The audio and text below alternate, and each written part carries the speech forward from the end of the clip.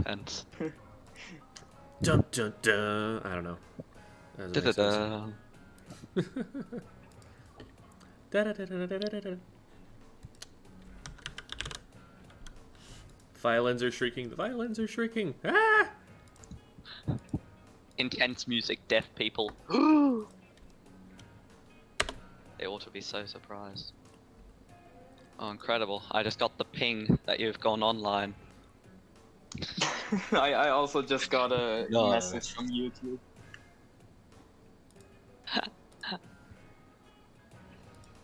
Okay. Fun Well, times. that's how we know that it's working. Yay! Oh, it says capitalism in the start. Oh, that's great. I wasn't the first like. That's disappointing. Oh.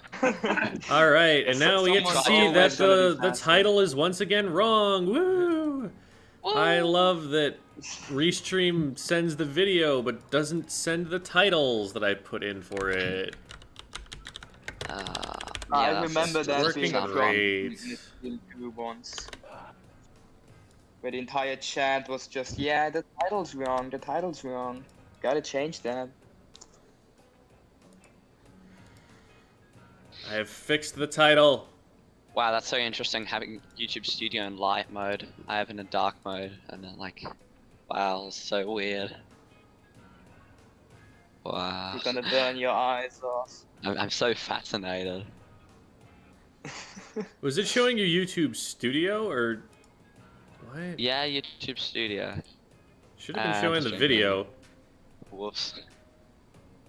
Might Alright, just be one because sec, it's a Discord stream. I will have to reopen that. Okay. No worries. Is it correct now? Should be showing the video at this point. If it's not, oh no, it just cut it out. Okay. There, now you should see it. Aha! Okay. Yep, now I see it. I see my fancy video, my fancy unlisted thing. Okay. And then the one other thing I need to do here is get the chat open.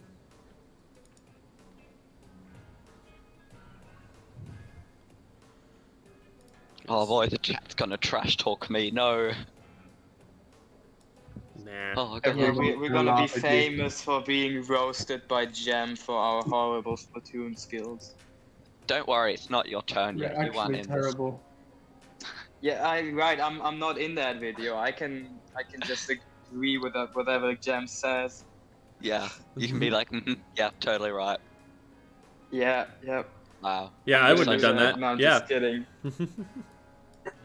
Yeah, Oh, exactly. and you would need to move Blitz once more because they joined the PC now. Took you Okay. long enough, Blitz.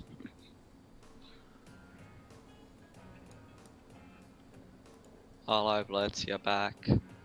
I can finally talk and hear you guys. Yay. Hey, This we're- is just a part of your gameplay, so... Are you proud. still sick like I think yesterday, or are you doing better now? check. Okay. So, welcome everybody. We are here on Saturday because this school does not have weekends. Welcome, Wee Oh. Weirdo, and Mr. Anonymous the Goat, and Davy May, and Dead Sea Monkeys, and Mr. Dale, and Whistlewind Wolf, and Davy May, and Mercury was taken, and Jamie. And also welcome Guster Animations and Bowser and Kaichu and Toe Muncher and Tides Boy and Kooky Sprite and Ace Trainer Lannon and we said Bowser already, but hi. And Rethinkling and Nice Gamer Musics and Crack-On and Tron from the Future and Lucas Ran and Weege and Chaluna. Welcome everybody. Good to have you all here.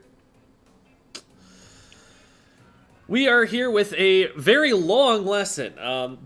Normally, with team practices, I put down a session for 2 hours, which is a pretty good long time to be talking about Splatoon. But these guys booked 2 of those in a row, back to back. So this is going to be 4 hours with this team right here, and so it looks like they're trying to go through a lot of footage together.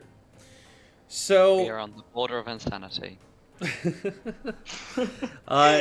And then that's not all for today, because today we've got I'm calling it a mod review, because if you'll recall, the reason that I had the conversation initially with Magic on that previous stream was that Magic was one of my Discord mods, and I offered to the Discord mods a free lesson, and some of them took me up on that lesson. Others of them, for example, Boshin wants me to VOD review his fishing trip, and Magic was just like, hey, let's just take that hour and spend it talking about the community on stream. I was like, that sounds like a great idea, and that's what we did.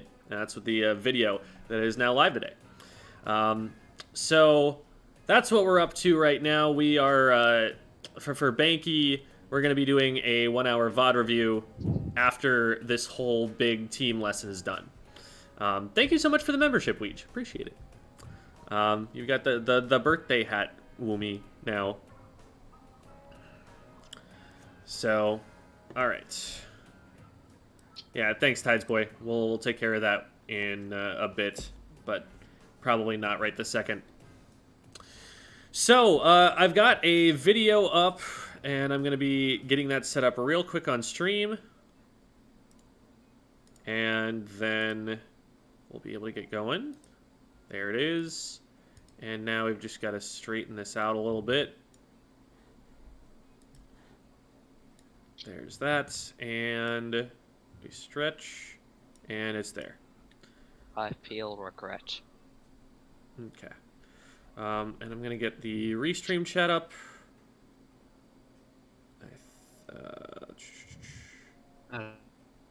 Where is the restream chat? There it is. Right now. Whoever was just speaking was cutting out a lot, so didn't hear what was said in that case. Okay. No worries, no worries. All right. So, this is an hour of footage, and even though, you know, we have this very long time to go through it, there's no shot that we go through like a full hour of Splatoon matches at the pace that I VOD review things. So do you guys have some matches that are picked out that you would want to specifically look at? Would it be okay if I could send you the replay codes so you can see a few matches from all those perspectives? Or Yeah, like replay codes are definitely going to be a really good way to look over it. The first thing I want to do though is listen to what's going on comms. So even though it'll be just from one player's perspective, I definitely want to be able to hear what we're saying and then look things over from the top down. Then I'll quickly get the replays that I typed into the Discord server because I had a lot of free time. In the meantime, which matches should I be looking for in this VOD? You can go later. We had a lot of good ones on Clam Blitz when the rotation changed after like 2 matches, I think. Especially after 2 matches we had a lot of good matches. I'll actually quickly check which matches I'd like to.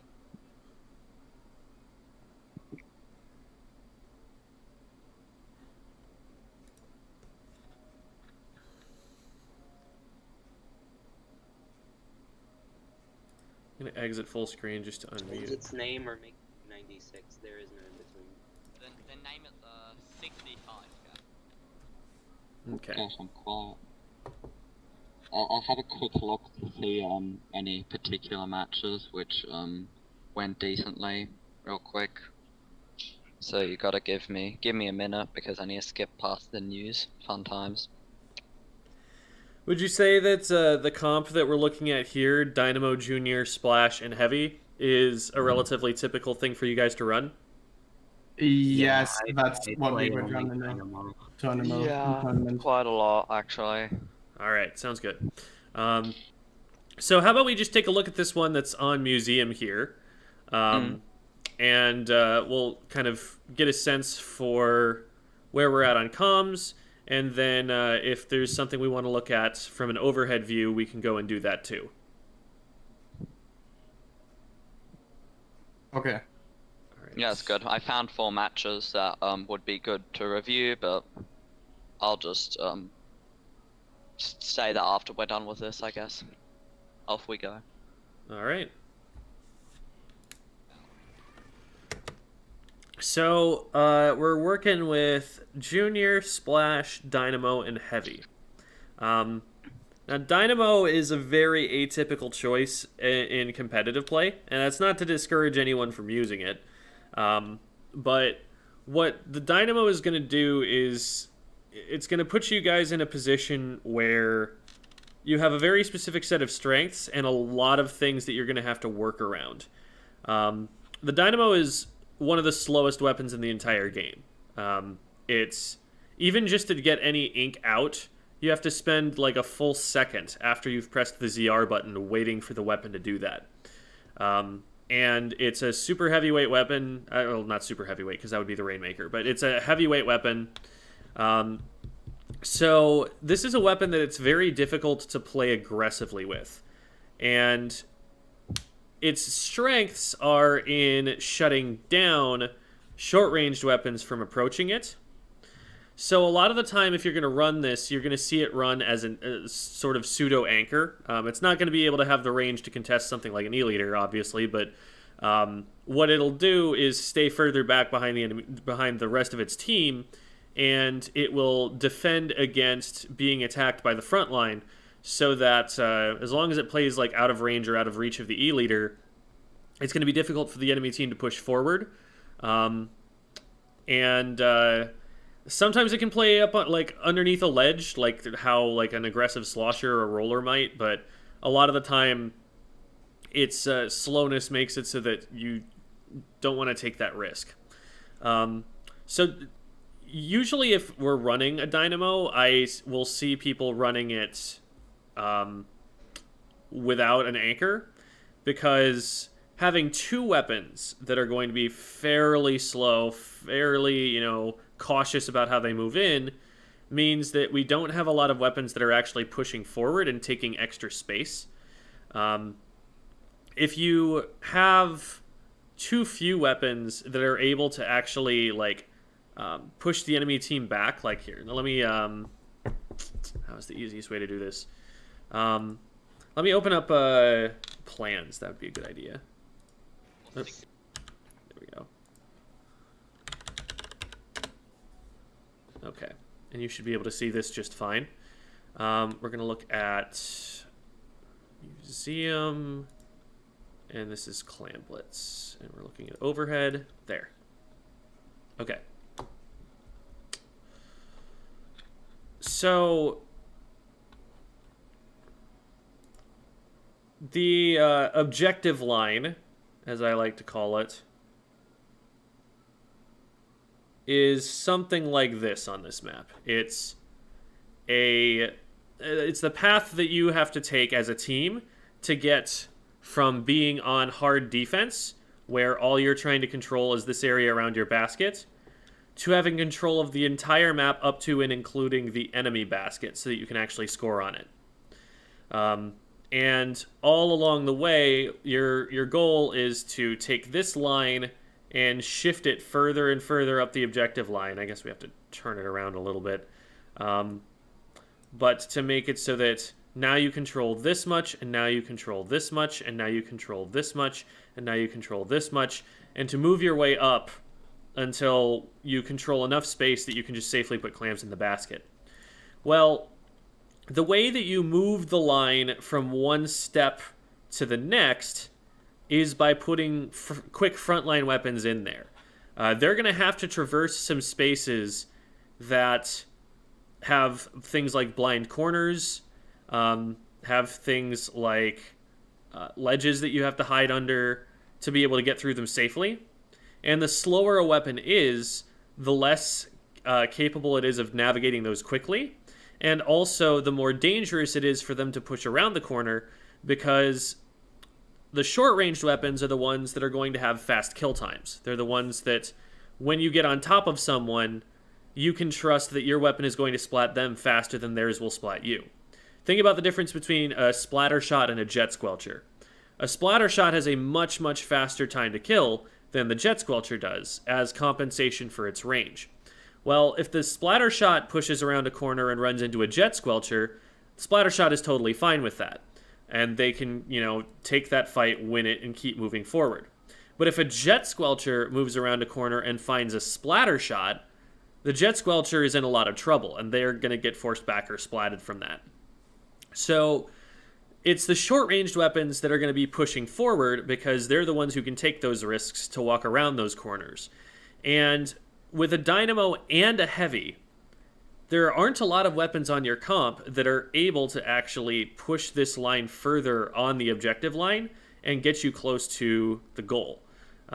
You're kind of stuck with just your splash and maybe your junior in some cases to be able to do that. On a top-level team, what the splash is probably going to be doing, rather than hard pushing up, is playing around the crab tank. And when they pop crab tank, that's kind of turning them into a pseudo backliner that's letting the rest of their team move up, rather than them being the ones who are taking space. So if you want to play around crab, your best positions prevent you from going forward and taking extra space and pushing this arc further forward on the objective line. And then the junior is a really, really short-range weapon with pretty poor accuracy, and what it's ideally preferring to do is to sit back and throw a bunch of bombs. So there aren't a lot of weapons on this comp that are really going to want to push forward as quickly, and my biggest concern looking at the comp just from the outset is that you guys are going to be amazing on defense, right? You've got bomb spam, you've got crab tank, you've got a dynamo to shut down frontline approaches, you've got a heavy to shut down, longer ranged weapons that are trying to bully you out. Like, it's going to be hard to move you. But the problem is that staying at the position you're at, no matter how well you can do it, eventually someone's going to make a mistake and go down. Eventually this line is going to get pushed somewhat backward. And when that line gets pushed backwards, my question is, how on earth are you guys going to be able to get it pushed forwards again with this comp? So that is the major question that I have looking at the comp now. So let's see how we play it and what we're going to be able to do with it. 65 Nice. So we've got, on the other team, double Splatana Stamper, double Splatana, one Stamper, one Wiper. And that's a comp that was popularized by Last Resort, relatively common. The Stamper is going to be playing more of a midline role, although it is going to run quick respawn. It is going to dive when it gets its Zipcaster, but it has the range that it can kind of afford to sit back and poke at people instead of having to go straight in there. The Wiper is going to take off angles and harass and annoy and flank as much as possible. Then there's a splatter shot to help them go in, so I generally like their comp. They've got a good mix of aggression and the ability to hold back with range. The E-Leader is going to bully both the Dynamo here and the Heavy. That's kind of what it's able to do. So for both of those two weapons, your goal is not to fight the E-Leader most of the time. It is more to get on the other side of the map from the E-Leader so it can't have any impact on you and you get to act freely. Because you guys still have big advantages over its teammates. The range that the Dynamo has is going to stuff out the splatter shot. Maybe not so much the Wiper. Man, what does a Dynamo do to a Wiper? That seems like a hard matchup. But you're going to be able to stuff the splatter shot at least, and the Heavy is definitely going to stuff both the Splatana Stamper and the Wiper. So if you're able to bring that range to bear on their teammates, then you don't have to worry as much about the E-Leader, because then your frontliners will take care of the E-Leader. But the E-Leader is definitely going to be a concern, especially in neutral before anybody is going down for you. So we'll have to position carefully to avoid that. 69 gal. Ooh, E-Leader dropping far right. That's a bold move. And they are not paying attention to the right people there. So, okay. They end up trading, which isn't the worst thing here. Now, what we're not seeing here, and what I'll want to watch when we go over the replay code, is how the splash goes down. Because this is, or wait, is Nice Gamer the dynamo or the... Oh no, they're the splash. Okay, well, how the dynamo goes down. Because we see that, we don't really see that happening. That happens like somewhere behind us off screen. But a general rule for team coordination that I talk about a lot is to take one fight at a time.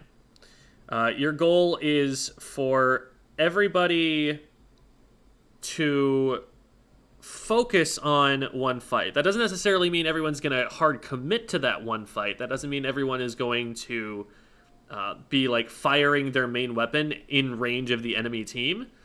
But what it means is that if someone's taking a fight, you're not trying to start another one on a different part of the map.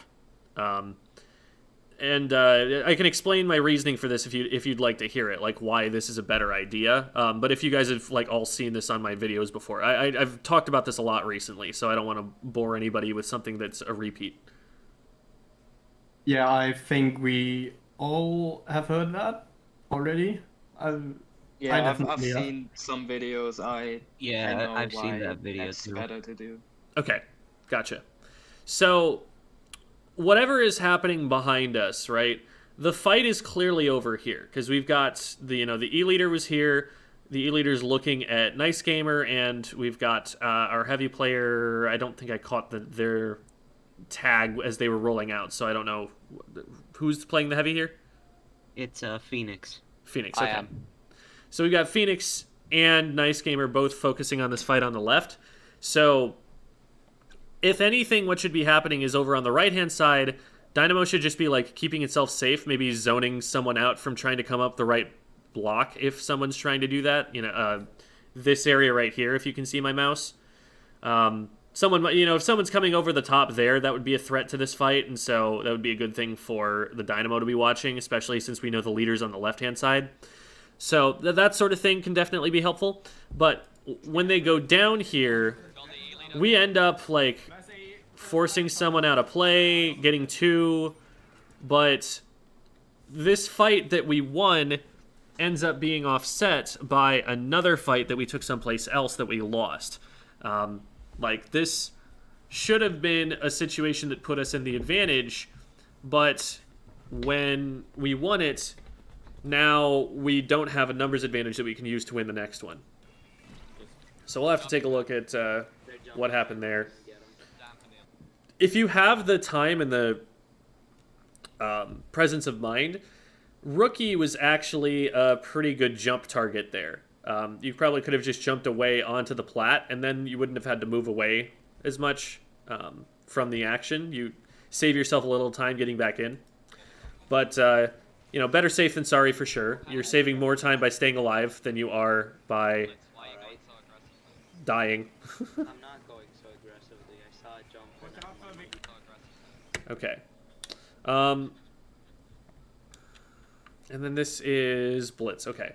So Blitz on the right is down, and I'm thinking maybe Phoenix drops thinking that Blitz is still there and is going to be pinching this player with them.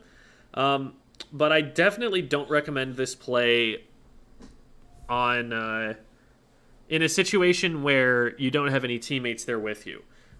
If we know that like this whole left side of mid is clear, and we know that this player on the right is available to help us, then yeah, we can drop and move up and force people out by doing this. But as soon as you drop down here, you have no escape route, and it's really important to remember that. So you need to know like 100% you're not going to need to escape, because otherwise someone could just flank you through this green ink on the left side here, and you'd be in trouble. So we end up getting a trade, it looks like, between the Wiper and the Dynamo. So we walk forward, and like this is a position where the E-leader could have been watching. This is a position where the Wiper could have been Shark. Oh no, the Wiper traded earlier. Okay, so did we get the... If we knew where the splatter shot was, then this is probably safe, but I don't know that we knew that.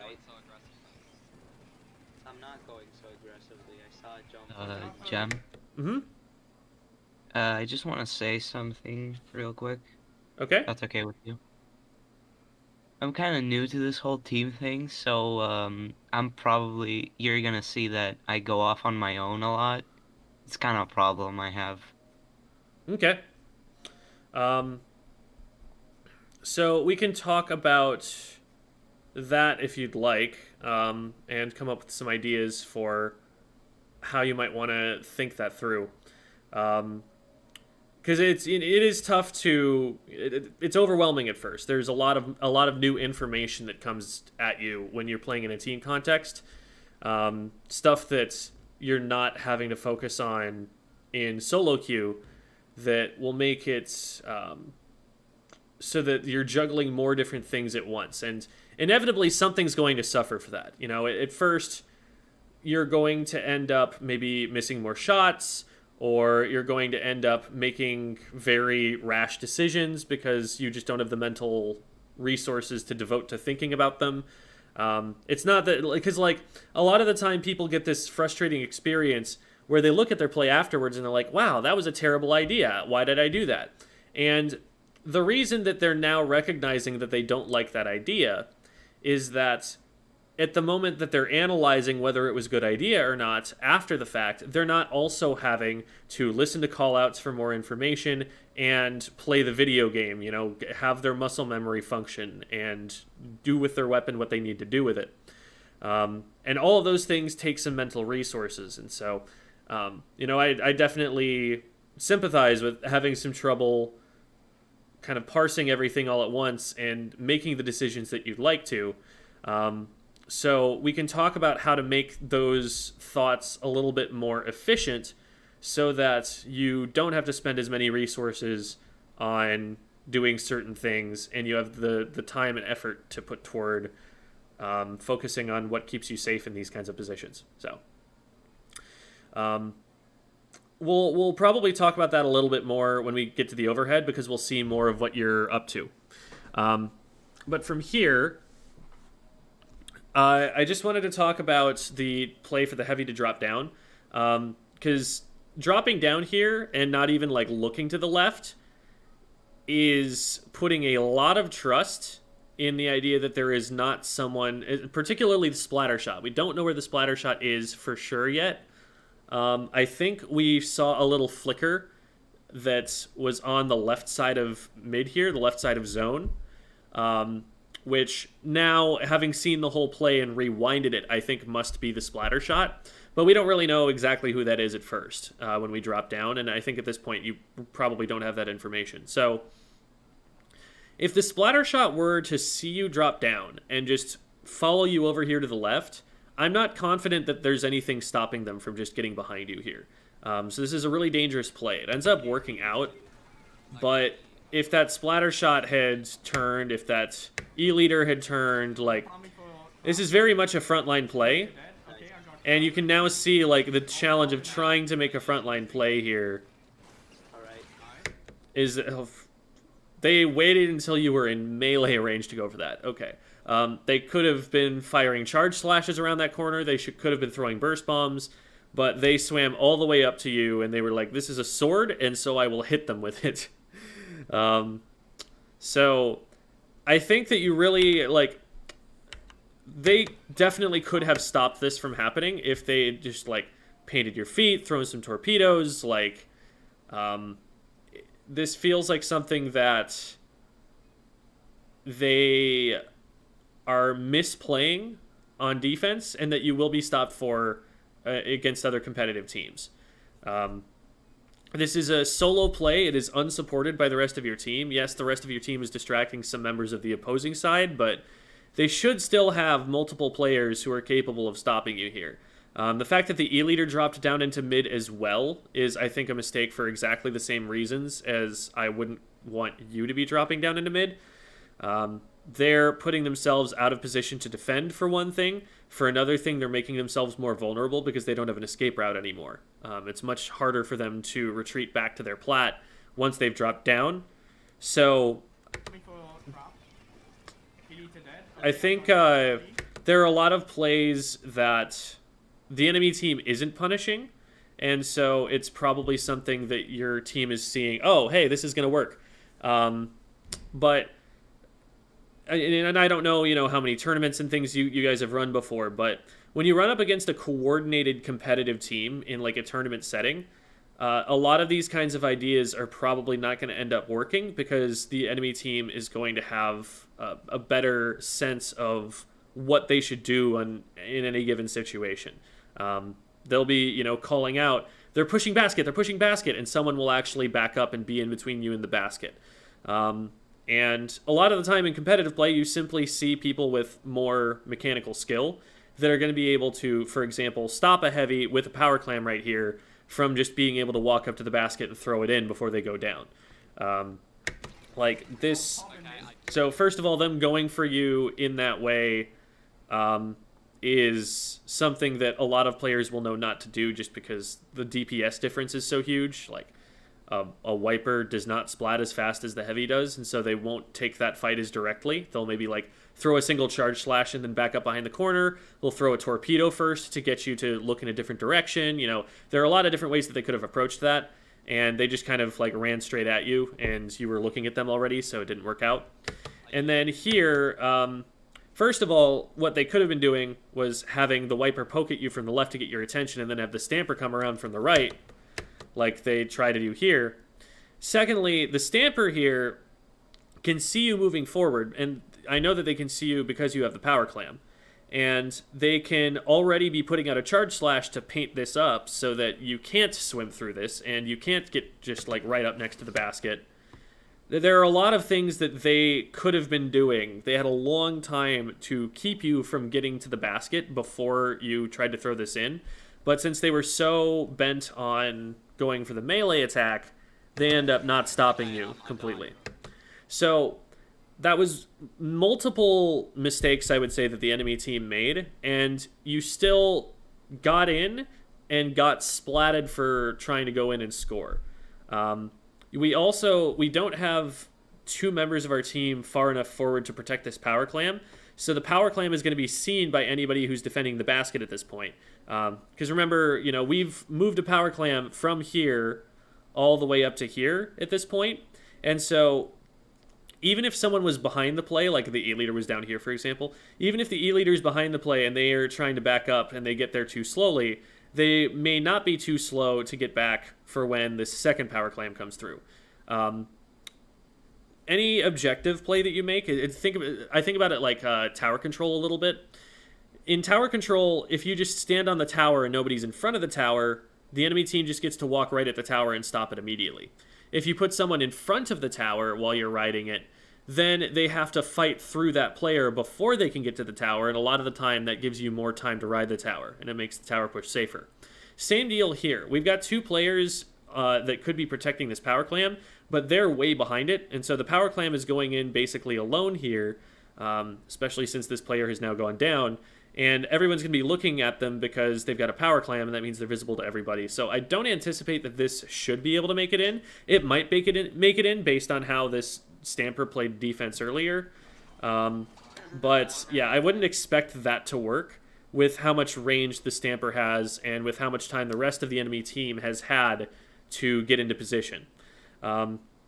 We want to be playing with more around each other when we try to push. Like, it needs to be an idea that we're pushing, that we're trying to score, and we want the whole team to be there so that we don't just get stopped by a single player like we should be able to be stopped, but we're not being stopped by this enemy team. Blitz, I'm jumping. Actually, never mind. That's not a good idea. Somehow. Yeah, that's why I said Okay, never mind. I'm going back. Okay. Yeah, let's... So we've got 3 players up. So now, at this point, we don't have the clams to get into the basket. If we win a fight around the basket right now, it's pointless because we can't score anyway. So it's probably worth it to back up a little bit, just so that when some of us drop back to go and collect clams around the map, we're not leaving people super duper close to the enemy base with no support. It might be worth it to stay in there if you have a weapon that's capable of staying in there. If you have like a good skirmishing weapon, if you have like a crab tank that you can use to hold them back or something like that. You know, if you want to keep them bottled up in the enemy base, there are some ways to do that. But being one down and not having any clams to score, we don't want to just like keep holding forward and keep fighting to the death to keep their plat, since holding their plat doesn't mean anything for us until we have the clams to be able to put another power clam in the basket and start scoring again. Still 6 to these. E-leader got me. E-leader got me as well. Yeah, that's great. And once the E-leader does get into position here, being on an open sight line like this is really scary. Anytime that the E-leader is alive, we always want to know exactly where they are, because this sort of thing can just happen. E-leader got me as well. I forgot about Why it. does not fade it? I totally forgot about the E-leader. Oh god. Okay, go defense. Yeah, I'm doing that. Oh. Yeah, and it sounds like you guys are well aware of, you know, the E-leader and... Oh yeah, I forgot there was an E-leader, whoops. And to be fair to you guys, the E-leader has not been taking especially potent positions until that point. You know, they've been taking low ground, they've been going for these weird little flanks. They've been spending a long time standing still, aiming the laser at someone before they actually fire the shot. So there are a lot of things that you guys have been able to, if not disrespect about them, there are a lot of openings that they've been able to give you guys that this time, you know, with that position, they actually took a really powerful spot where they can see a lot of different things and can't be contested very easily, and they were able to get 2 really good snipes off on you. So from, you know, here on out, you know, we're going to want to be looking for the E-leader on that spot, because they've been rewarded for standing there, and a lot of the time if they, you know, get some shots in a spot, they're going to think, okay, this is a good spot, let's stay here. So do keep an eye out for them being there. But we'll see what the enemy team can do on offense here. So the enemy team has made a mistake, which is to create 2 power clams at the same time. This is a mistake because you only need 1 to open the basket, and from there you probably only want single clams. A second power clam, yes, it scores a lot all at once, but you don't want to score a lot all at once most of the time. The reason I say that is that if you throw in individual clams, they reset the basket by 6 seconds. Or, sorry, by 3 seconds. And the thing is, if you pile 8 individual clams together to create a power clam, that, you know, if you just added all those individual clams together, would be 24 seconds that you're saving on the clock. But the very most that a power clam can save you is 10 seconds. So you lose a lot of time that you can keep the basket open by throwing in a power clam instead of throwing in individual clams. And you're also going to be able to throw those individual clams from further away, which keeps you safer. You can throw individual clams, I believe, just from standing on the block on the bottom right, rather than getting like all the way up onto the platform there. I believe that's a thing. You actually Tried that. What was that? I don't think you can. I've tried that. Let me double check that that's true, because I'd rather just like know for sure. I know that the range is definitely larger for the single clam, but I'm not too sure about the block thing. Yeah, I think I tried that in one of these games, actually. I think if you jump and throw at the peak, you can hit it. I believe Probably, so. yeah. So I'm going to run down to recon mode. So you guys, I think, are still seeing the projection of the video, but I'm just really going to quickly run over into... Where's Museum? There's Museum.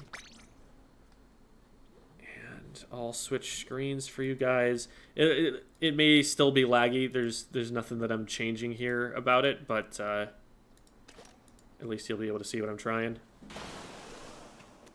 Okay.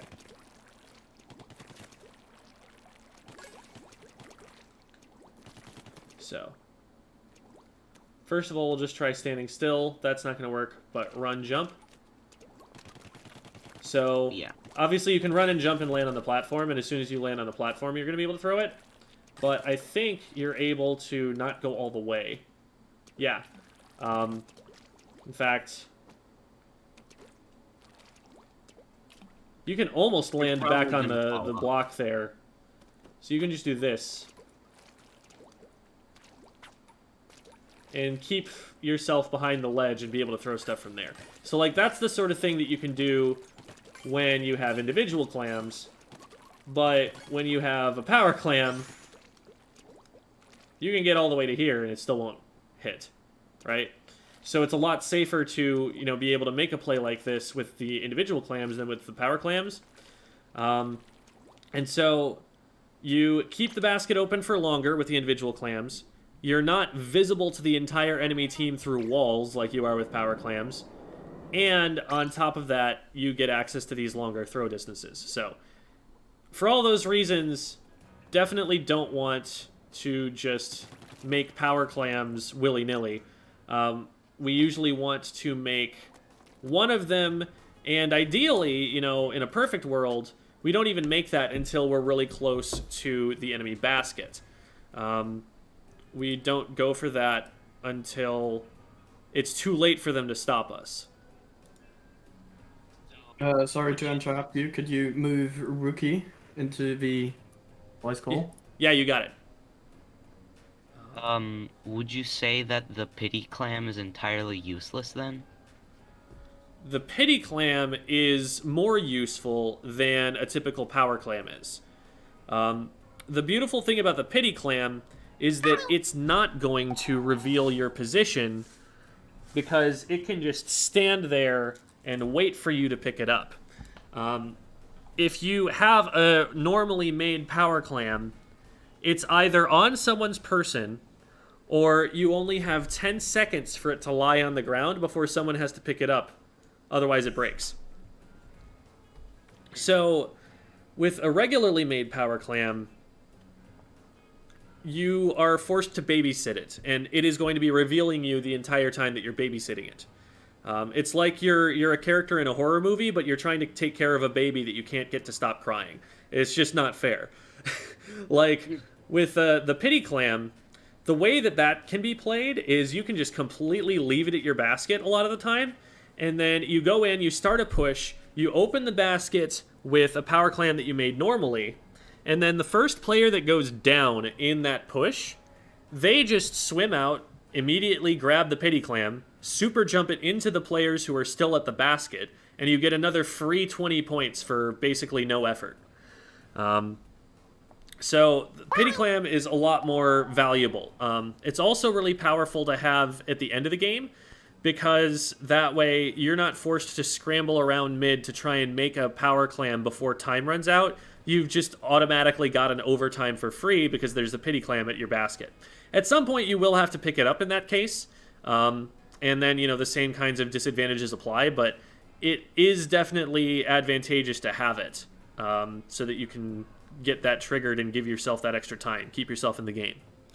So the one time that I, you know, would pick up the pity clam and just like use it and run around with it in neutral is if the enemy team opened your basket and you still have a pity clam down there. If you pick up the pity clam that's currently there before the basket closes again, it'll give you another pity clam.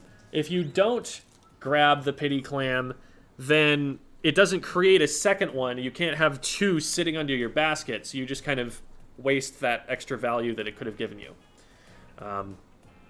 So having the power clam, you know, making one isn't necessarily the end of the world, but you definitely want to get it off your frontliners, so your frontliners are not being revealed as they move up. And you also want to be really careful about how you're positioning, because you have to treat it like it's a permanent point sensor that's on top of you. If you don't respect the fact that your opponents will see you and know exactly what you're doing, then you could definitely put yourself in some situations where it's not safe to take the fight. So, all right. Have you shot my questionable jump shot? Your questionable jumps? Oh dear. Well, It's been 2 minutes, Rick. Give him some time. well, we did see one where they were talking about how I wouldn't jump to you. Right, I wouldn't jump to me, rather. So that there was already something to that effect, but Well, we'll have to see, and we'll see more of it, like I said, from the overhead when we can see what everyone is doing. All right, so back to the game. They have 2 power clams. We talked about, how that's a disadvantage, how we're going to be able to see 2 of them now and keep track of them. Did someone say something? Oh, I think I'm echoing a little bit. Is what was happening there, but should be fine now. Okay. So what we want to do is take advantage of the fact that we have this extra information on these players' positions and kind of box them in, get them, isolate them if we can, or use the information at least to get a good fight.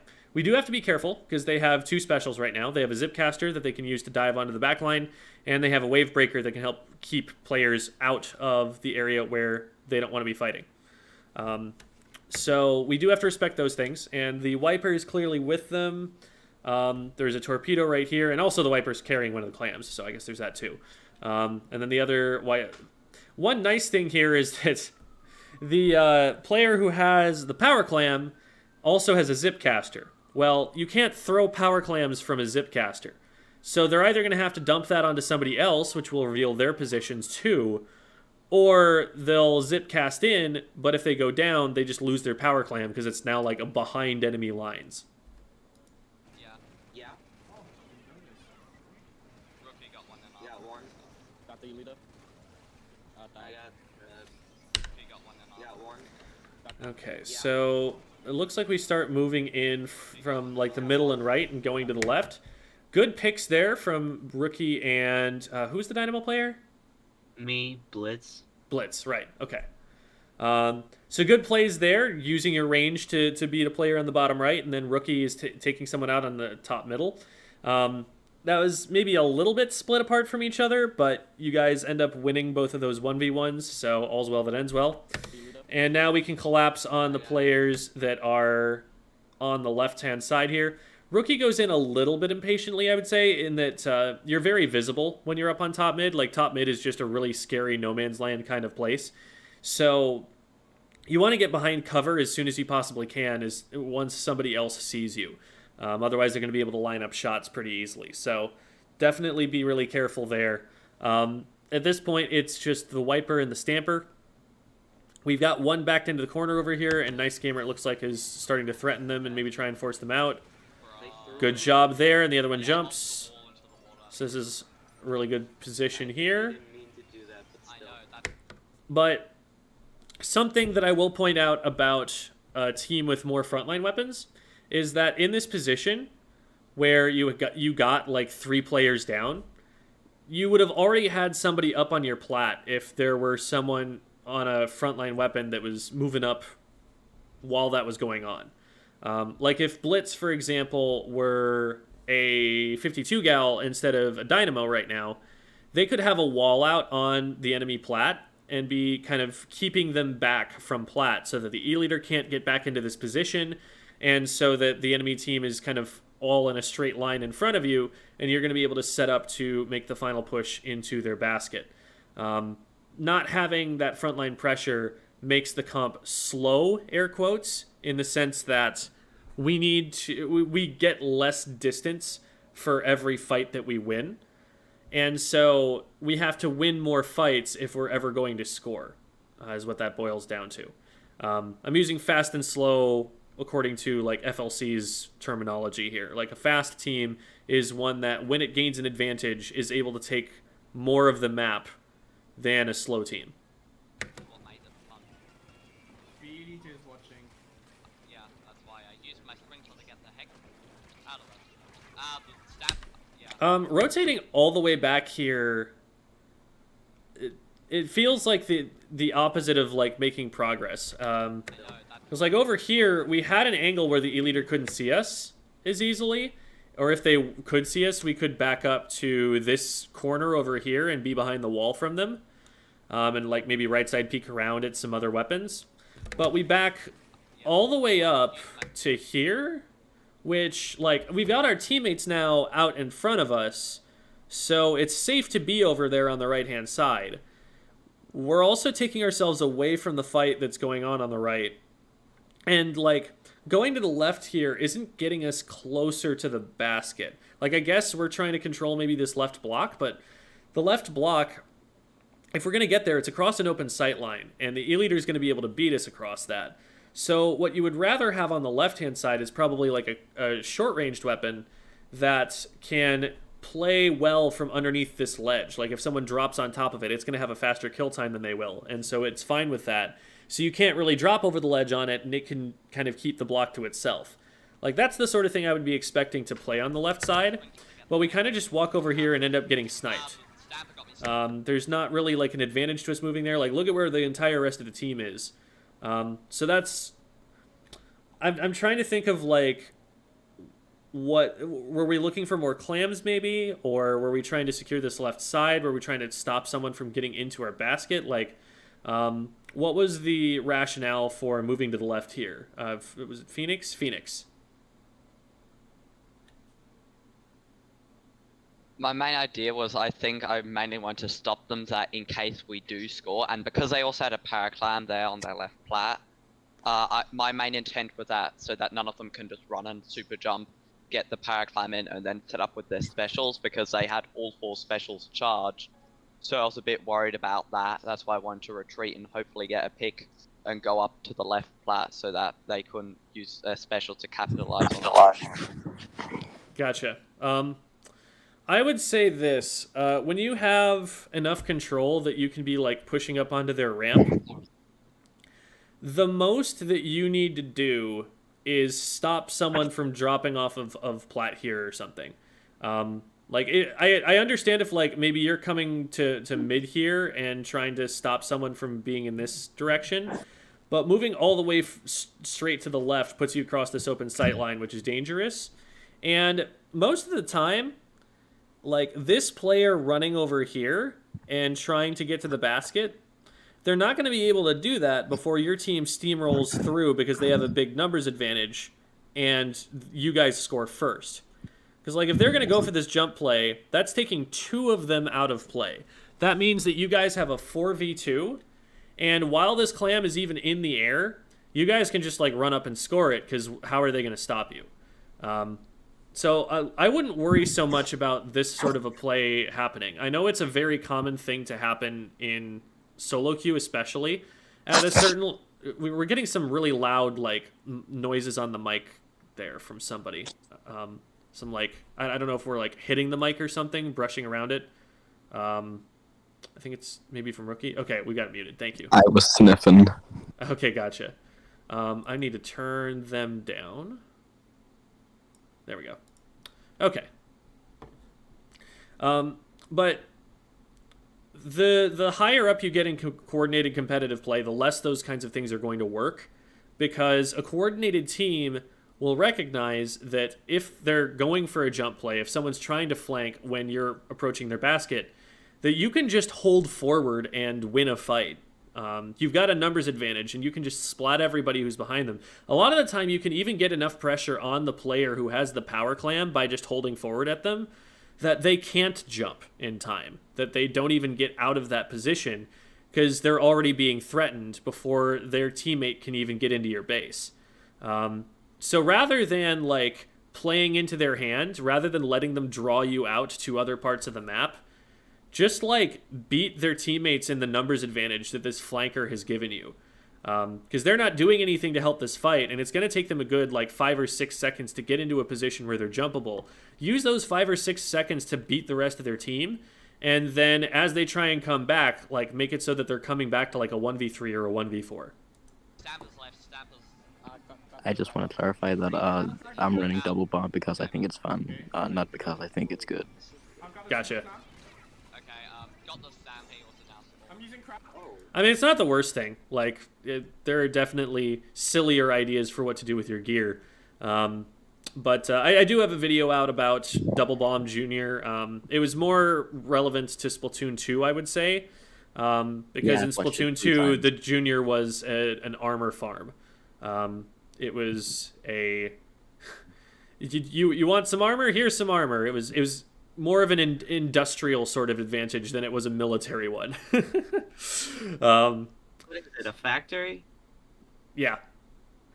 Pretty much. A factory with maybe some like anti-aircraft guns just to protect itself from getting bombed. That was about what the junior was. Anyway, we opened their basket. Notice that like we opened their basket right here, right now. That's because they're putting 2 players over onto our plat while we're trying to score. Even with our heavy out of the way, we still had enough of a numbers advantage on plat just because they weren't defending themselves that we end up scoring anyway. This is like the player that we were worried about trying to flank around and get to our basket and get a jump in, and this is as far as they made it before we actually put a score in. So if they're going for a play like this, just be like, they're just going to basket with 4v3, fight the basket, go, go, go. Like, just call to engage on the basket really hard, and you'll probably win that fight then. We actually had a player advantage. I think it's a bit odd that you're using the video that Phoenix made instead of replays, since you can actually see others' perspective in those. But What I'm we couldn't hear the interested comms. What I'm interested in hearing right now is the comms, and after this, like, we will be going back and using the replay codes. I just want to like get a sense for like what's being said and what information we're working with while we're playing through. Yeah, the base answer to that is that it's just mostly just conversations and also callouts at once. Yeah, and we'll talk about that a little bit. I just want to hear a little bit more. All right. Yeah, take your time. Ladder shot's really low, kill him, please. And I'm having really bad internet. What the heck? Yeah, that was. And I'm having really bad internet. Yeah, this one is kind of weird. That's because you guys are European, right? So it would make sense if you're playing against someone in NA that sort of thing is going to happen. What the heck happened? One of them disconnected. Yeah, there was a lot of lag surrounding Like, it, so isn't it like kind of a funny thing, like how all e-leaders just have terrible Wi-Fi? yeah, They all, it is a lot of something I see. Seriously though, not only. All right, so at this point they've disconnected, and we'll probably cut from there. So, let's talk for a second, like, because I heard earlier. What were you laughing at? The comment about the e-leader, all e-leaders having terrible Wi-Fi. I thought that was funny. I mean, it is like that. So, I have a question about you guys' goals. Because I heard earlier that the junior player was like, I'm not playing Double Bomb because I think it's good. I'm playing it because I think it's fun. And we can like use 2 bombs at once to trick people into running into one. right, and like I'm not going to dispute that. You know, it is fun to have like a mini bomb rush. And also on the comms right now, you know, we're, like we said, we're kind of having a conversation, but also doing call outs at the same time. So I could, you know, talk about those things and talk about how, you know, you're going to have an advantage if you are trying to play to win. You're going to have an advantage if you are making sure to keep the comms specific to just what's going on in the game right now. And, like, I think you guys would agree because, like, you're acknowledging that those are things that are happening right now. But, so, is this, like, a team practice session that you guys are just hanging out in right now? Like, is this a time where you're really working on improving? Because those two seem to be at odds with each other. Like, if we're presenting this to me saying, like, how do we get better? We're trying to get better. But you already have these things that you are basically acknowledging, like, yeah, I know we would be doing better if we were doing this.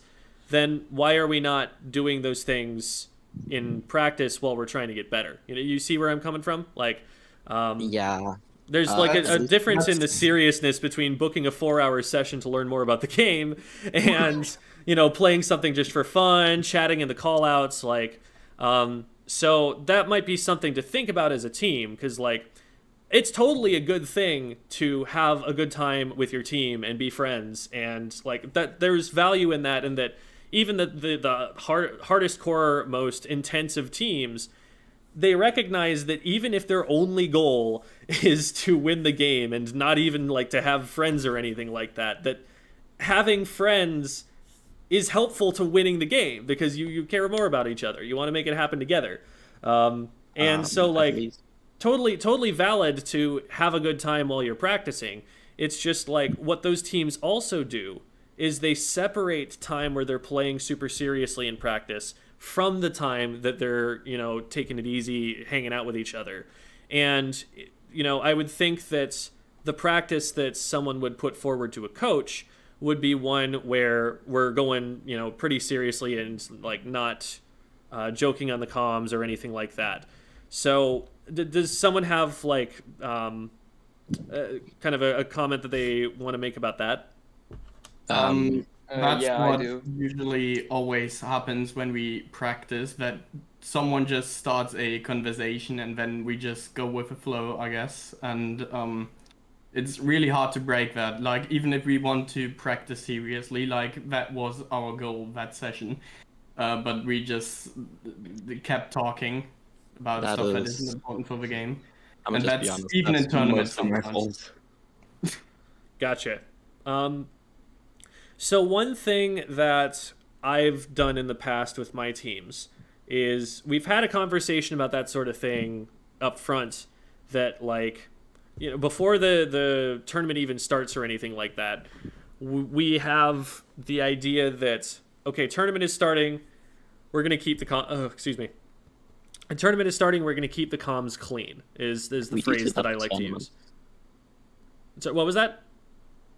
For tournaments, we do that too, but when we practice, we just kind of hang out and practice at once. Gotcha. So for tournaments, if we keep it that way, that's a good thing. One thing that will do, though, is that in the tournament, it will feel different from how it is in practice. And what you want to be doing in practice is to be simulating tournament conditions as much as you can. That's not how all practice has to be. Like, there are drills you can do, for example, to practice specific skills that you'll need to use. But when you're actually playing with the full team and just that's your preparation for getting ready for a tournament and stuff, or if you're scrimming as well, is another good time to practice this sort of thing.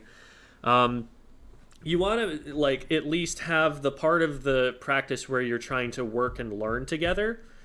You want to take that time as close to tournament conditions as you can, so that you're getting used to it, and then when the tournament actually happens and there's a little bit more silence on the mic, it feels like a little more intense, you're already used to that. It's not going to be as weird, it's not going to be as different that way. In that case, what's the drill for me to learn how to shut up?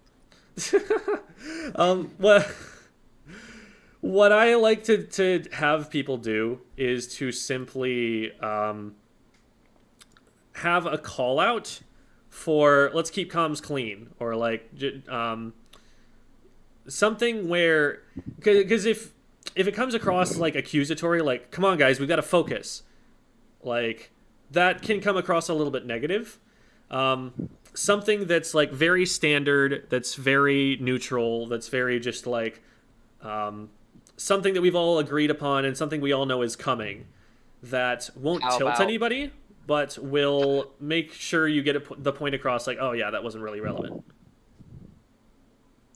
You had a suggestion? No. I wanted to say something. We Go ahead, kind of Blitz. have a problem with talking over each other. I have noticed it doesn't happen to me because I don't really talk that much, but sometimes I can't even hear what anyone is saying because you guys talk over each other a lot. Yeah, that happens a lot. That's probably something that will decrease a lot as we clean the comms up. As if we're having a conversation about how laggy the E-leader is, that is something that can cover up what other people are saying. There are a couple of things actually that play into that. One of them is keeping irrelevant callouts off the mic. Another one is making the callouts that we do make more efficient, so that there's more space around them. And a third would be to have, the more you coordinate everybody onto the same fight, the less extra information has to be communicated. Like, it could get confusing if someone's calling, I'm pushing right, and then someone else is calling, I'm pushing back mid, and another person is calling, I'm pushing left. That's also just not something that we want to avoid, though, because we don't want to be fighting in 3 different places at once. Once we know where the fight is, everybody kind of knows what they have to do. And so, like I always say, that you take one fight at a time. Once one fight gets called on the mic, now everybody knows, okay, that's what we're all focusing on, and you're not going to be calling any extra plays because the one that's already been called is the one that we're playing on right now. So there are a lot of things that we can do to kind of chisel away at the extra stuff that's getting overwhelming on the mic. And part of that is also just going to be that the better we get at this, we're going to improve our listening comprehension for Splatoon callouts. Like, we're going to know what kinds of callouts are going to be made, and we're already going to have some sort of mental shortcuts set up for processing them. But so that's sort of a thing. It's probably going to happen in tournaments because that's the way we're practicing. You've got to remember that however you're playing the game, even if you're not really thinking about it that hard, that's still building habits. And so if we're playing, casually for fun, whatever, that's one mindset that you can shift into, and that's something that, it's totally fine to be in. Play silly weapons or, like, do silly things with them, get yourself out of tournament mindset, loosen up, live a little. But also, we don't want that to bleed into the actual legitimate preparation that we're doing, because if we let it bleed in, then what will happen is we'll start to see those kinds of things happening in tournaments. And that's something that I've always seen, when I've had a teammate, for example, who during practice would just pick a random weapon because he thought it'd be fun. When we got into tournaments, we would actually come into some situations where he'd be like, actually, I want to play this. And we had not practiced with that thing. He had not practiced with that thing. It did not work. And we were like, why did you choose that? And he was like, I don't know. Like, that sort of thing legitimately happens because it was a habit that he had built from doing it in practice. How you practice is how you will perform. And so what I would recommend is, like, make sure that you have it more explicitly defined when you're in team practice. When is serious time and when is fun time, and make sure that those two don't cross into each other. Make sure that those two don't get too entangled. And the other way around either. Like, if somebody's being super intense in super fun time, it's like, okay, come on, chill out. Like, we're just having fun, guys. So keeping those two separate, I think, in your minds will probably be helpful. Yeah. Yes. Go ahead.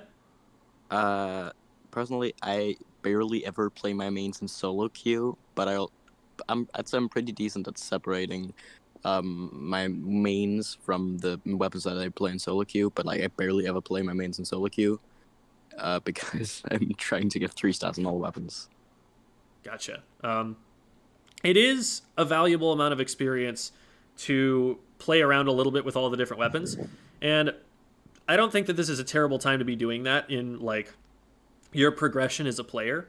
But one thing to keep in mind is that solo queue is actually a really good training ground for learning the mechanics specifically of your weapon. Like, if you've got to win a 1v1, then solo queue is actually a pretty good place to practice, because you're going to run into people who play a bunch of different kinds of weapons.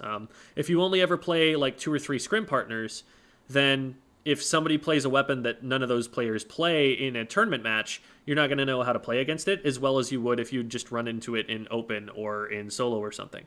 And there is a lot of mechanical practice you can get out of it. Like, you can get, I would say, up to like a 2400, 2500 kind of X power before there isn't so much to learn mechanically from playing solo queue. So I still do think that's valuable, and I think that a lot of especially competitive players underrate the value of solo queue for practice, because you end up with a lot of people who know the game really well and can analyze it. I feel like I fall into this category to a degree, but because we haven't valued solo queue power as much and we haven't really cared too much about pushing it, we find ourselves in places where we're just getting outmaneuvered. We're just getting outplayed mechanically by the other players. And if we had focused more on solo queue, if we'd cared more about it, if we'd grinded that more, that we would be up to that level of execution and, be able to perform at the level that our brains are at, decision-making wise. So I wouldn't disregard it completely. I wouldn't, I would still spend a little bit of time, consider it homework, learning your main weapon in solo queue. But it's also, worth remembering that there are some things that won't carry over, and, know what kind of practice you're doing when you're doing it and stick to that kind of practice.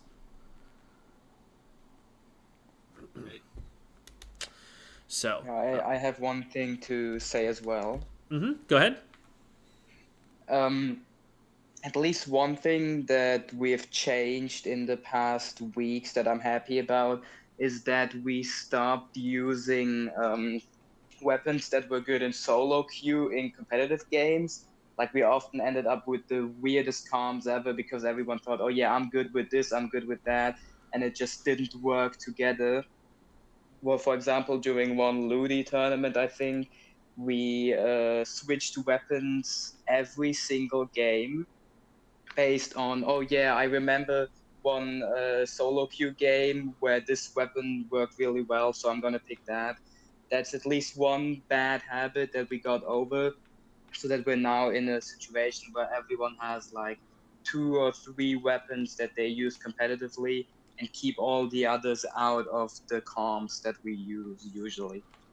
Are you That's talking good. about back when I picked undercover for Wahoo Zones? Because I don't regret it. That's one thing I was thinking of while I talked about that. Specifically Where for you that map use mode, it's undercover actually in good. one specific map. Yeah, exactly. I was thinking of that. And I will play it again if we ever encounter Wahoo Zones. Oh no. No, but I hope you will. I hope you will not use it if we're, I don't know, playing Ludi and then we have Wahoo Zones, because Actually, I we've should been have through played it that in the matches experience, like and these. yeah. So that's at least one thing we did good, and yeah, that's something I can also be happy about as a team growth, that we've realized that. Yeah, that is good to I've been here recognize. for less than that. Okay, I'm switching over to looking at the one sec. Replays. The replays, yes. There we go. Now it should be Okay. correct. So now we're going to go from the overhead, and we'll talk about how the team moves up together and how we play around each other. I would have gone back and looked at the overhead of the museum game, but turns out there's a DC halfway through, so we'll probably just take a game where it probably goes to the conclusion here. And also, I would have had to go through a bunch of replay codes to find the right one, because they were like, I think the museum game is one of these 3. And I'm like, well, we'll just pick one and go with it. All good. I apologize. I just couldn't remember because I've played so many games since then that it's not in my replay. Like, right. No worries. So I knew it was like one of the 3, but I couldn't tell. And I'm sure we will see, very similar kinds of ideas. Guys, have you sent him the quad swords? No, bro, no. We're not sending him the quad swords. We're not showing him that. All right. So same count that we had before, and it looks like we're rolling out 3 on the right side and then Rookie going left. Is the idea here that Rookie is going to be painting for special? Is that what we're hoping for? Basically, yeah. Okay. Yeah, I'm not sure. that's just... Big bubble on the stacks are quite useful. That's at least my opinion. I don't Gotcha. think she ever did that like once, I'm gonna be honest. I usually did them like at the basket so that people could get in and out with their clams easier. Yeah. I think most of the things that Rookie was doing during these games was her own thing, and just being a rat and sneaking behind people and scoring in the clam basket on her own. So here's my thinking on how this would probably play out at a level where people are playing to the meta. what is probably actually going to happen here is the Splash is going to be the one taking that positioning around the left-hand side, and they're going to be painting for their special because Crab is generally considered to be the most powerful special right now. And what they'll do is they'll get that Crab ready, and then we'll pop another special to get that Crab onto the left stack. Do you guys know the call-outs? You know what I mean when I say left stack? Inkstorm dominates. Right. So you'd run, what's an aggressive special we could use here? There really isn't a... I guess the Triple Wavebreaker is the Inkstorm. closest we could get. If you're able to get the Junior to bubble on the left stack, then that would be a phenomenal position to do it. But the question is, how does the Junior get there and not get shot by the Blaster or something? Or the Heavy, who's probably going to be watching it, right? So like, what Chara was talking about on my lesson yesterday was you use one Crab to get your second Crab into the position you want it in. Because the first Crab, you're going to draw out a lot of resources so that your first Crab can't shut the game down. That's where people are going to throw their triple ink strikes at you. That's where people are going to throw their Booyah bombs. But then, now that all of those resources have been spent on the first Crab, the second Crab can just go out there uncontested. And it can probably move further forward as well than the first Crab could. And now you've just got a Crab tank on the map that the enemy team can't do anything about. So, here... You kind of want to be playing to make sure that this first Crab, since you only have one, can act like the second Crab could. So you want to play to install that in a strong position by using resources to get it into some place where it might not be able to just swim up to normally. Or if it did swim up, it would immediately get met with some pretty tough resistance. So we want something to keep this Luna Blaster off it, for example. We want something to keep the Heavy out of range to do something about it.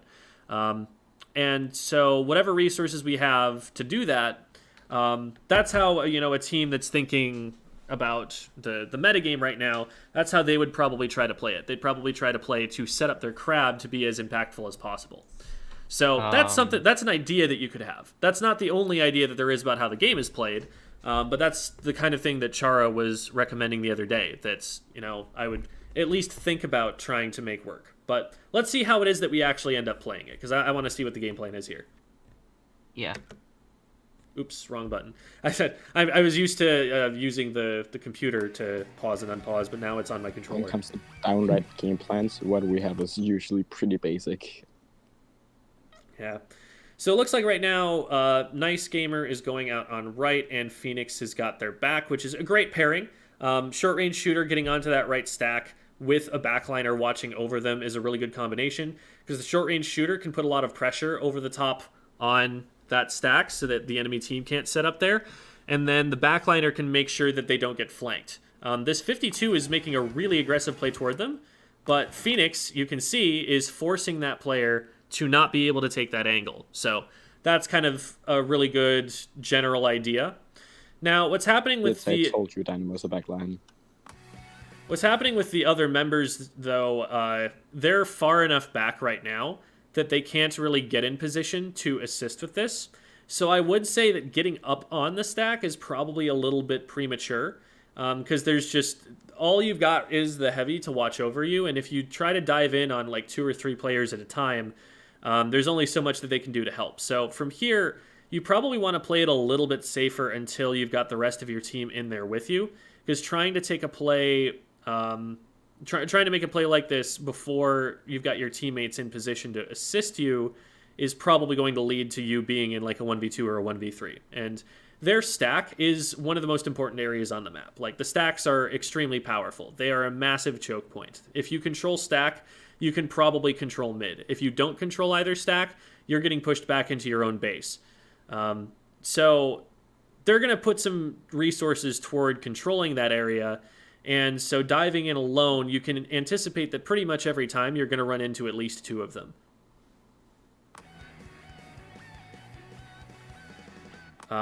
Good job on Phoenix, though, to capitalize on the enemy team running out across an open sight line. You cut off that flank, and now we're back in a 3v3 situation.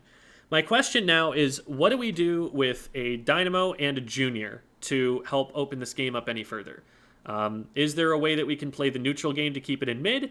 Is there some aggressive play we're going to be able to make? it looks like we've got our Dynamo trying to move forward and get into position under these ledges. I got some really, really cheesy scores that game. Yeah, you did that a lot.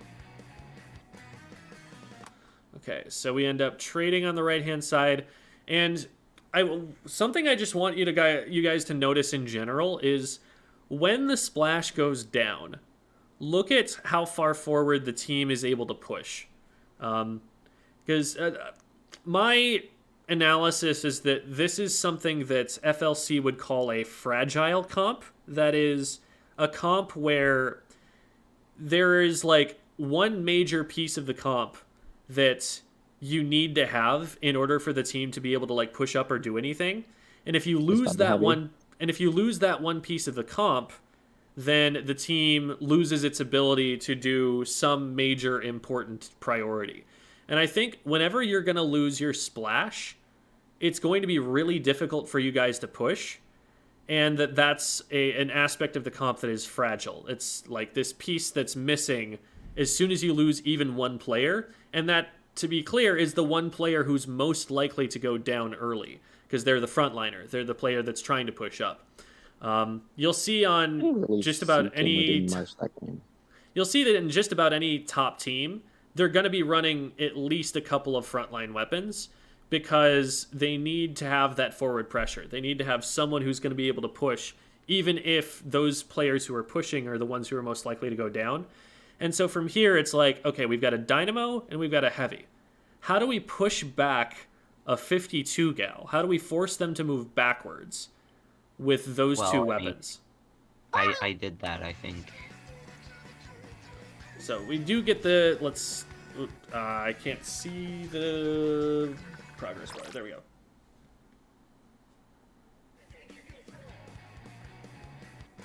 So here we get it by sharking. And that is a viable option for sure. It's something where, just about any weapon that's got a quick kill like that is going to be able to pull that off. Now my question is, if we're sharking with a Dynamo roller, why not shark with a Carbon Deco? Because the Carbon Deco is going to be even stronger at sharking, and it's also going to be an aggressive weapon that can push forward and get into their base. So that's the team, but the enemy team being the ones on the left is really, really, really confusing. There's no way that I can reverse it, unfortunately. Can I say why I picked Dynamo? It's more of a, because I understand that there are personal considerations here. I talk about team comps as though we are robots who desire only victory and could play any weapon that we wanted. And obviously, in some situations, there are players who would be better at one weapon over another. So that's one thing that could be happening. But when we're building a team, it's something that we want to think about to create the best situation for us. If we end up, creating a team and all we've got are 4 Aerospray players, that's not going to be a great team comp, right? So maybe we don't want to shift people too far out of their comfort zone, but maybe what we could do is be like, hey, so I know you play Aerospray, and that's what you like to play the most, but you also play Splash. And a Splash would actually fit in our comp really well. Are you okay with compromising to pick Splash so that then maybe we can figure out a little bit more of a team comp out of this than just trying to play 4 Aerosprays? Get a little bit of diversity in there. And so I don't know exactly what you guys' weapon pools are and what sorts of things you could rearrange to make things work, but this kind of really slow-moving comp, I think, will start to hold you back at a certain point. And so I want you guys aware that that's sort of on the horizon.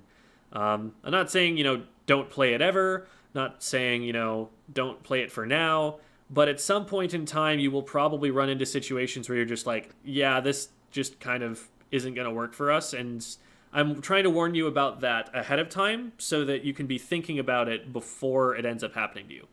But Blitz, what are your... To have 20 booyah bombs a minute, though? What was that? What if we want to have 20 booyah bombs a minute, though? I mean, that's a great thing to have if you can have it and not sacrifice your ability to stand your ground in a fight. But that, unfortunately, is where you end up with the gold arrow spray.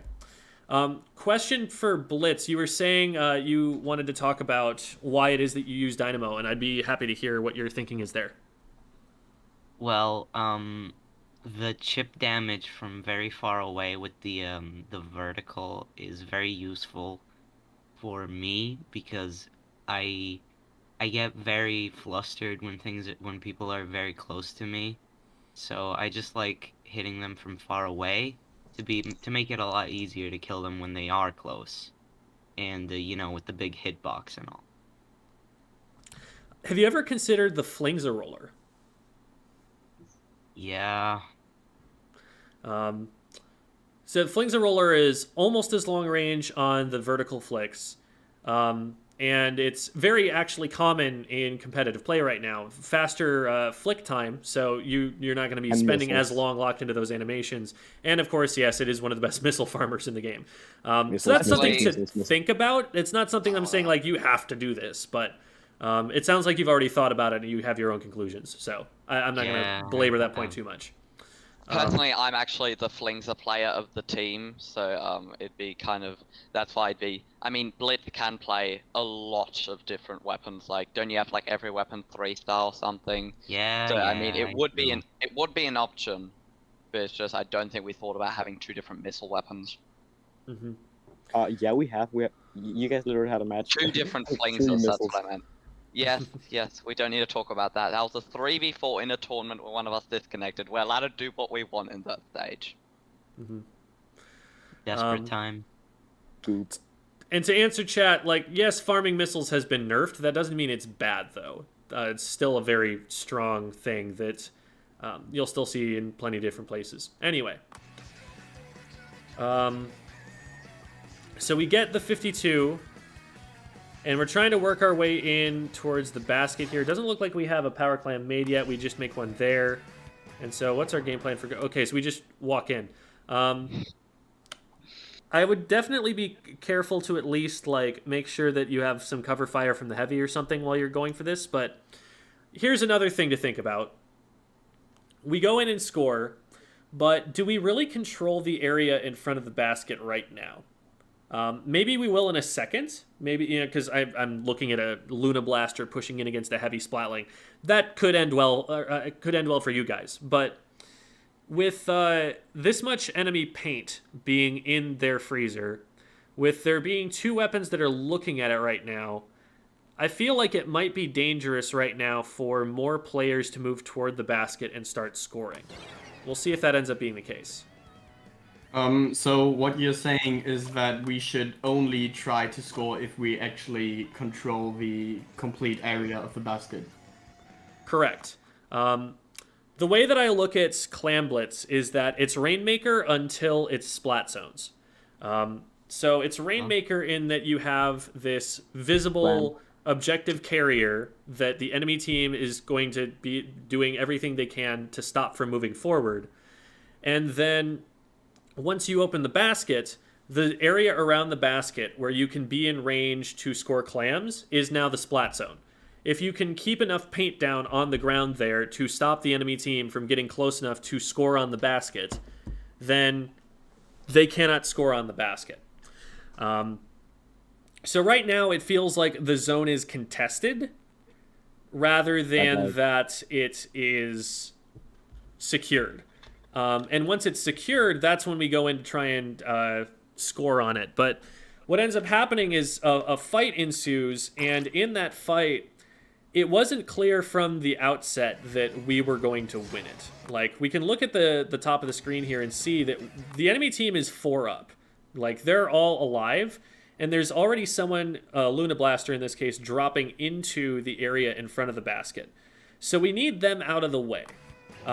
They go in, and it ends up we get the 52 on a separate fight over on the left hand side, so that's good. And then we end up being able to take out the blaster, but then we get traded back for that. So the fact here that look at how much space they've been able to keep around their basket currently. All of this is preventing us from scoring. And so taking the fight there and trying to score was a little bit risky. We end up scoring 3 more. Can we get more than that? It looks like we might be able to. Okay. So we're able to hold it for a few more clams. Also, See, this is a lot better. I like that Rookie is pushing in with Nice Gamer. Like, Rookie is standing in front of Nice Gamer and protecting Nice Gamer as they score. That's the sort of thing that I like to be seeing. It's like we talked about with the tower earlier, where you want to push someone in front of the objective carrier so that if the enemy team wants to attack them and get rid of them, they have to fight another fight first. Like, that's a really good game plan right there. That's good teamwork. Well, someone was starting to say something. I don't mean to cut you off there. What's up? I said I'll just pretend I was doing that intentionally. Oh, gotcha. Also, I wanted to say something. Go ahead. You can start seeing me going very deep into the base without any backup in this match from me being on that stack next to the basket there. I think it'll be like, this is a great position if you're like a frontline weapon, and honestly, this isn't bad. Like, I don't think you being here right now is a problem. If you back up as soon as you're getting aggressed on, see, I think after that flick, you probably need to drop off the legend back up. Because now there are 2 enemy players at different angles in front of you, and even if you were to go for one, you would get traded back by the other. So at that point, it's probably better to back up. But you've already done your job by getting up there and getting in their way, because that by itself bought time for your teammates below to be able to score. If you're going up here, it's not with the intent that you're just going to stay in there and keep them bottled up in their base. Like, with a dynamo roller, it's pretty unlikely that you're going to be able to stay there forever. But the fact that they had to look at you, the fact that they had to fire shots at you, the fact that they had to kind of come out from off angles to try and pinch you here, all of those things manipulated their behavior. Instead of being able to beeline to the basket and defend the basket immediately, they had to wait, and they had to deal with you, and they had to paint at you, and that bought your team time. And if you get out with your life, you've basically created a situation where they spent time they didn't need to spend, and you got out okay.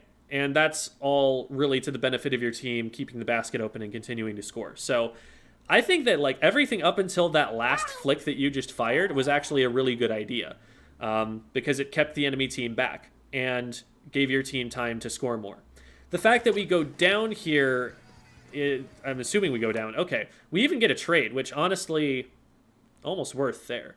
Yeah. But I mean, I would probably have still wanted to back up and preserve your life just so that you can continue to apply pressure. Because now once you're gone, there isn't any more pressure. And it's all up to your teammates. That's what I meant earlier with the problem with people getting close to me. I don't know. I can't think straight. So it's just the only thing that I would say, because that's like a pretty good play, honestly, to go up there and to be in that position for a certain amount of time. And the only thing I would say is, like, to condition yourself that alarm bells are going off when you're the furthest player forward and there are 2 players running at you from 2 different directions. When you get into that kind of a position, it's time to leave. As any weapon, really. Like, it doesn't matter what you're playing. If 2 players are running at you, you're alone, and you're the furthest forward, you're the one that they're going to see, and it's probably time to just get out of there. It's probably not a fight that any weapon in the game really wants to take. Maybe a 52 gal, depending on the weapons. Not even really Tetra. Tetras would probably, like, try to kite that back, or try to, like, isolate, or try to, like, isolate one player. They wouldn't just, like, stand their ground against two of those players. They'd try to create a position by rolling around where they're only fighting one of them at a time. So they'd fight one, and then by the time the other one gets there, they're able to go in and take that fight separately. Maybe Lucas. But in any case, like, just standing there when 2 players are running at you, just going in for that, that's something where, as long as you're in range of both players, you're going to at best get traded back 1 for 1. And that's if you mechanically outplay, which it looks like you did here. So, again, very, very close to a good play, and the only thing that I would say is maybe back up a little bit earlier. I have a question as well, which doesn't really revolve around the game, but about a mechanic I've seen a lot of times on on Mako Mod, is that I've seen a Dynamo, sloshing machine, or Flingser stand either at freezer or next to the block and then pressure them by constantly shooting over the ledge while standing behind cover. Is it really worth it? In the general case, ledges are great for weapons that hit up over the top of them like that. So sloshers, blasters, rollers, any of those kinds of things that aren't straight line weapons. Like things, an E-liter, for example, if it's standing up there on that ledge, but you're right below the ledge, it has to scoot all the way out over the ledge into a position that's pretty unsafe for it to be able to contest anybody there. Does NZAP count? Right, NZAP is generally a line of sight weapon. Now, with shooter weapons, with weapons that have bullets, you can, in theory, get fall-off shots. Fall-off shots are weaker, like they do less damage, and so it's still not super preferable. Like if you're trying to do fall-off with a ballpoint, you have to hit like 8 shots, which is insane. Yeah, that's so it's theoretically possible, specifically. But in practice, it's very unlikely that someone's going to be able to do that, that someone's going to be willing to learn how to do that. And you can kind of just consider them to be straight line weapons most of the time. So a weapon like a Dynamo that's just going to one-shot someone over the ledge, that's way better to be put in a position like that. Things that you have to consider, especially with something as slow as a Dynamo. If the enemy team is able to drop over that ledge and get on top of you, do you have a way out? Do you have a way of knowing that whether they can do that before it happens so that you can keep yourself safe from that? Because ledges are, useful to you because you can hit over the top of them, but they can also be used as a little bit of cover for someone to sneak up on you. If a short-ranged weapon uses the ledge to prevent you from seeing them as they approach you, and then they drop over the ledge and get on top of you in the middle of your flick, is that something you can defend against? And that would be a question that I would ask. Buckets also, a lot of the time they get into a little bit of trouble because they get too close to the ledge. Somebody drops on them and comes at them from a different angle from where they thought they were going to come from, and now they're in some trouble. So you got to watch out for like your weapon having a slow fire rate, but especially the short-range rollers love being underneath ledges. Like Carbon Deco, Splat Roller, those kinds of things. Vertical flicking over a ledge is their bread and butter. Like that's how they get a lot of their kills. People just don't respect that there's a roller on the enemy team, that the part over the side of the ledge is painted, and so there could be a roller sharking there. They drop over, they get whomped. So really, really common tactic, and I've definitely seen Dynamos do that in some specific positions too. It's just the Dynamo, it's a little bit easier to get the Dynamo out of there as the enemy team, because the Dynamo has such a slow fire rate that a lot of the time you can time your run and just go in and get them in between swings. If you paint, they have to move sooner because they're less capable of painting for themselves because, again, their fire rate is slower. So there are some asterisks there. There's some things you have to be careful about if you're going to try and make a play like that, but it is definitely doable. Okay, thanks. I was just gonna say that I got really distracted in this moment and chased after the gal, even though I should have probably retreated down the alley. Because then I ended up chasing after the gal and just got splattered from behind without noticing because I got distracted by the brush in the first place. Did the gal even put down a wall? It didn't look like they put down a wall. I can't remember. You, Oops. also, I'm pretty sure they didn't. I've watched the replays way too many times. Oh, okay, so it wasn't even a matter of putting down a wall. It was that they dropped, that they were on this block, and if they drop off this block in like one of two different directions, they can keep the block in between them and the player that's shooting them. But they dropped in the direction that put them like face to face with the splatling that had charge already. My take on this is that this gal should not even have died. That they had multiple ways that they could have defended themselves and prevented themselves from ever getting shot in the first place.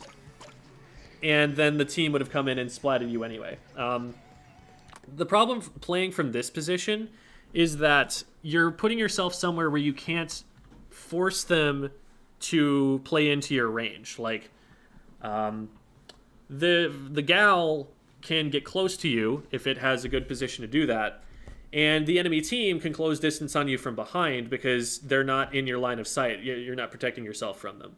As a long-range splatling, you want everybody to be out in front of you where you can see them, because if that's the case, then you can shoot them before they can shoot you.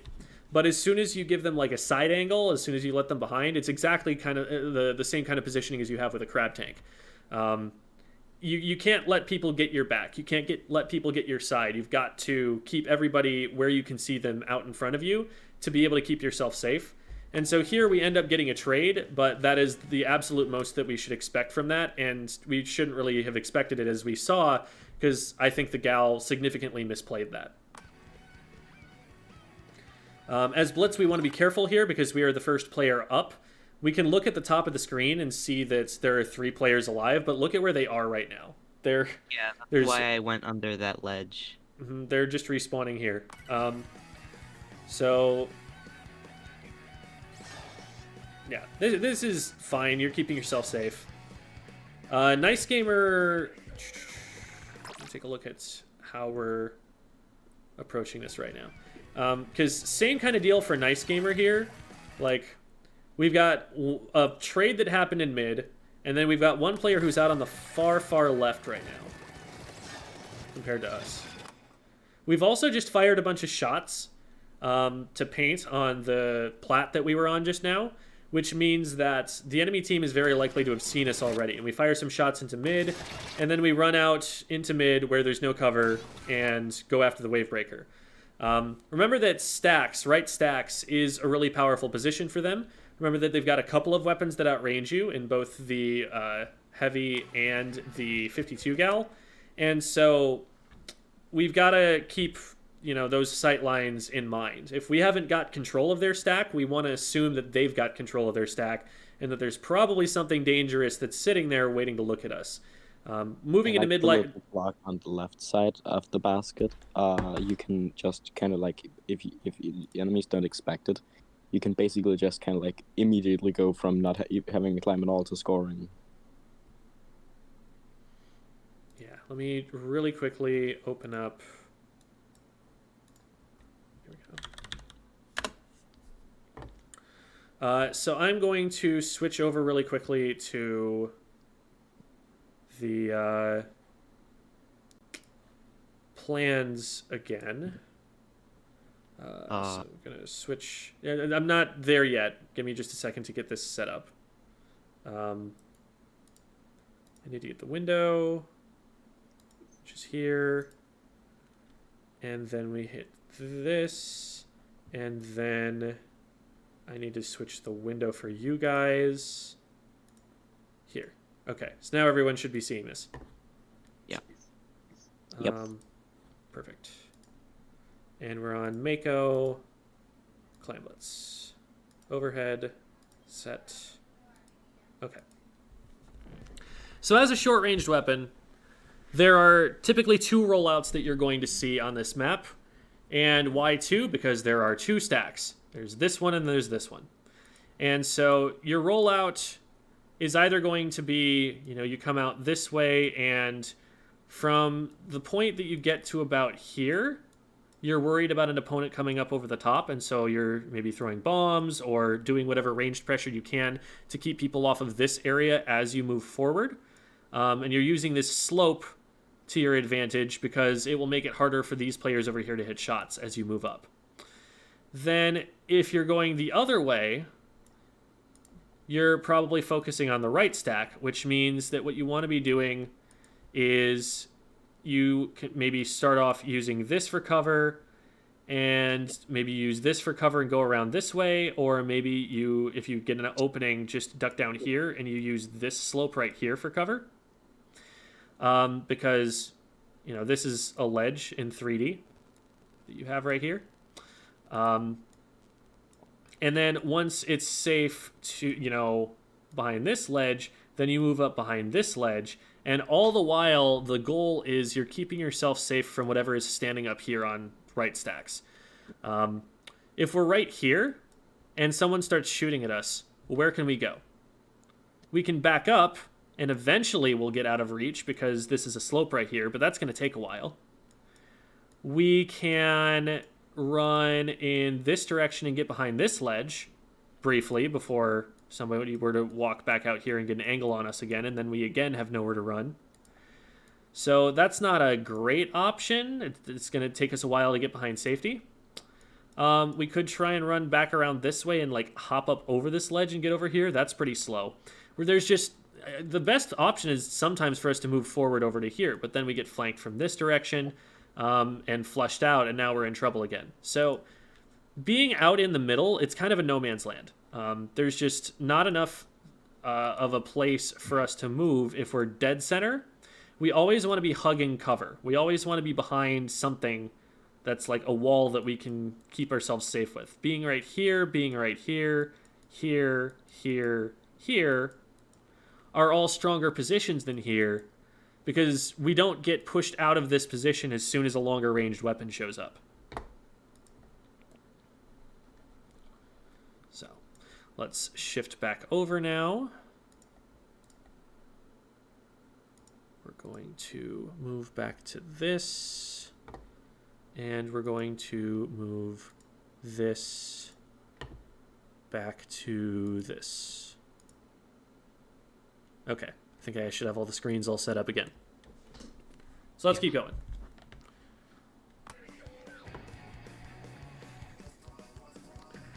Okay, so Dynamo gets a trade. Rookie trades back. They miss their power clam. And we're going to be able to collapse on this because this is 3v1.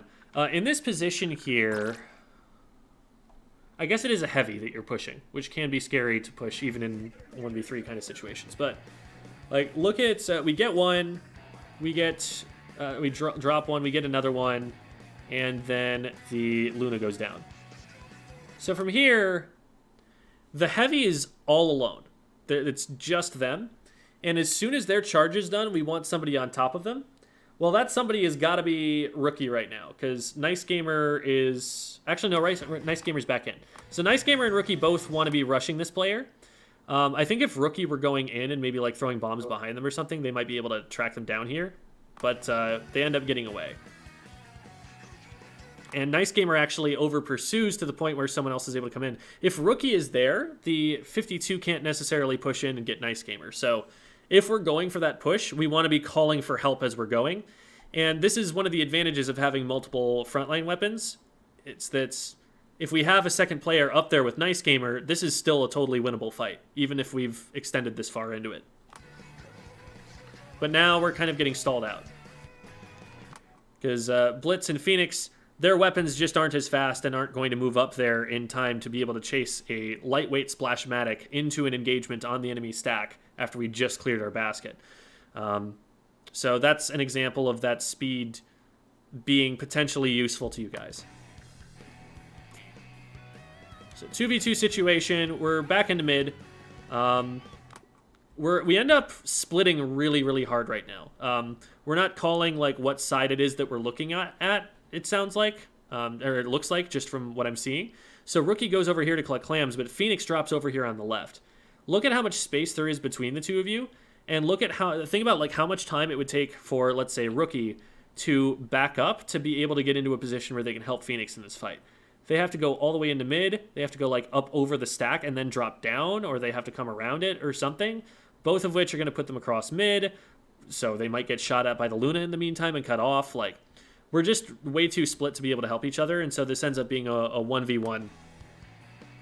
Now, Phoenix makes it out, but let's now imagine that Rookie is there. Rookie can probably just drop in and splat that player. So we need to get you guys like taking fights at the same time in the same place. Nice Gamer again is going down, and it's kind of separate from the rest of the team. Rookie is not there. So what needs to be happening is the front line, the people who are in charge of like going in and trying to take engagements, and it looks like that's in this comp going to be Nice Gamer. We want the front line to be calling out which fights we're taking, like right away, and ideally before they go for them, so that everybody knows to look in that direction, to rotate in that direction, to help that fight. If all we're doing is like putting Nice Gamer up in front of the rest of the team and expecting them to create an opening when nobody's up there to assist them, then as soon as we run into a team that's willing to 2v1 Nice Gamer, we run out of all of our pushing power, and now the enemy team is going to be able to push better than we will. And they'll probably have special advantage too. I'd say Gamer is pretty good at notifying it. We're just too bad at acting upon it. I think it might be in part that maybe we're rotating slowly, but like from the fight that Nice Gamer took there, it seemed like there just was not enough time for anyone to rotate over. And not just because we have a Dynamo and a Heavy, although that's probably not going to help that matter either.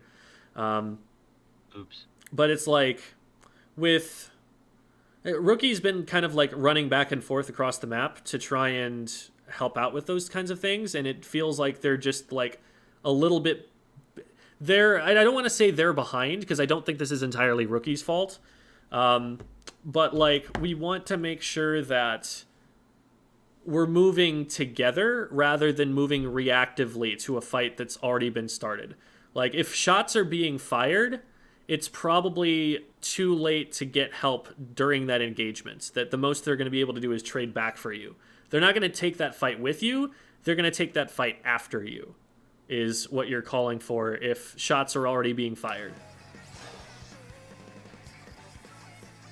Now, something I've pretty often noticed in our team is that things are called out, but we are too distracted to actually react to that. So if there's someone saying, I'm pushing the Heavy, I need help, and then maybe one person hears it, the other two are maybe having a conversation or just not really listening, and there's so many things that are called out, but nothing really happens because it ends up being ignored, or it's ignored by the people who it's meant to help.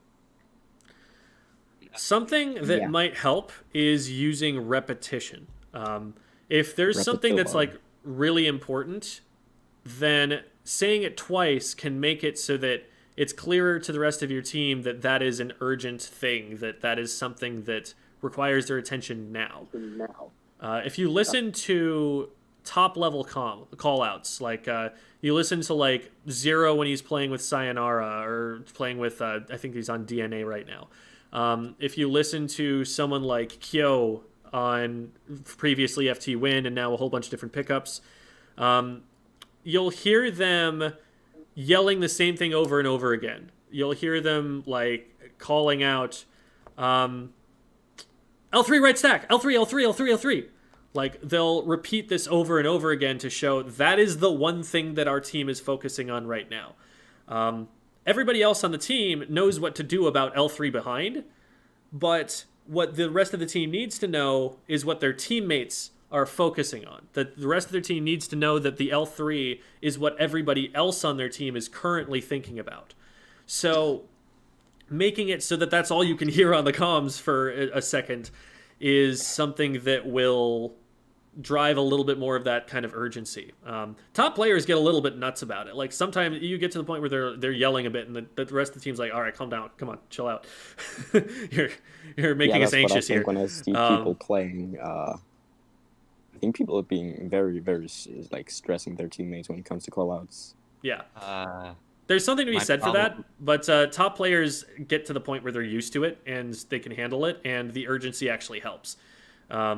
So that's one thing. But the goal that I'm trying to get you to here is that when someone makes a shot call, that it's the thing that everyone can hear. It's the thing that everyone's focusing on. Yeah.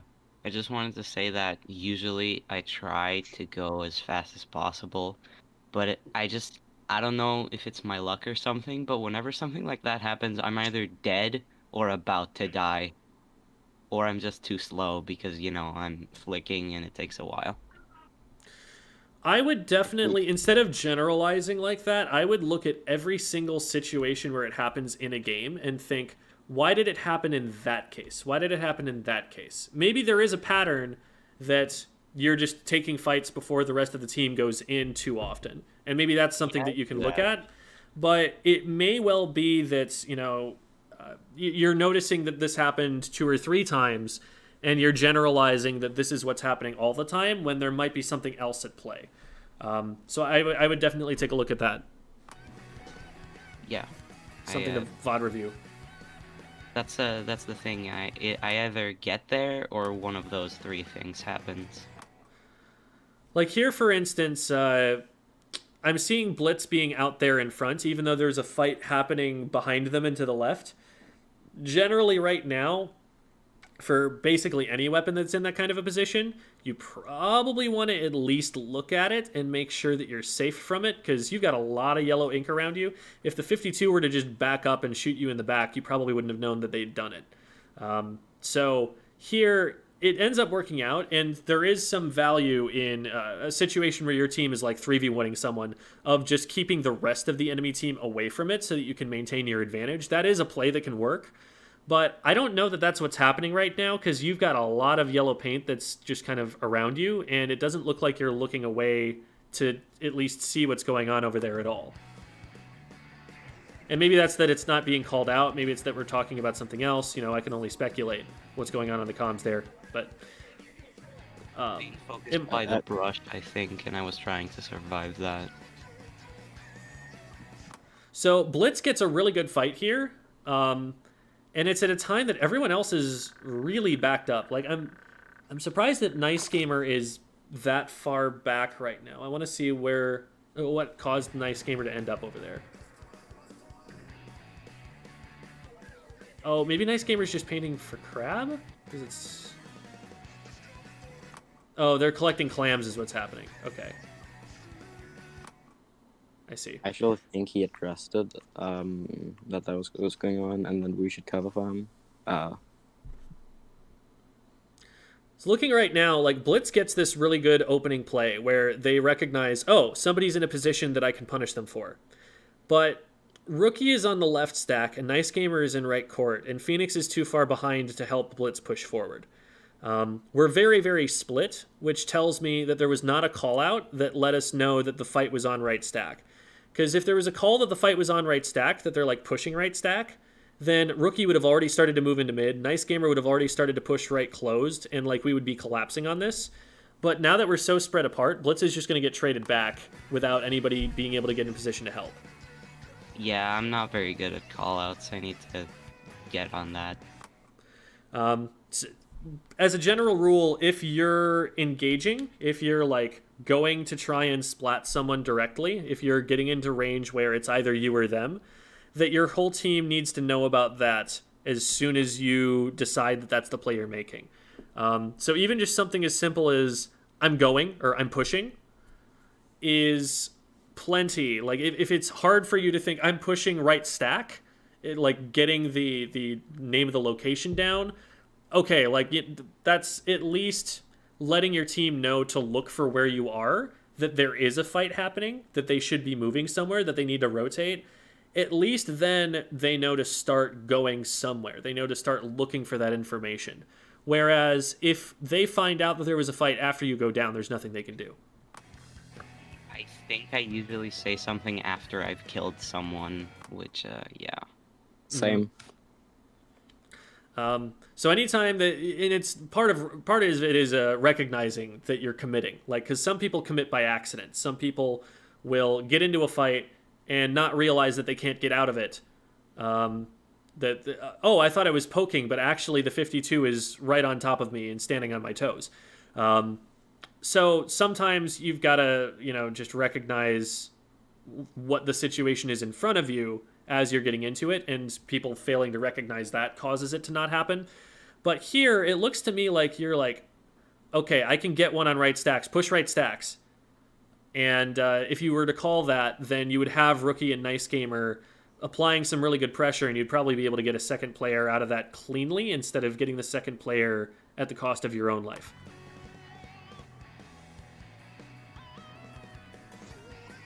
Nice work between Rookie and Nice Gamer to get the 52 out there.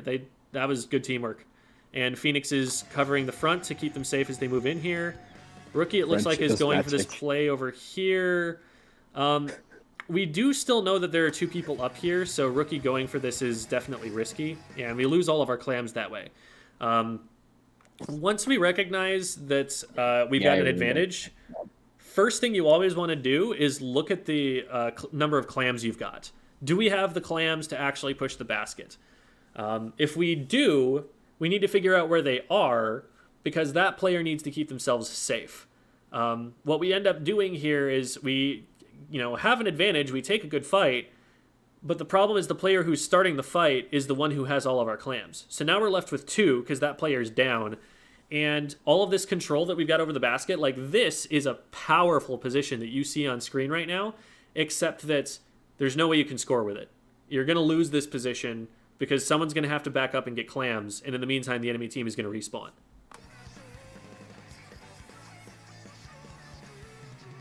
And we actually just try and stay in this position. Like, there's literally no point in holding these positions if we can't score. We have 3 clams. Like, what is locking them into their base going to do? I guess we can stall out for time a little bit, but we've still got 1:43 left. If we're going to keep this kind of aggressive positioning up here instead of holding, safer defensive positions, let's get some points out of it. But we can't do that right now because we don't have the clams, so I probably wouldn't stay. Going back here, I think. Mm-hmm. And the 52 should probably be able to catch you here. I put down a tacticooler and I blocked them. Yeah, they missed by a little bit. Before the tacticooler goes down, like, as you're leaving Freezer, I think they had shots that probably should have been able to hit, but they do manage to get Rookie either way. And they do end up getting Blitz right there. So yeah, I think we needed to back up a little bit sooner if we were going to get out safely. And that'll just come down to experience of seeing, like, how close to me can I let them get before I am looking at this like, this is going to be a 1v2, I don't want this, and I can actually get out of there safely. Mm-hmm. So now we're 2 players down. And taking that position of control around their basket, it was, a powerful position, but we weren't really able to do anything with it. And staying in there and holding our ground and going down with the ship caused us to go 2 down, and now they're going to have a counter push that they could potentially make.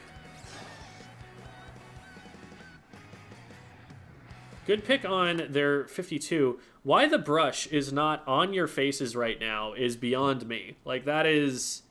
They should be, like, on your right stack already. But instead they're, like, sitting back here sharking for someone who's never going to arrive. Who was the one who got the 52?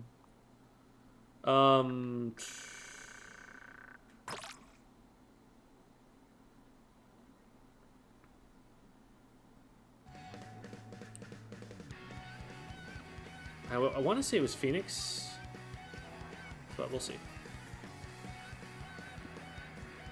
Got really close to getting them there. Probably Gamer. Probably Nice Gamer. 52 is doing a lot of playing without cover, and again, it looks like they're not using their walls very much, so they're kind of just, like, getting out there and getting shot on open sight lines.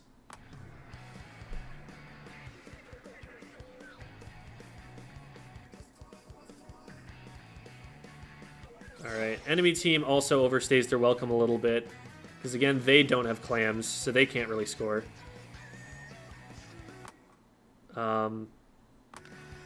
The play on the right-hand side there with Rookie, let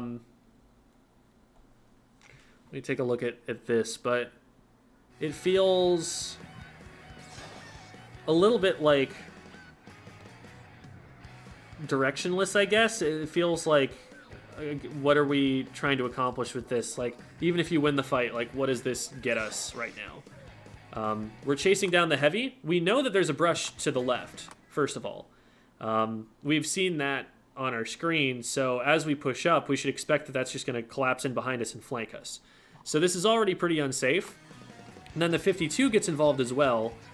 And it's, frankly, I think pretty lucky that we get the heavy at all, because the brush had to not see us, and the 52 had to take a while to hit their shots. And the heavy needed to also miss a bunch of shots as they got charge on their way around the corner. So there were a lot of ways that that could have gone wrong. It already did only lead to a 1-for-1 trade. That was just kind of like a really, really solo play, and we want to use the fact that we have coordinated teamwork to be able to win fights together instead of going for individual stuff. Yeah, I tend to keep. I forgot to address when I'm going to engage someone, and only tell people what the outcome of said engagement was. Mm-hmm.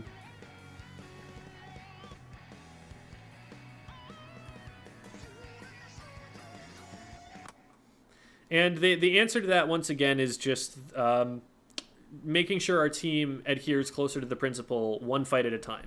Make sure that every fight is called out, that everybody knows that it's happening, and that everyone's, as soon as we hear one of those kinds of call-outs, we're rotating to assist with that fight as best our weapon can in that position.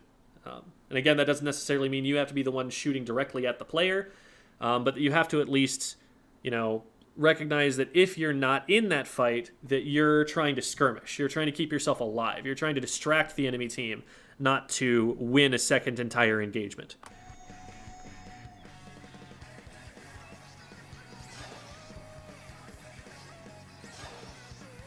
So we get a couple players there, and now it's completely safe to just take the basket. Rookie goes in, puts up the bubbler. That is going to waste some time. That's going to get a pick. Do we have any extra follow-up? No, we don't.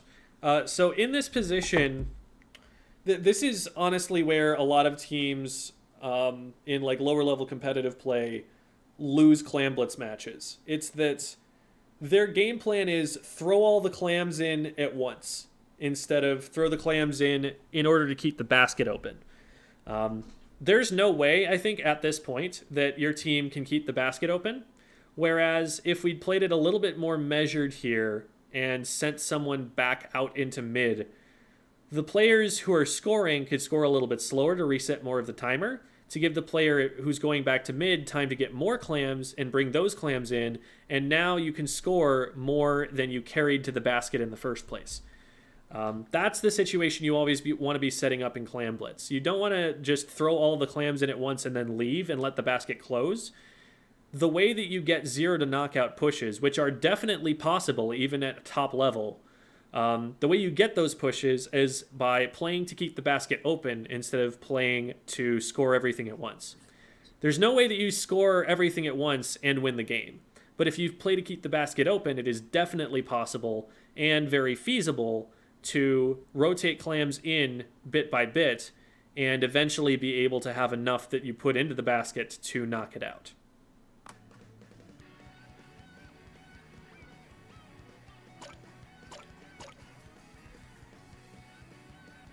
Like from here, we're just going to go down with a ship. There's no way that we get anything more scored.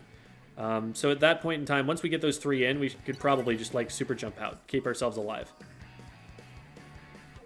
Because now we're a little bit staggered. Rookie has now gone down. They're pushing up. They get another stagger on us. So they should be starting to try and aggress this a little bit. And they're going to throw some bombs in. We might be able to hold from here because they're not playing especially quickly. Ooh, never mind. Oh, no. Wait a minute. See, this is preventable if we keep ourselves alive and don't stagger. But now we've got to be a little bit careful. This is still definitely very winnable. I know a way you should be able to flip the sides. If you like go into spectating one from our team and then go into overhead. I don't think that would change it because I've done that a couple of times already in this VOD review. Okay. Like I've gone down and looked at your perspectives. So, yeah. But here's the thing. I think you guys probably still win this because what they're probably going to do is not play to keep the basket open, and instead they'll, score everything at once, and they're running a couple of people back to get more, but after that they're going to be out. But what you want to be doing here is recognizing that you do still have a little bit of time. You may not quite have time to get specials, but you definitely have time to wait for your teammates to spawn in before you go for anything, and to start working on painting up the area around the basket.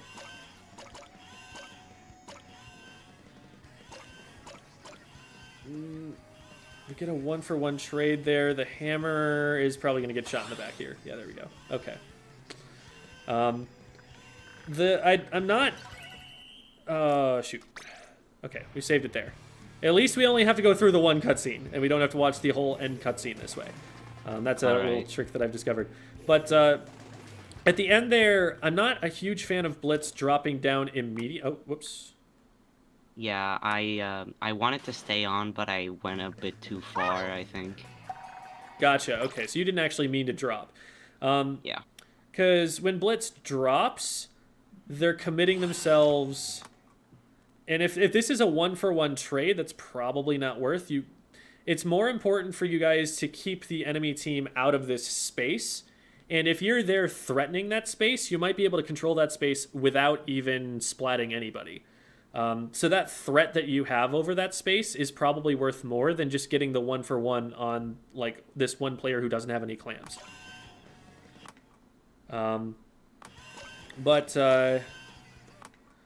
The mistake they make is that they dump like everybody all into exactly the same spot instead of like shifting them around at all. There's one player who's like taking this left side area, but Phoenix wins the 1v1 against them. If they had someone flanking around the right, if the players in the middle backed up a little bit and then the player on the right tried to score and you shifted over to focus on them, but then the player in the middle tried to score and you had to focus back on them, like if they draw you back and forth like one direction and then another, then they can keep themselves a lot safer than if they just pile all into the one low ground area directly below all of your high ground, and you can drop a single bomb and splat 3 of them. So that definitely could have gone worse, especially at the end there when we've got such a big lead. We want to play more to end the game than to score another, like, not even score anymore because you had no clams, to just like hold them at their basket, I guess. Pushing forward is something that should be done with a purpose, not something that should be done by default. Because if you try to push forward too aggressively and just lose a player for that, that gives up more space than if you had just played defensively and kept them, you know, at 40% from mid instead of being spawn camped. So is there like a trick to not go attacking on default, just because that's something I just do on autopilot? As a general rule, push when you're at advantage and retreat or play defensively or skirmish when you're at disadvantage. So when you're at an advantage, you always want to push that advantage. You always want to get more from it. You want to take space. If you can get players, then that's a good way of getting space for a longer amount of time than you would otherwise. But all of that is just in service of playing the objective. And if getting space isn't going to help you win the objective, then you don't necessarily need to get that space. It usually is, though. So the example here where you guys were 2 down and you kept trying to fight over the basket. The problem with pushing in that situation is that you're at a disadvantage, and so if you push into the fight, they're probably going to win. So in that case, because you're at a disadvantage, we instead want to back up a little bit, just far enough that if they do decide to just throw 3 players at us all at once, we have an escape route and we can get away from that. And that's something that they're spending their time doing, chasing us, but we're going to be able to get away safely. So if they go for that, then they're going to burn those resources. The goal is to get them to move forward as slowly as possible while you're on defense. And so it's a question of whatever you can do to slow them down. If slowing them down means that you just run backwards until you have teammates that you can regroup with, that might be the best thing to do.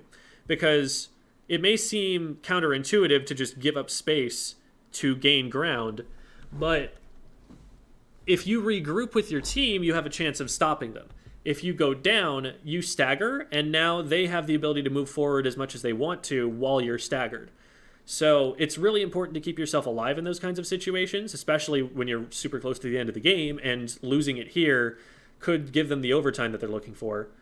But it's all about awareness of the game state. Something that you'll hear a lot on, especially mid-level comms, is what the numbers advantage is, like who's up and who's down. On top-level comms, you'll hear sort of the same thing, but it'll be more in the form of, I got one, go! Or, we're 2 down, stay back, save that special, or something like that. But we make it a lot more explicit at mid-level because people are still getting used to that sort of awareness. But generally, like, a call that's like, we're 2 down, or they're 2 down, can help make that decision for your teammates. It can help make them realize that they have an advantage, or help make them realize that they don't have an advantage. And that's something you can do even while you're down. You can like look at the top of the screen, look at how many gray X's there are, and intuit like what the situation is, and just be keeping track of enemy spawns, keeping track of enemy positions, so that you always know whether your team is at an advantage or a disadvantage. That's something that you can practice in solo queue, so that you know, okay, here I want to play, play back, play defensively, skirmish, stall for time. Here I want to just hard hold forward because we've got a 4v2 numbers advantage, and even if I go down immediately, there's going to be a teammate with me to trade me back as long as I'm staying close enough to them. If you can get that sort of decision making down, that will help a lot with the team coordination too, because you're not going to be in a situation where one player is taking a fight and another player is backing away. You're all going to know, based on the numbers advantage or whatever situation that you end up being in, who should be pushing and who should be backing up. Yeah, that's usually why I say that I got one whenever I kill someone. Mm-hmm. That is a good call out. It's something that lets your team know that the numbers advantage has changed significantly since somebody last spoke. So that's probably a good thing to keep going with. And it's also good to call when you went down. And when you went down, it's good to call who got you. Yeah. So, all right. One more thing. I'll actually need to like hang off now. Thanks for the coaching so far. Absolutely. I will probably finish watching the stream tomorrow, but glad that I was able to be part of this and I learned quite a lot. Thanks a lot, and I will maybe not see you, but I'll see you, but you won't see me. So see ya. You'll be watching me from outside my window. No. Yeah. We're all there already. You were supposed to have left before I said that. Go. Oh, no. No. Yeah, thank you so much, and you have a good one. All right, so that's a lot of VOD reviewing, and that's a lot of things we've talked about, and I feel like that's a lot of goals that we've set. That if we go in, I almost feel like part of me wanted to not even do a 4-hour lesson because I worry that if we VOD review a lot, what's going to happen is I'm going to give you guys so many things to think about that it's going to distract you from focusing on any one of those things too much. Like, we're going to try and do too many different things at once.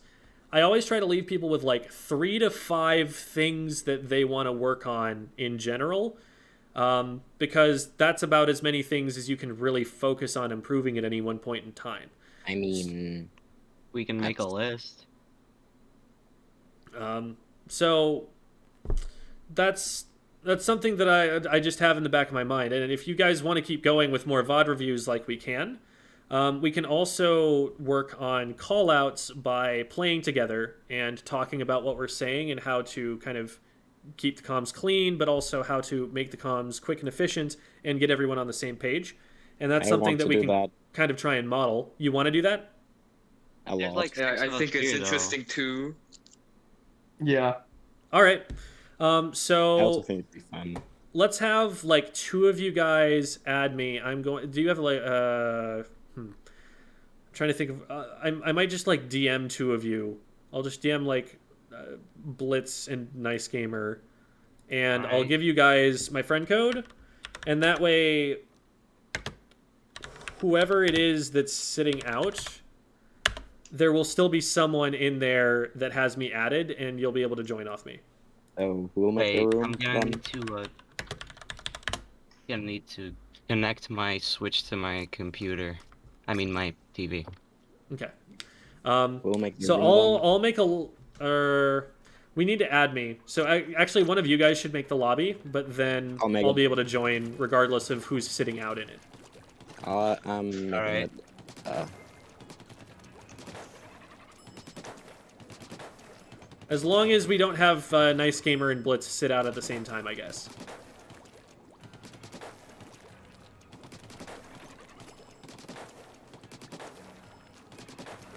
Also, by the way, I actually think. Oh, sorry, Wookie. Yeah, you can talk.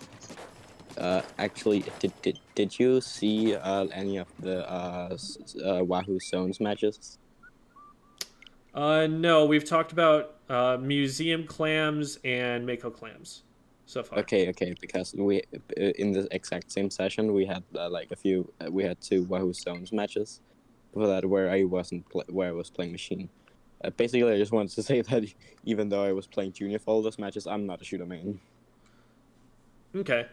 I just play junior specifically. Actually, I'm gonna both join Blitz and on I the are voice call from flex my phone, so I'm gonna go into waiting room again. Okay. And Blitz, have you added me yet? Yeah. You open that back up. It's taking a second. There you are. Perfect. I think I have my splash tag badges are the 4-star badges for my 3 mains. I need to delete a friend really quick, so it'll take me a second to accept that, but then we'll be ready to get started. My main mains. And Gamer and Blitz, you two should be able to join my room. You have a private lobby, not Yeah. Okay. I thought we were gonna do like what is it right now? Tower control. Didn't he say privates? Well, we don't have anybody to play in a scrim or anything if we go private battles. Oh That's yeah, the thing. I guess it's just you said it would be privates, so that got me a bit confused. Yeah. I'll make the tower control room then.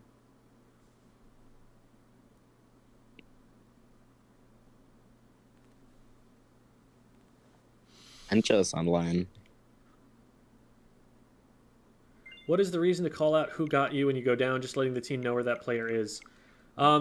Yeah, so like the rest of your team, in the case where somebody goes down, is going to be looking around to see how they can trade back for you. Because the advantage of having a team is that, and I'm refreshing in Open now, so there it is. No, that's not it either. Do you guys have a lobby open? Now. Okay. And you gotta move Blitz again. Okay, gotcha. Shoot, I was asking Blitz in Blitz the room questions, now. and Blitz is out of the room. Hi, Blitz. Sorry for leaving you out there for a second. Venom's here. I'm not hearing Blitz. I can drop out if Let's see. Blitz wants to join in. There's Nice Gamer. Okay.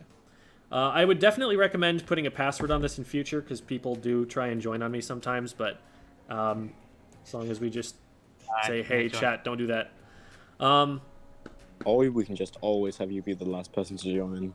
But going back to the question, the reason to call out who got you when you go down is that in a coordinated team environment, people should be trying to trade back for you. People should be trying to go in and get the player who got you. Because that's the one fight that your team is focusing on. And so if you trade back, you've taken away the numbers advantage that they've gained, and you could potentially be able to continue to play from neutral or even win the fight if you're going to go for that. But they need to know where that player is. They need to know what happened, what matchup they're in. Is this like decent comp, or? Yeah, this will work. Okay. What's the idea with our comp? What's the plan? So Oh, is the room any full? I should Yes. probably be top rider because, yeah, I'm the leader. So typically I see leaders play from snipe, and then when we get space, they move up to left stack, and from there they can see most things. If we get a ton of control, they might move to right stack and hold from there, and that's a really devastating position. So playing around that, we can have... Nice Gamer was going out on the right-hand side before, so if we want to kind of have that be part of the play, we can have them there. The machine is really good for holding left stack because it can hit up over the top of that kind of What slant. about brine water though?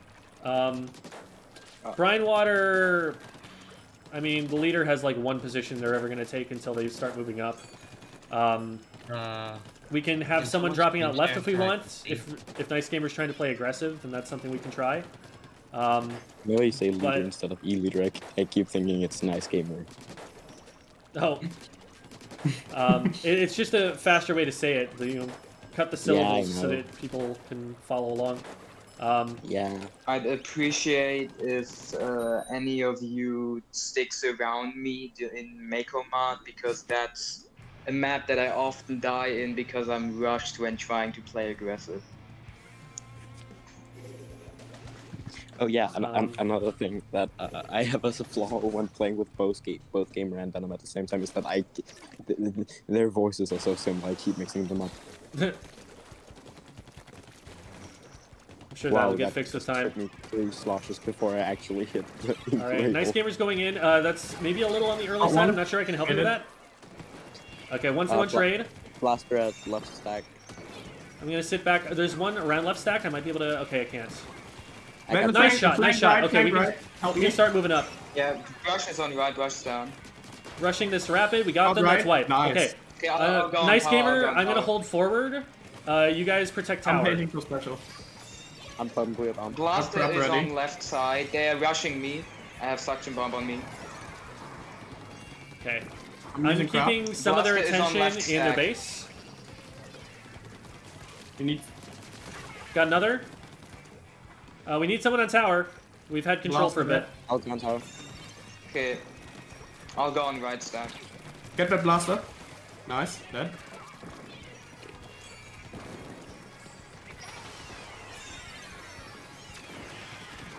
Oh yeah, watch Two it. dropping left. I got one. I've got to run from the other. Still one left. Got him. One drop. Blaster drop. Focus Blaster. blaster. Oh, Nice. blaster. Last blaster. Got him. Moving around right Rush again. is rushing. Just hold off the brush. I'll be right there. Brush is down. Got I'm on their blaster snipe. zip. There are two on right. On right stack, on right stack. Got one. Just the brush. Wait. Tower. Brush is on me. I think I've got him. Almost. Probably a I bomb. should have had him. Okay, it took me a minute, but they're down. Not rush. Wait. Blaster dropping snipe. Watch behind us, Got behind him. us. Freezer. Got him. Freezer got me. Got him. Nice. That's dead. All right, that should be game because they're not pushing around to the right at all. There we go. GG's. Damn. That was easy. Yeah, those call outs you did, Jam, they really helped me. I got both of them because you told me where they were. Yeah, I'm trying. Like I might have information on more players than I'm seeing, but if there's a player that I know is pushing into a position where my teammates will be able to do something about them, that's something that I want to let them know. Position callouts can get to the point where they bog things down. They can make it so that if you're trying to be a GPS calling every single player's location, you're just never going to give them a full enough idea of where everybody is, and you're probably going to get in the way a little bit by doing that. Let's hit stop for a second, so we can talk about it. Oh, oops. Oh, Just hit Okay, sleep nice. mode. Power Just hit bomb. sleep mode so that you don't lock yourself into that. But when you call out too many different things, you're crowding the comms, and it's like, if the E leader is on snipe, and like it's the first, 10 seconds of the game, it's like, well, where else were they going to be, right? There's some positions where it's like maybe they're not in a dangerous spot yet. Maybe they're not doing something that's too useful to their team, so we don't have to worry about them. But if they start to get into a position where I'm like, oh, that's in our zone, we need to contest that now, then that's something that I'll tend to say something about. So right here, I called that Nice Gamer was going in a little bit too aggressively. As soon as you pop up over that ledge, you should expect for them to be shooting at you. In this game, they don't actually really control their right stacks very well at all, which is a mistake on their part. But like, look at what happens when you go in here. If I move forward, I've got 2 blasters shooting at me. Venom can't move forward because they're an E-leader. Rookie is not on the left stacks yet, so even if they were able to like get over the top and drop down into mid, they still wouldn't be there. So you're running forward far enough ahead of us that you're isolating yourself. And now this is like a 2v or 1v like 2 or 1v3 that you put yourself in. I end up getting I think it's me who ends up getting the rapid blaster there, if I remember correctly. But even now, like I'm forced to kind of back up a little bit. What I do there, by the way, is something that I want, especially like Rookie, to be paying attention to. In the last game on the Junior, you know, when Nice went in, there were some times where Nice went in too early, but there were also times where Nice at least distracted them enough that you might have been able to get a pick and back up with the distraction that Nice created. So even though Nice maybe like got themselves into like a 1v2, because that made that rapid blaster turn around, I saw that I was in a position where I'm safe from everyone but the rapid blaster if I push the rapid blaster, and since the rapid blaster isn't looking at me, I can still get them. And so this situation where Nice Gamer goes in a little bit too early ends up being a 1-for-1 because I'm there to trade it back, because I saw that Nice Gamer was pushing up, I saw that that was where the fight was, and I was there on top of the fight to be able to trade that back. So that's something that, like, especially on the front line, especially with like Rookie and Nice Gamer, the players who are going up and making aggressive plays, you guys want to be looking for where each other are so that you can be on top of those fights and be in a position to trade back if one of you ends up going down. So that keeps us in to the point where like we can be like aggressively poking here. And Rookie, I'm able to go in enough that I draw the brush away from that fight, and the blaster ends up on their own. Rookie gets the pick, so now we have a slight numbers advantage. I recognize that the brush can only be behind the tower, and I see them trying to do a squid surge, which not great. Don't recommend. And now we're on the tower. So from here, what we want to be doing is getting control in front of the tower and moving ourselves up. The fight on the right-hand side that Gamer is taking might not be the most important one to take, and the reason I worry about that one is just that you're off the tower path by being there. So even if you get this pick, you still have to move really far forward to be able to get up. And so I'm calling, like, Nice Gamer, I'm going to be flanking right so that you know that I'm going to be taking that play, because we probably don't want 2 people flanking right. And so I'm glad that I made that call, because I didn't see you on my screen, so I figured you were a little bit behind me. You're actually way behind me. Ideally, right now, you're already starting to move past right stack and get into their base. But since we're so far back taking this other fight, we can't get there. This is actually something I'm going to talk about in a video for tomorrow. So sneak peek of that. But when you take a fight that's away from the objective, that even if that player dies, even if you win that fight, they still may have accomplished something because it's going to take you so long to get back into play after you've fought them. Unless you have 3 mains of quick super jump and you jump to someone who's at the objective. Mm-hmm. Another reason that it's good for you to be the one who stays back here on this Nice Gamer in this comp is that you have a crab tank now. And you're not going to be able to crab tank quite as effectively from low ground, so putting you on a high ground position like the right stack here might be more helpful. That said, we're still not through the first checkpoint yet, which... let me take a look at the timing of this. Because I feel like that's a little bit on the slow side. I feel like we should already be through this. When do we start moving up?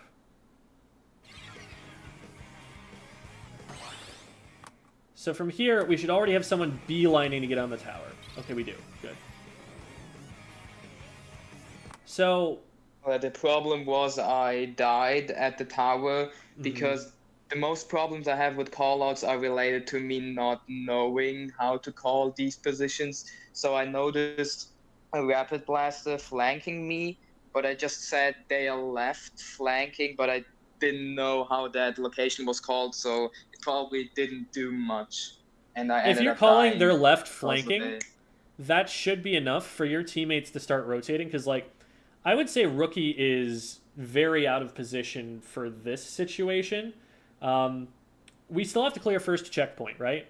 So the goal here is to put a protective barrier in between the first checkpoint, in between the tower and the enemy team.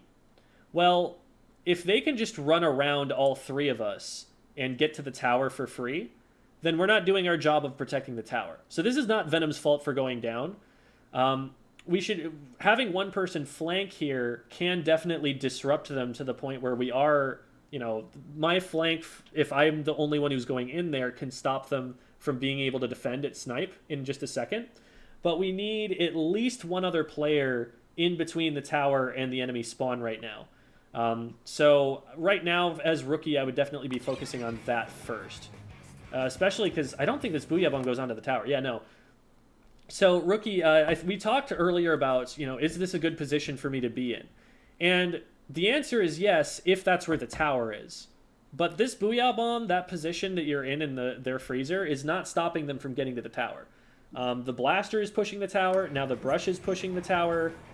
And so, like, when I, got all this done in their base and looked up at the score, I was surprised to see that the tower was as far back as it was.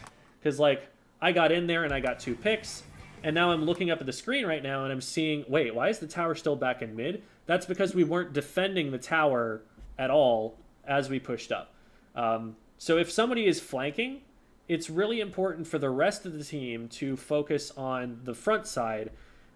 We can't all flank because then we just let them move around us and take the objective and go back in the other direction. We need to be putting up walls in between us and them so that we have pressure on them from the front, and when I come in from the side, the pressure from the front plus my pressure from the side is going to get a lot more picks. My goal with that Booyah Bomb was to take the enemies that were still not still hadn't dropped and force them to delay their drop even more, and then the people that had dropped would be in an awkward position where I could take them from. They're not going to drop from freezer, though. Why would they drop from freezer? That's not where the tower is. I see people do it way too much. It's something that you'll see in the general case people doing, but in tower control, they're going to go over the right-hand side because that's where the tower is. Like, look at where the entire enemy team moves in from. They're all on that bottom side over there because that's the straightest line to the tower. They spawn in, and that's what's on the straight line between them and the tower, so that's how we should be predicting their behavior. They're going to drop there when it's going second checkpoint. They're going to drop there to defend in Clam blitz because those are places where the objective is. But you should expect them to go where they need to go to, like, control who's scoring points. So, at this point, I've rotated all the way around, and I'm fighting on the left side because that's where the tower is going to be. We get forced away by their tri-strike, but we're able to get one in the meantime. And great job here. I call this player on the left, and Nice Gamer comes in and helps me take this fight, and that was awesome teamwork right there. We do lose one off the tower, but then I'm able to immediately get the blaster who got Rookie. And then, again, this is the thing, like, trading back in the middle of a fight, shooting at the player who's shooting at your teammate. When you group up like this together, you're able to take these fights that way. We don't want to group up too closely, because if you group up too close, a single bomb kills everybody. Or a single Booyah Bomb forces everybody off in different directions. But if you're close enough to be a part of the same fight and take it from 2 different angles, that's when you're really going to win these fights. And you can see, like, they're up on a ledge, but it doesn't matter, because we've got 2 people shooting at them from different directions. Their feet are painted. Some of us are eventually going to find them. So that was a really well done fight, especially from the front line there. And even from Rookie, like, where we can say, well, Rookie died and didn't splat anybody, but they drew 2 players' attention in a position where we were able to trade them back after they went down. So even then, like, Rookie did a great job, despite the fact that they just died. Dying is the best offense. Sometimes. I mean, the best offense would have been you just win the 1v2, but that's a little bit harder to do. Anyway. Again, it's a 1v2. So now I'm able to get around on the right side again because we've splatted everybody. Venom is in a position to defend anyone who drops from the left-hand side. And the nice thing here is that I've been able to claim this position on their snipe. Notice how they're coming out to the left. Them coming out to the left is totally giving up on this choke point that they have on the right. They could be using this high ground on the right side to defend the tower as it comes through here. Them not even trying to fight me means that we get to push the tower for free until it gets all the way over to them, which is like 40 more points. So they're making a big mistake pushing out the way that they are. They're not playing the tower path. They're not playing for where the objective is. They're playing way, way behind where the objective is and letting us push it all the way to them before we meet any resistance at all. They're trying to take out Venom here, but Venom can just back up because, like, what is Venom even defending? All Venom needs to do is preserve Venom's life, and they're keeping the enemy team busy. They're accomplishing something by just getting the enemy team to shoot in a place that's irrelevant. So that's still super valuable that they're there, and the fact that they stay alive means that we have them for when we actually need them to be firing shots and hitting people. So this is good stuff. Rookie wins one. Great dry strike. Soon. What was that? Relatively soon I'll have to go, or at least won't be able to play. All right. So, I mean, we still have 5, I think, even once you're gone. So it's not like we'll be losing the ability to play as a team or anything. But yeah, thanks for letting us know. I would highly prefer if we did like at least the second match relatively soon. Okay. Well, I think we KO here pretty soon, don't we?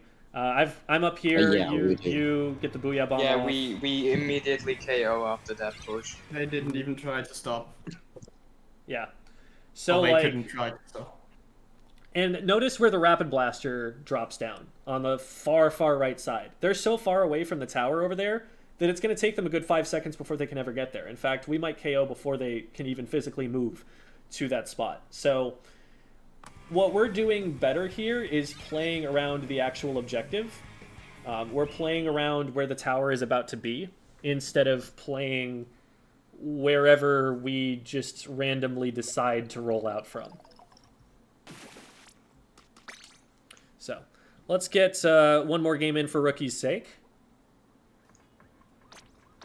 But yeah, again, the calling out of the shooters was really useful, and I think that we should also focus more on that, especially me, because I'm usually not the backliner, and I think Rookie and Nice Gamer often play Tri-Stringer and Explosion, and I oftentimes find myself being too busy in battle to call out anything that may go for them instead.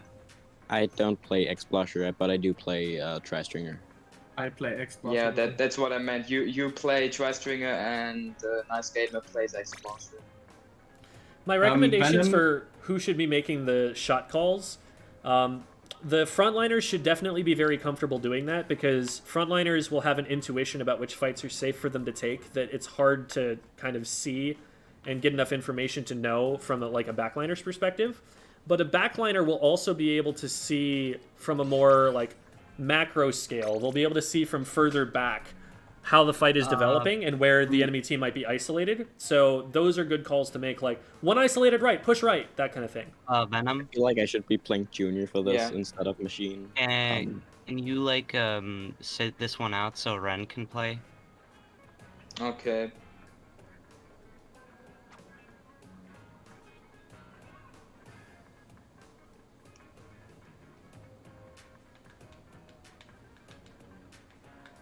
Spiral. Give me your Spiral. If they're not going to join now, then Spiral, join. Give them some time, man. Yeah, they said hold on. Yeah, take your time. Question in chat from a while back. Oh man, that was a big while back. Was what do I do if I get chased by a dynamo as an explosher? What I would say is if the dynamo gets in range of you before you knew it and we're already putting shots down, then a mistake has already been made. Your goal is to keep paint in between you and anything that could approach you with a weapon that's got that much range. Like, you don't want to ever be at close range with Spiral, them. you might want to play Stamper Spiral. At least that's what I see of the weapons that you play would fit in best here. But I don't know, Nord could work too. And to finish the answer to the question, you have the tools to know that somebody is pushing up that close. You have the point sensor, you have a lot of paint that you can use to immediately plug some small choke points, corridors. So just like paint more defensively so that that never happens in the first place. Yeah, as a Dynamo main myself, I can also say the most times I struggle against explosion players are those who don't try to kill me, but instead paint what's between us so that I have to use a flick just to get even closer. So if they paint in front of me, they can make sure that I don't get to them, and then they can try to hit me or try to escape or do whatever. Yeah. Old Man Gel, the top support weapons right now are going to be Flings a Roller and Custom Junior. Those are generally what I expect. If you really need a big bubbler, then you could go for Zimmy or Junior. Both of those are fairly viable. I'm going sneaky. Alright, sounds good. I just realized what they're running. That's gotta be hell. I'm getting their attention in front. Rabbit got me. We got Clash in return. I got one next to tower. Clash is trying to push me right. I'm being pushed on right still. Need help right. Alright. Clash down, thank you. Nice, that's another one. Just rapid, just rapid. Let's get on tower. Let's scoot up. Yeah. I'm painting for strike, I'm really close. Got it, striking. Alright, let's get in there. Good stuff, good stuff. Two down already, one in front. I got him. Just the leader. I might have shots on them. Backing them up anyway. I'm gonna get backed up by the blasters. One dropped already. Rapid weak. I got him. Stuff. I'm down to a bomb. We can probably still go for the check. Yeah, three down, three down. Keep going, keep going. Beautiful. Nice. One top left. Rapid. I hit him. Got him. Flash above. Nice. I got someone. That should be game. Keep it going. Keep it. Okay, I got it. I've got it. Nice. Nice. Those are some really quick games. Yeah. Yeah, I'm noticing really from just watching Gem play that Gem is playing pretty much like I am, just calling out everything important, and I feel like the rest is just pretty much mute, which has happened a lot of times during tournaments, for example, where we've had pretty intense games, but still the voice chat was pretty much mute, except for me calling out a few things, and that's what I'm pretty much missing. Should we hit stop or stick with the team? Stay. I pressed stop. I have to go. I can probably still watch for a bit, but I can't play. Yeah, sure thing, sure thing. I can like barely talk.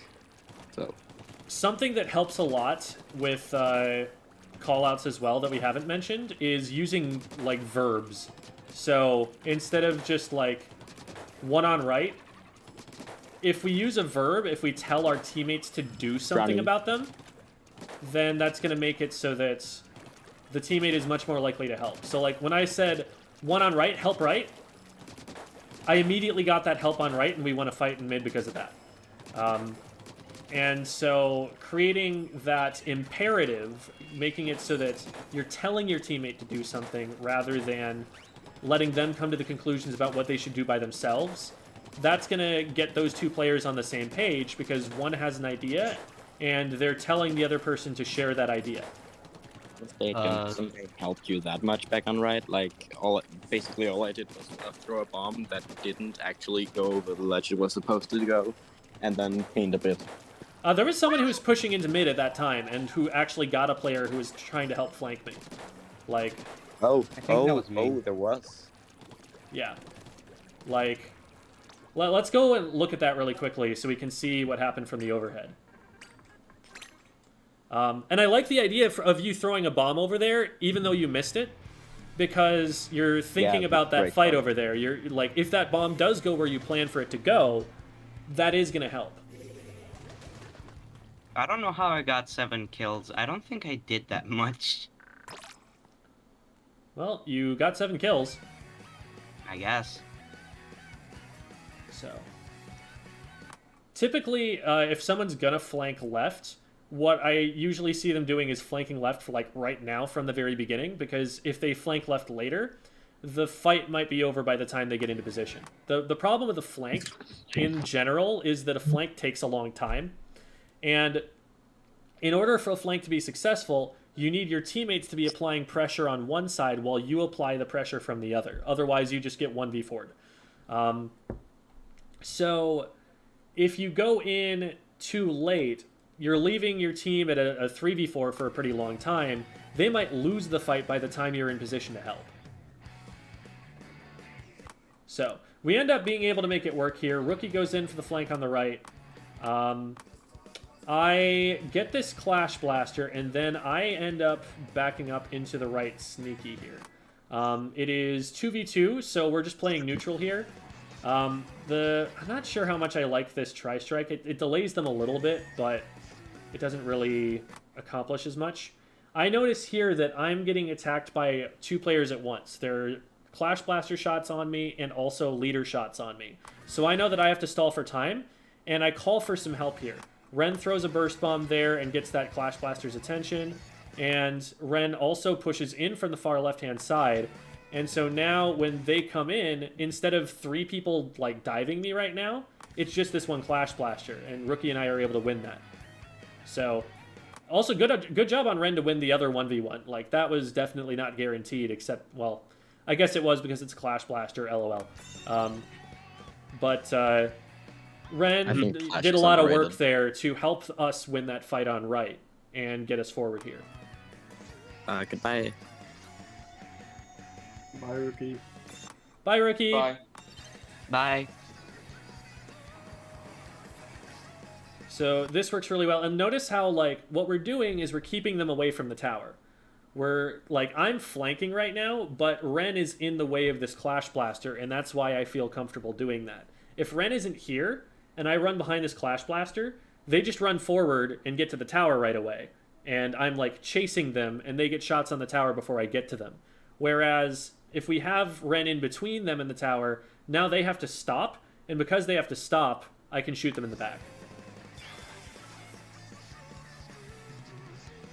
And from here, we just kind of spawn camp them. There's not an awful lot more to see, I think, from the rest of this. We can maybe take a look at a fight here or there. I really like the way that Blitz stepped up to take that fight away from me. I go up and get this Blaster's attention, but then I'm forced to back away to stay alive, and Blitz is in the perfect timing right there to be able to splat them. That's really good vision on Blitz's part. We got a lot of trades on that latter part. This is a great time to Zipcaster because you're able to take out the leader, and that distracts the Clash Blaster from being able to take the tower. So, good work there, Ren. Yeah, Ren honestly was the carry here. That wasn't me. And then we're able to just pick up the tower for the last second or two. Win it from there. Can you move Toe Muncher out of the waiting room? Sure thing. Oh, Muncher. I'll Hello. never get over there. All right. INJ. So do we want to Should I do make more of another this room? with, like, because I know we haven't gotten everybody into the game yet. Like, not everybody has had a chance to play. So. Here. Yeah, Sure. I think it's a good idea to continue, especially now that it's Rainmaker, because Rainmaker is a mode we struggle very often with. Just came on I'm here to gonna- cry about getting my butt kicked by my own teacher. Hi, Friday on Mars. So you guys can make the lobby. Yeah, I made it. The password is 5555. Well, that's no Did you point. say No point in saying it when you're on stream. What's the password for? Yeah. I forgot. Yeah. That. Damn it. Well, you can keep someone off who isn't in stream, but Yeah, the people most likely to the chat has been join good are about it stream. so far. Chat has been good about it so far. That is very nice. They would never. Can't believe you're getting analyzed without me, the team's mascot and best player, the epitome of charisma and eternal victor. That was the introduction we're getting to Toe Muncher here. Yeah, that's me. I'm gonna be honest, I have not played a single game with them. I've only been on this team for like 2 weeks. Good question was asked by Borkhammer40k, which is an awesome name, by the way. Which was, when you call with your team, do your teammates also make a ton of rapid callouts, or do you have a dedicated shout caller, I think is what they meant, instead of shoutcaster. That would be a commentator. Most teams have a primary shot caller, but everybody is perfectly willing to say something and capable of saying something effectively if they see it. There are some people that will just naturally trend more towards being the shot caller. Like, if you... Basically, any team that Char has ever been on, he's been the shot caller. Like, you always hear him over the comms. Kyo does a lot of shot calling. Zero is largely a shot caller for their teams. So, like, these are players who, when you listen to their comms, you're going to hear them disproportionately. But that doesn't mean that the other players aren't calling things. It doesn't mean that the rest of them are silent. It means that the shot caller is the one who's typically going to make the play, and the only time that other people are calling something is when they see something unique that only they would be able to see, or something that their teammates need to know about that happened very close to them. The general game plan is going to be dominated by the shot caller, but individual little pieces of information that the shot caller won't have access to, that's what other people are feeding them. And maybe if the other players see something that, only they can see, a call that only they can make, they'll make that kind of a call. Well, then it seems like I'm the shot caller in our team. I guess so. Gem. Mm-hmm. He wants us to do triple jet. No, don't let him do that again. We didn't listen so far, and I'm not gonna listen to him anyway. Who's our fourth? Who's our fourth that's joining? Is it gonna be Toe Muncher? Yes. I don't have them friended. Ren, do you have them friended? It'd have to be Blitz or Ren that they have added. Hello. Can you hear me? Jay, do you have Ren added? Okay. Ren does, I think. That's what he said. Yeah. Also, a problem I have noticed when we were playing Rainmaker very often was that we, even when playing well and pushing up, just oftentimes the Rainmaker was left on his own, and our push was stopped because the Rainmaker was alone, someone rushed the Rainmaker, it was killed, we lost time, we got pushed back. The way that you play around that is to have a dedicated Rainmaker carrier that you know is... Am I... Hello? Here? So, someone's saying something, but it's cutting out. Okay, I'm not hearing it anymore. The way that you do something about that situation is you have someone who's the dedicated Rainmaker carrier, and you have, like, them who you expect to pick up the Rainmaker carrier and one backup, so that the frontline weapons who are going to be able to push up and gain space, they are pushing up ahead of the Rainmaker before it's even picked up, because they know that somebody else is going to pick it up themselves. And if that player goes down or something, then we know that it's the backup player's turn to pick up the Rainmaker. there are very few cases where the Frontline actually has to pick up the Rainmaker, because what you need in Rainmaker is for someone to make space in front of the Rainmaker. Remember how earlier on we talked about pushing your arc forward into the enemy team, and how there are only certain weapons that are good at doing that? You need the weapons that are good at doing that to be in front of the Rainmaker carrier. So here, for instance, it would be best probably to have Blitz picking up the Rainmaker, because it's a similar ranged weapon, it's another slow weapon, it's something that's going to fight very similarly to how the Dynamo would anyway. And so we're not even really like losing as much, because we have the same kind of weapon that's picking it up. So that would be my first thought, that we put Blitz on it. Ren wouldn't be a bad option either, because we still have some range on our weapons afterwards. But I probably shouldn't be picking it up, because with a midline weapon and a mid to backline weapon in the Dynamo, we don't really have a lot of frontline here that's going to be able to create space, so we want me to be pushing up forward. Okay, Toe Muncher is out of here. Hello? A bit of problems. I'm hearing Toe. Oh. Are you? I'm not. Hello? Toe Muncher? You hearing me? Okay. Okay. Oh, good. hey, there you are. Yeah. Yep, there they are. Okay.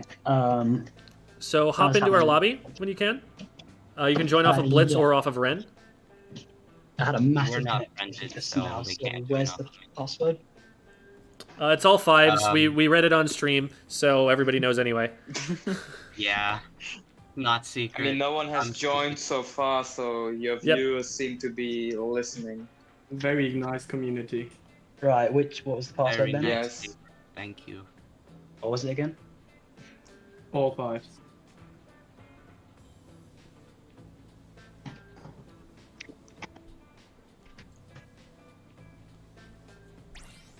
But the problem is what then often happens, as you said, you need frontliners to make way for the Rainmaker, is that they push too far and leave the Rainmaker completely behind, and then someone just goes around them and kills the Rainmaker, and their entire push is cancelled because they have to go back now. Yeah, and That's is what usually happens. That is on the frontliners to understand. Whenever you get like a pick, whenever you get an opportunity to move, you need to be keeping track of where that Rainmaker is, even if just looking at the anchor icon on your screen. This is a lot of range that we've got here. Slow comps are going to be the weakest in Rainmaker specifically. Do we have anybody who's able to play like frontline weapons? I usually play Try, and I'm getting into Explo right now, but I could, in theory, play Tetris or Forge Pro. Okay. Yeah, like Tetris or Try would both be... you mean Tri-Stringer? Yeah. Oh, okay. From previous games, the precedent has been that Try means Tri-Slosher, because the Tri-Stringer wasn't in previous games, so anybody who's used to the older games, when they say Try as an abbreviation, they mean Tri-Slosh, but okay, that makes sense. So yeah, like, if you have a, like, Tetradualies, that, do we have enough paint for that?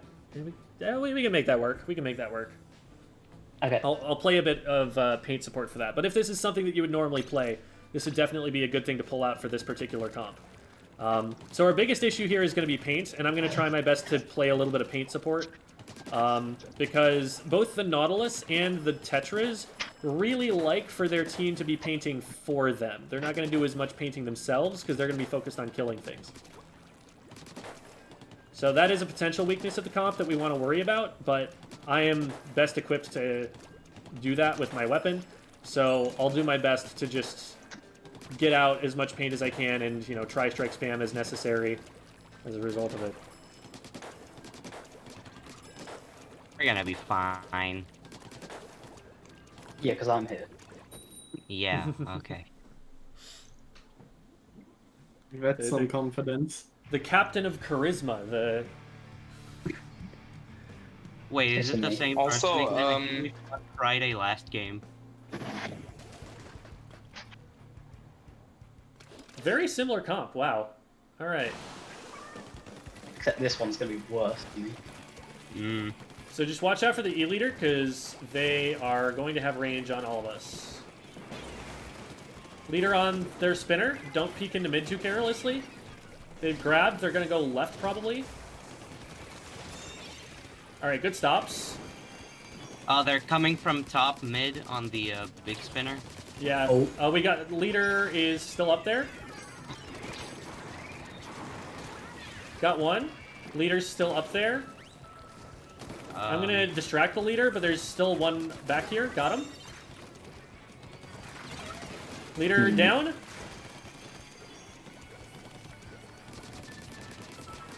Where's their stringer? Do we see him? They are in the, We might be able to I don't push know it what right. to call that. Yeah, bring it right, bring it right. Coming from left. Tetra's on me, Tetra's on me. Nice. Okay, so, yeah, I don't think there's anyone between you and Enya. We might be able to get to that right checkpoint. Oh, we're down, we're down. Be careful, be careful. Okay, I'm here. I died to the stringer. See if you can make it. Leader down. I'm hitting back from That's the 3 right. down. Just 1 on me. Go for check. Oh, they're reef sliding. There were a couple of opportunities there where we probably could have just dunked, but that's all right. Yeah. They're gonna come out from right. Tetras are coming that way. Watch out for Tetras. They're weak. They're weak. Nice. I got him. Stringer on snipe. Oh, I was trying to get the T-Tech. We're 2 down. Be careful. Nice. That's 2. We might actually be able to push here.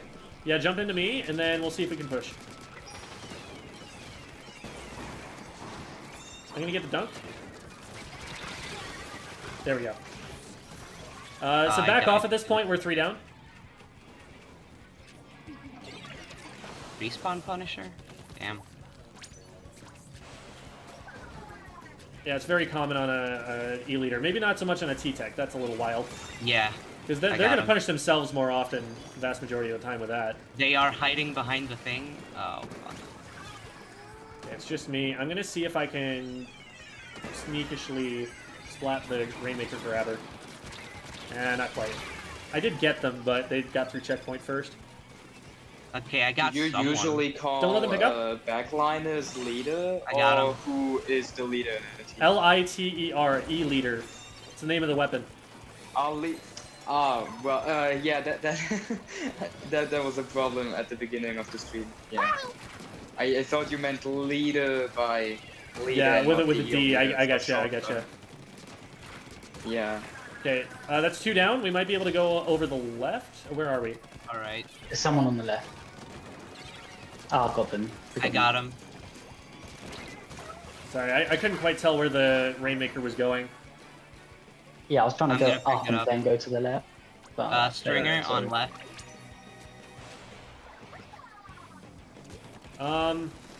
It might not be worth to fuck. try and go left at this point. Let's try and rotate it right. Alright. Nicely done. Tetris dropped in. Watch out for leader. Leader dropped. They're Yeah, zoned out. They're zoned out. Just go. Just go. Just go. Looking at me, help. Let's go. Let's Okay. go. The stringer. The T-Tech is flanking. I'm jumping to Ren. Yeah, I got E-leader. Yeah, probably dead. Almost got him, but yeah, Tetra's still mid. Be careful, we're one down. We don't want to take any more fights. We don't want to stagger. Okay, there you go. Good job. They're coming left. I died to the Rainmaker. They didn't know.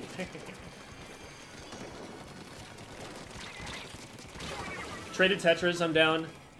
Still 2 on left. Leader and T-Tech. Oh, Ooh, careful. We're 2 I down. died to a bomb. Let them pop and then put bombs in front. They got a tri-strike. Oh, I'm down to bomb. My bad. We've got to get the Rainmaker. I got the okay, Rainmaker. there we go. We have to pop that pretty soon and get that picked up, but make sure it's Alright. safe. Okay, it's a game of protect the president. We got to keep the Rainmaker carrier alive here. I got someone. someone's in the middle mid. On the right. One on right spinner on me. Hit him twice. Nice. E-leader. Alright, stay back. We're 2 down. We need Ren in They got between. me. We needed Ren in between Rainmaker and other players, so. Yeah, the E-leader ran past them.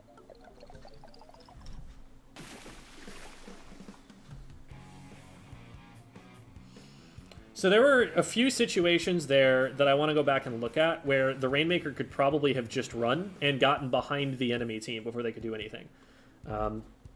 Because when there's a disconnect between the Rainmaker pushing and the front line, sometimes it's that the front line is pushing too far forward. That's a really common frontline error. But it is also possible for the Rainmaker to just be too cautious about pushing. Because when you pick up the Rainmaker, that is going to end in one of two ways. You either win the game by KO or you die. that's it. I bottom scored. So at a certain point, you've got to just be willing to be like, well, screw it. Let's go see if it works. And try to push for points. And in some situations where your front line has zoned the enemy team out, you might not necessarily need to kill them to be able to move ahead. I think there were some of those situations here, but I want to take a look from the overhead to see if I'm correct about that.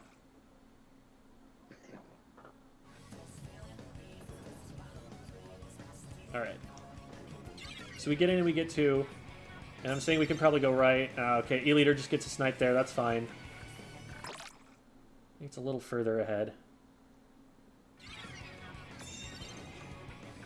Oh, whoops. That was still backwards.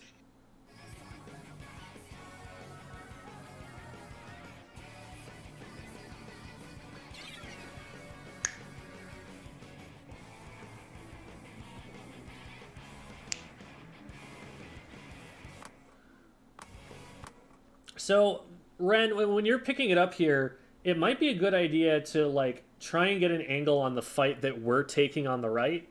Because, like, you can see from here, the Tri-Stringer's over on the far left. The T-Tech's over on the far left.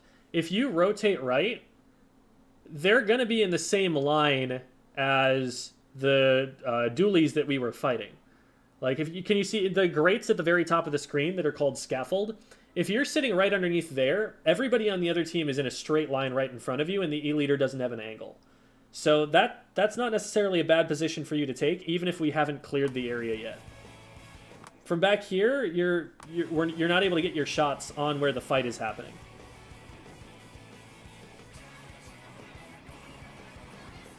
So we take out the Tetras, and now we should be able to go in and score.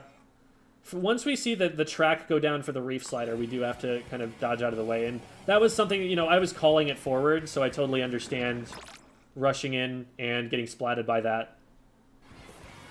Let's see. There's I didn't expect it to reach me from top of the checkpoint.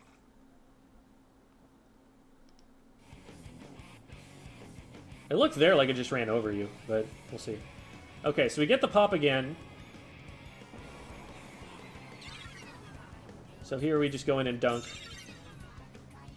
And now we're 2 down, and so this is a point where we do want to be backing up. And Ren does get out, which is great. Yeah, good job mechanically making it all the way out of that. That was really well done.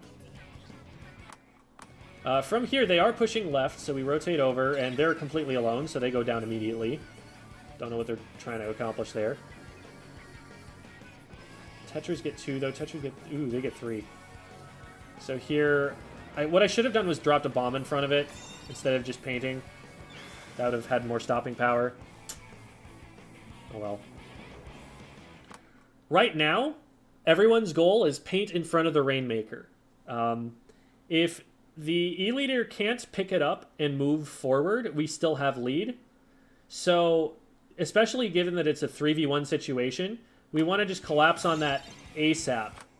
And we run, like, past the Rainmaker. We assume that there's nobody else here. And that's how they're able to get their lead. Always paint to prevent them from playing the objective. What was the question? I said I was kind of waiting for them behind the wall there. I should have gone in further. Because from there, you can see that they don't have charge or anything. We know that it's only the E-leader because we can look up at the top of the screen. But we also know that there's a whole bunch of yellow paint that is between them and the Rainmaker pedestal, and that they can use to continue swimming forward. They don't have to get as big of a lead as this if we just kind of paint their feet so that they can't move as fast.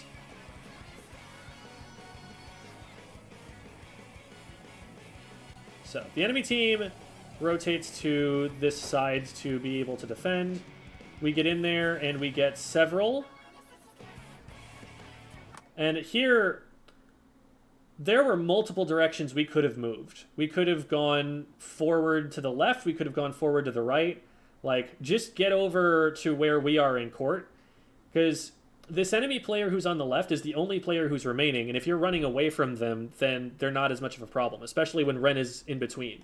But since we stay back and try and, like, force this play on the left, when the middle is open, we lose an opportunity. We probably could have gotten lead straight up from just running the Rainmaker as far as they did there. But we stay on the left and keep trying to force this play, even though there's more resistance. Take the path of least resistance, not the path of most resistance. I went back because I noticed the T-Tech was there, and I wanted to help Ren and Toe Muncher.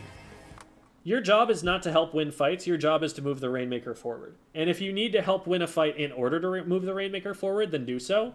But you could have moved the Rainmaker forward without having to win a fight, and so, in that case, move the Rainmaker forward.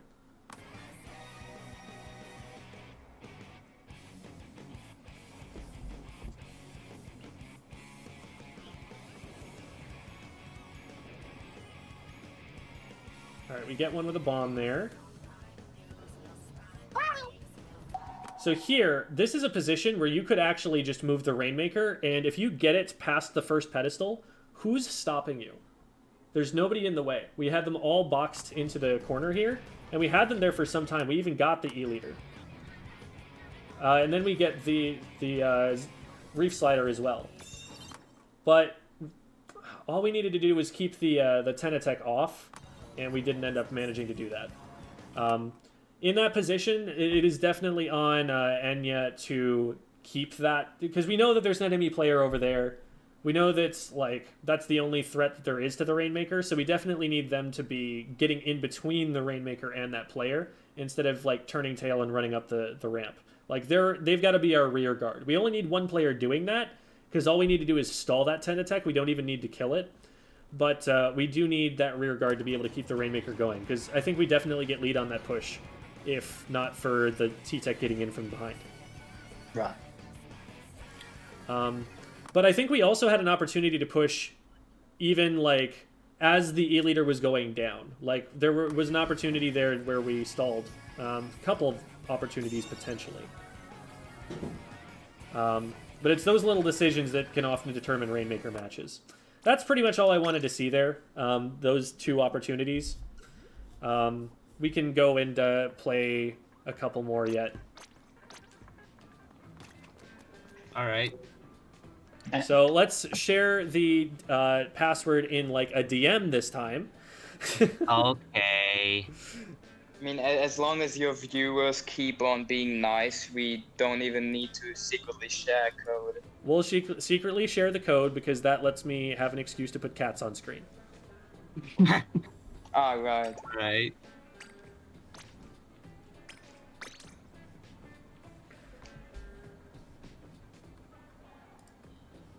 Alright, thank you.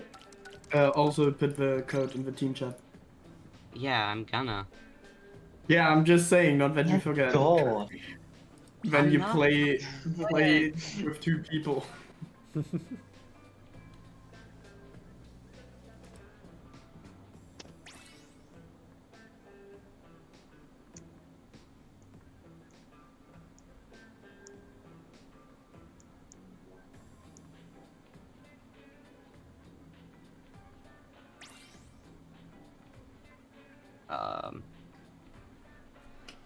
Alrighty. Wait, did I? Would someone mind stopping for the next game after that one so I can join in once more? Oh no, not again.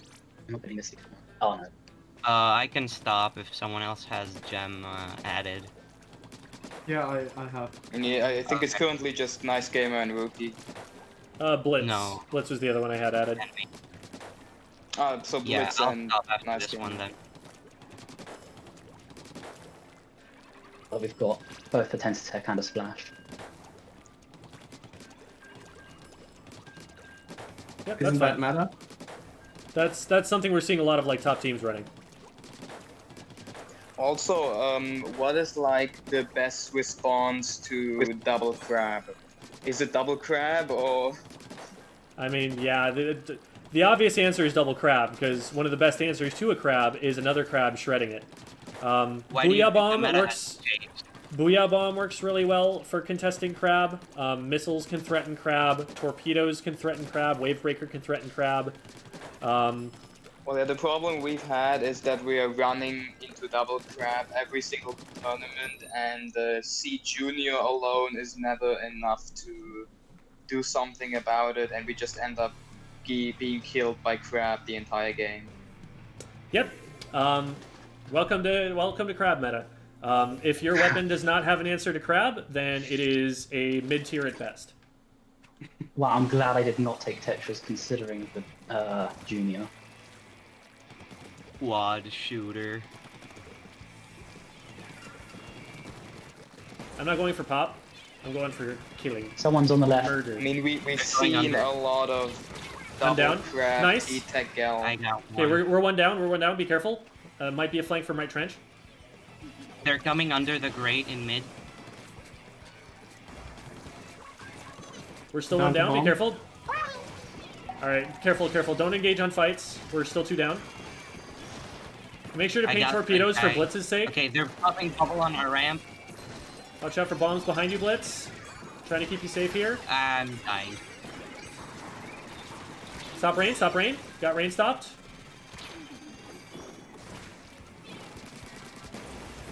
I'm gonna jump this out, actually. Got one. Got two. All right, nice. You could have done Got three. water. All right, we can jump into Blitz or Gamer here.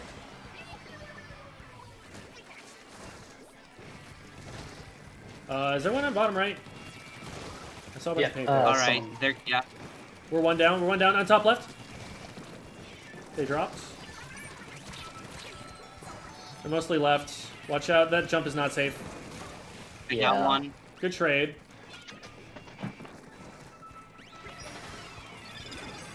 I'm getting pushed. Ah, why am I jumping? Okay. I got another one. Damn it, I died to the junior. Okay, 3v3. There's one up over the top here. I hit him once. I can't get him. Oh, I can't do that. Oh, Faded. Got rain. Another one Nice. dropped on me. I'm gonna go down. 2 on my ouch. Paint in front of them. They don't have to. We don't have to defend super close because they have pushed to 26 already. But when you get an opportunity, you know, put bombs and stuff in front of them so that it's Rainmaker dead. Pushing on the left in our One base. coming in left. Right. I've got crab ready. Ah, I'm out of ink. okay, now they're just mid left. Throwing. They pop.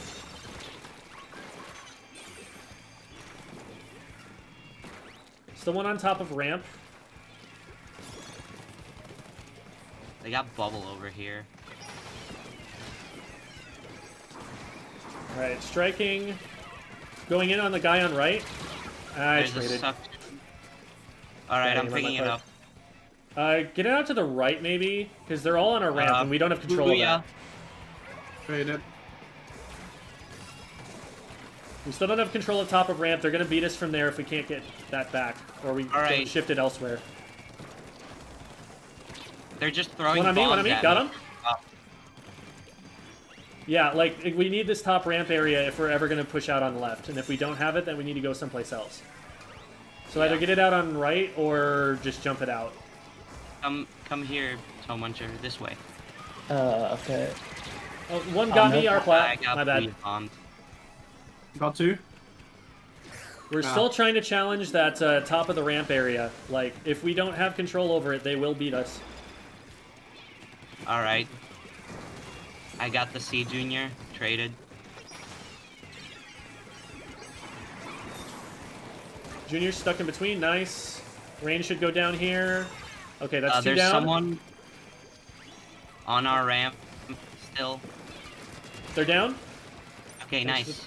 Thanks for the help. Another one on pick me it on up. our zone. We might be able to get up the ramp, though. There we go.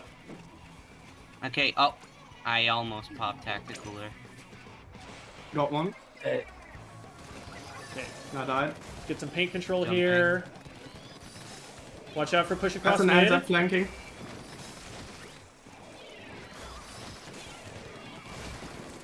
Anza behind you. They got me. Ah, sorry.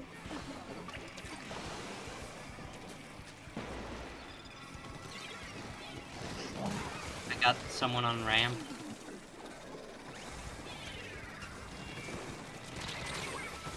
I'm down on ramp. Junior pushing in.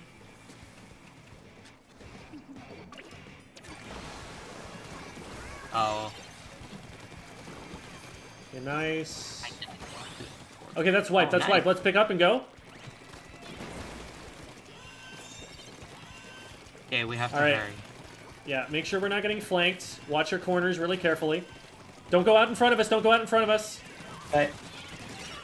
Ah, sorry. Oh, As soon as the Rainmaker goes out in front of the frontliners, the enemy team has nothing stopping them from just rushing the Rainmaker right away. And on a map like that, you're sorry. going to get sharked, so you got to let us go first. Hmm. yeah. That was an uphill battle. Literally. So the issue there was that we let them have our ramp, and we didn't have anybody to push them out of there. And we kept trying to push uphill at it.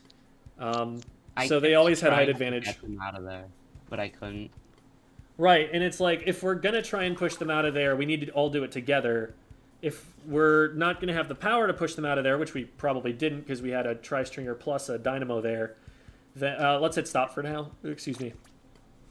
Yeah, sorry, I didn't really get any good shots off until the last. Like, we have both a tri-stringer and a dynamo, so there are only two weapons they're going to be able to push in the first place, one of whom is going to want to have a crab out. So it was kind of just me that would be good for trying to push up there, but I need to use like a special to get up there or bombs or something.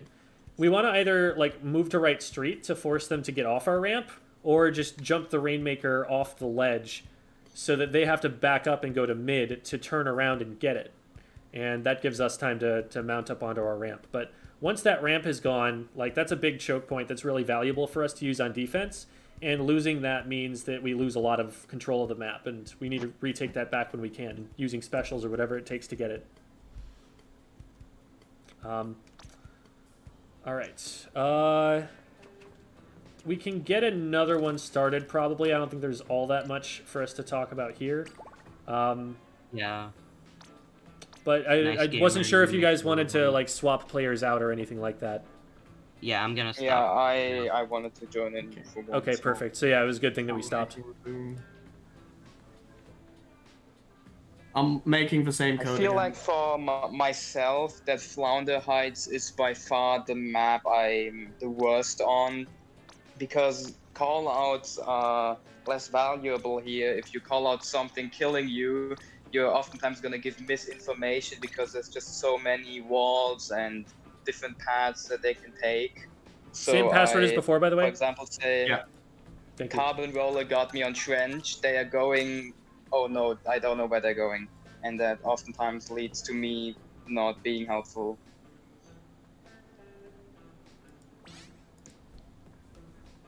But it's probably just a problem about the callouts that I need to learn.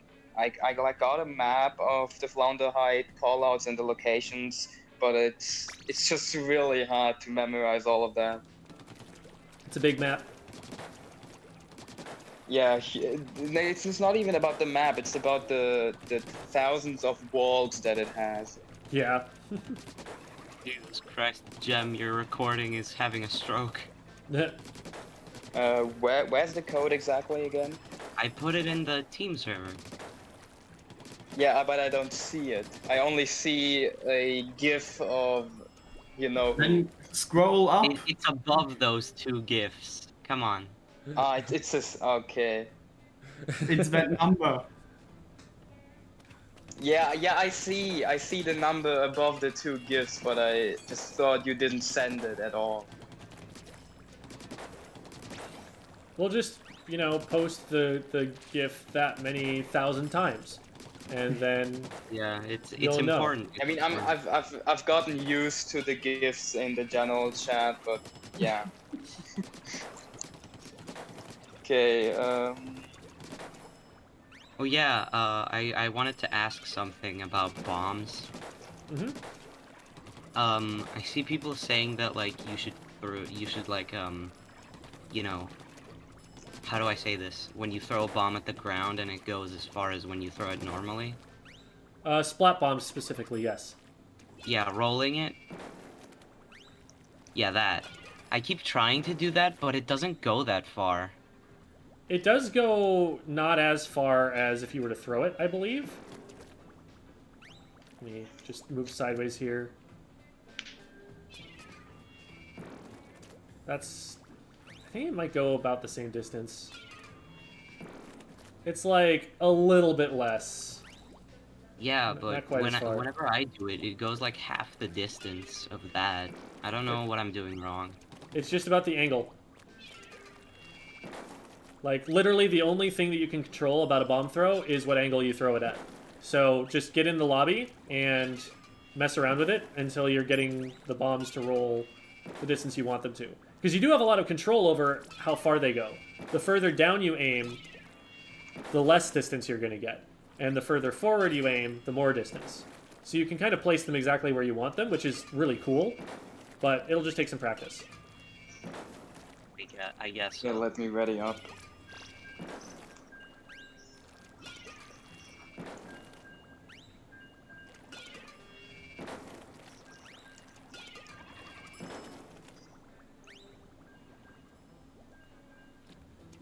I really hope that Nintendo doesn't mess up the third Dapple Dualies kit, because I want it to be actually good at some point. Bold assumption that we're gonna get third kits. Yeah, I'm not I sure mean, about that one. we're still missing the clear Dapples, so I'm keeping my hopes up. With this current season system, it doesn't look that good for third kits. There are a lot of weapons that are still waiting for their second, so I can't imagine that they would give Dapples a third anytime soon. Yeah. Yeah, but sometime in the game. I'm down to Luna. Took a bad fight. Be careful. Luna's flanking right. On the right wall, on the right wall. Okay, back up, Venom. Get out of there if you can. Yeah, we can give up first check. We don't need it. Or they can just get scared of one splat bomb and never push. I'll try to rush the Rainmaker. We don't have the resources. Okay. I'm looking at a rain. I'm looking at an Explo in our base. Like, I can't get in there to help, but glad you were able to. I'll take the Rainmaker. Using prep. They zipped. There's someone zipping on me. Oh, Zip's God. still there. Zip's still there. It's just you. Yeah. Try and lock yourself in a corner.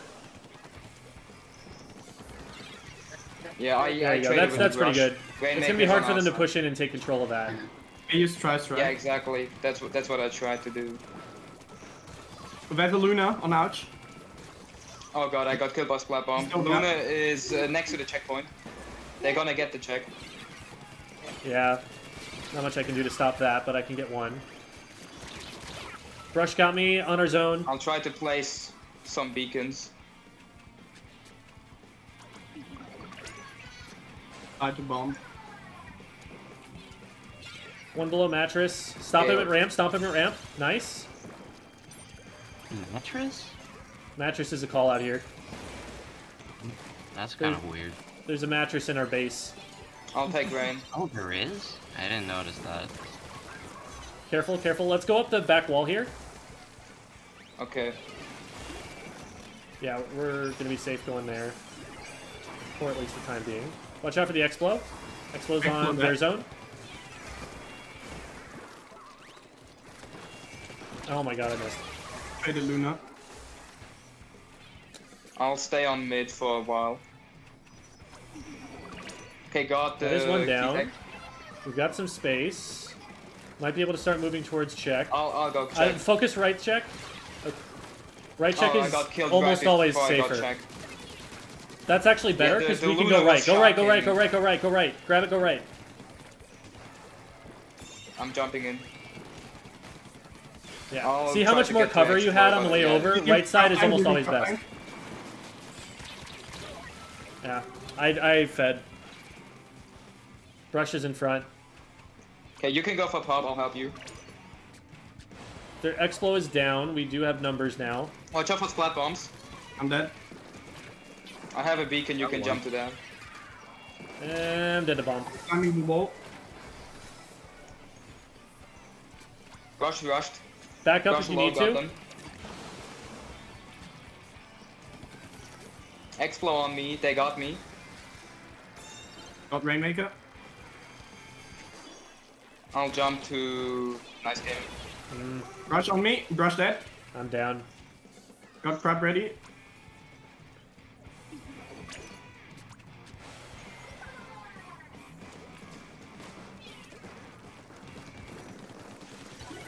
Brush in Luna's trench. low. We're two Luna down, we're two is down. Be in careful, trench. nice. Hey, to drop down. They're dropping after you, I think. Luna's going up, wall. Oh, okay. Well, it's a good thing they missed. Luna on our zone. Dead. I'm flanking. Luna's weak. I didn't get him. I'm dead. Got Luna. 2v2.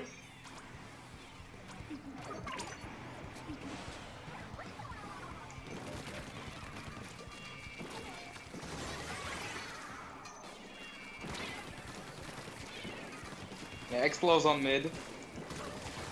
Ah, why did I do that? Our painting gives jumps. I died.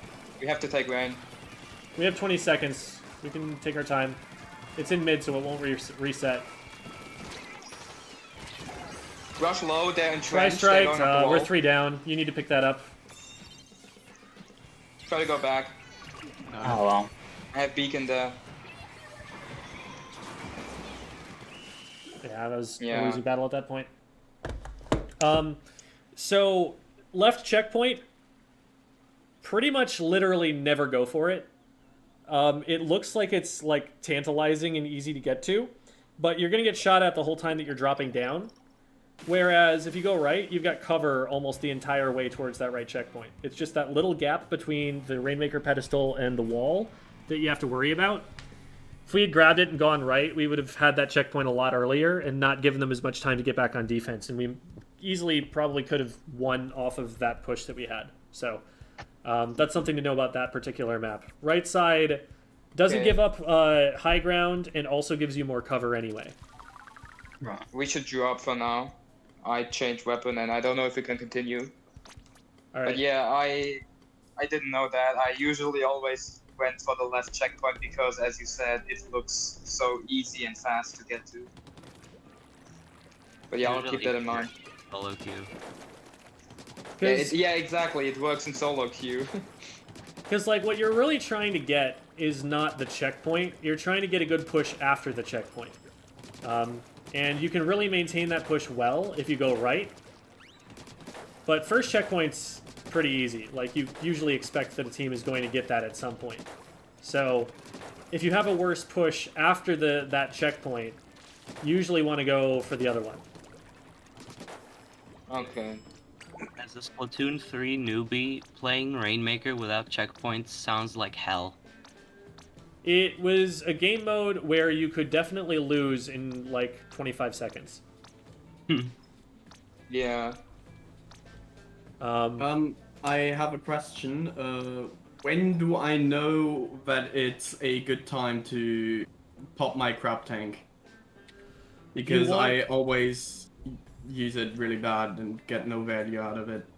You need the crab tank to be in a very specific kind of position. It's one where you ideally have high ground, where you're looking out over a choke point that your team is trying to control. Someplace where the enemy team wants to push that they need to use resources to be able to push into.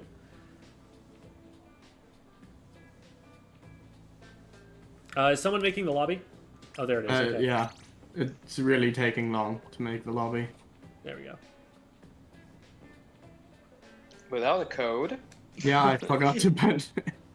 Does moving affect Yeah, I the mean, bomb it's- throw? The computer nerd, the answer to that is yes. If you have forward momentum when you're throwing a bomb, that makes the bomb go further. It is also affected by jumping, because when you jump, you throw the bomb from higher up, and so at the moment where it would hit the ground, it continues moving a little bit further. Same principle as throwing clams by jumping.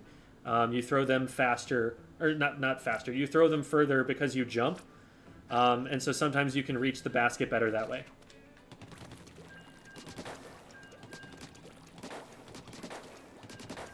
I don't know if I've tested like swimming forward to throw clams to try and go further with them, but I think that's also the case. That if you swim further, if you swim while you're throwing them, they go further. I mean, if it works for bombs, why shouldn't it work for clams? I mean, Sometimes things are just weird. Like, is it affected by tactical law? I'd assume so. I think so a little bit. I mean, it's not a huge increase in distance, but I could see it being a little bit further.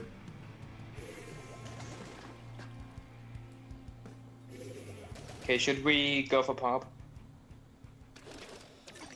Yes. Unless the sploosh gets there first, in which case we might have to bail on it, but we can probably go for it.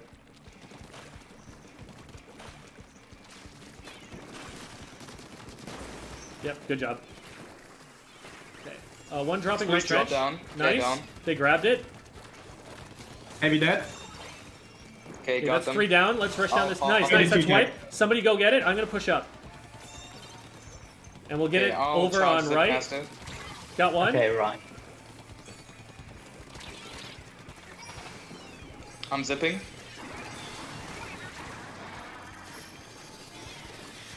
Alright, we can pop it and pick up again. One trying to come up the ramp wall. Got splatling. Got him. Splatling.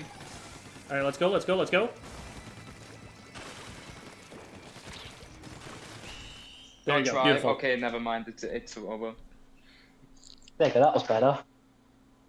Yeah, that was a lot better.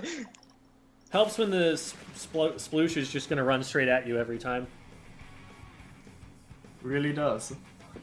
Yeah, I mean, there's nothing much that a sploosh can do with its current kit except going right into your face.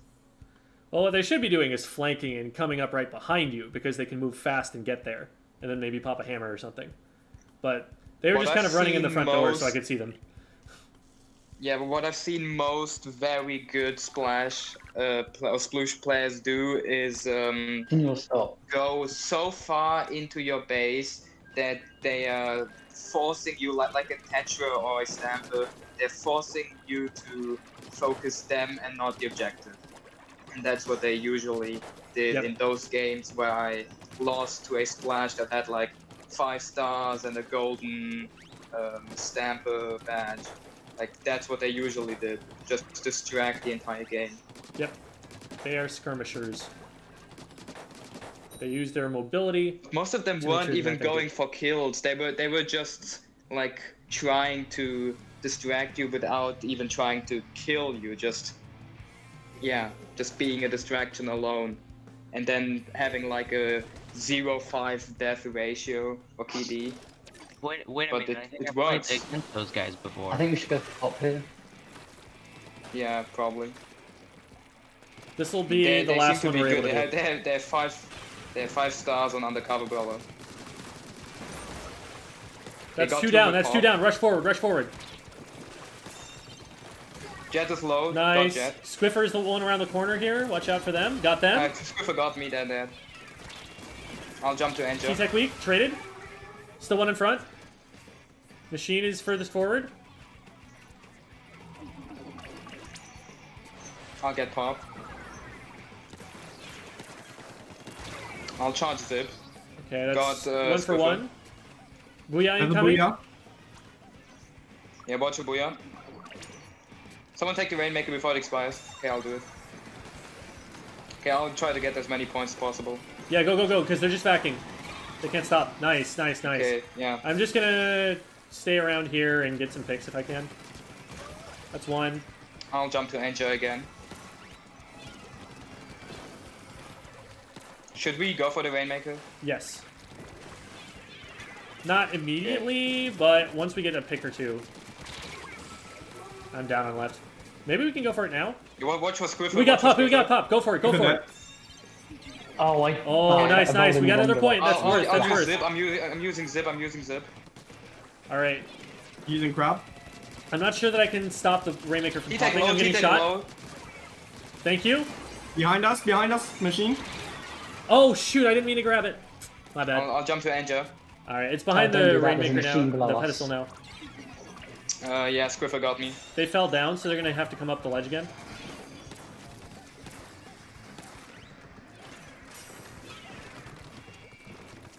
Squiffle on our left. Got one. Behind us.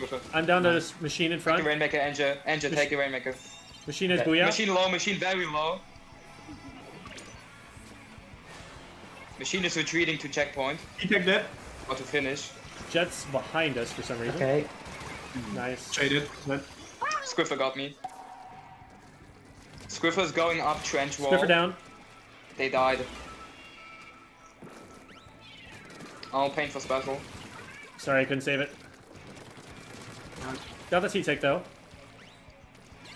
We should paint some walls in case of the A defense. I'll do that. Got one. Run. No, it's a good idea on Flounder. It definitely protects you from a lot of flanks that would otherwise be really difficult to spot. What? Oh, I got sniped off the... Yeah, they're on ramp. Swift. Got Rainmaker.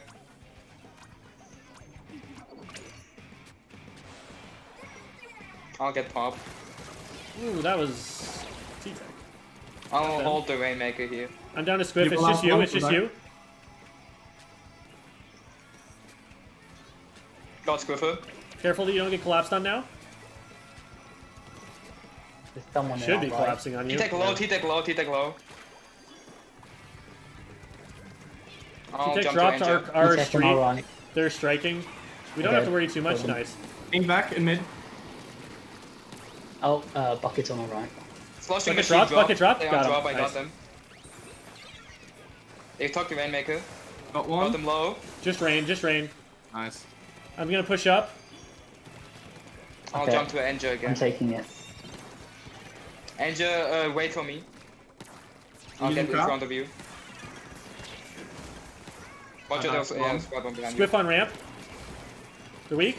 Got him. Traded. About Yeah, to follow tap. me on ramp. Okay, well, this is Yeah, actually we're someone bombing, behind us on go ramp. back, go back, go back. Jet low. Feedback coming up wall. Dead. Jet down. Got Squiffer. Squiff is okay. can Nice. push in, you can push Just in. machine. Just machine. They're behind. Okay. Oh, they're up. They were up Good on job. snipe. My bad. I I misread have where that was changed coming my from. mind. Good job staying alive though. I will swim back. Oh, that's...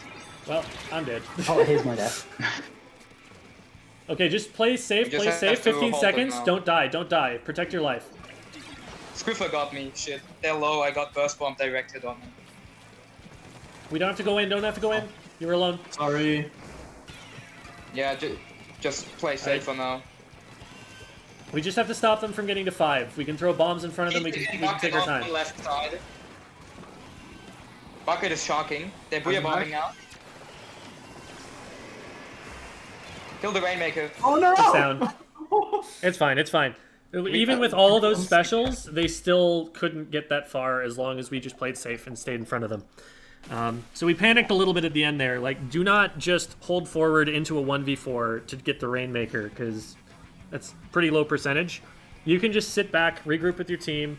We have, like, all the time in the world before we actually have to stop them.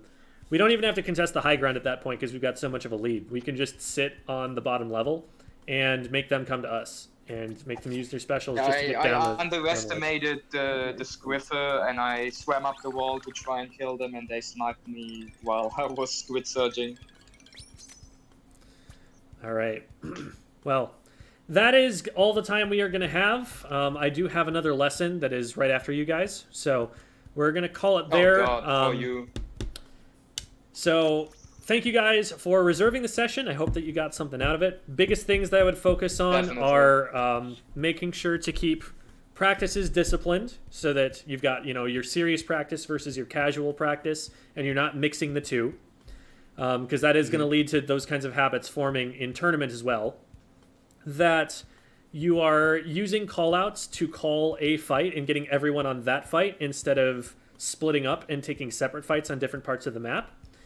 I would recommend in your comps trying to figure out ways to include more frontline weapons and to not leave Nice Gamer out there frontlining by himself, or whoever else is taking care of those kinds of things. I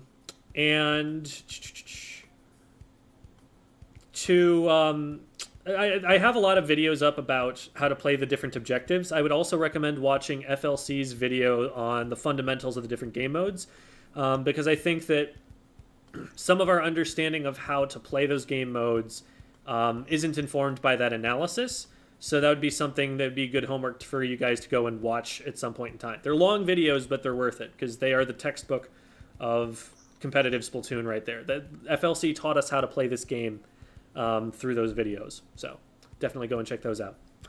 All right, thank you guys so much.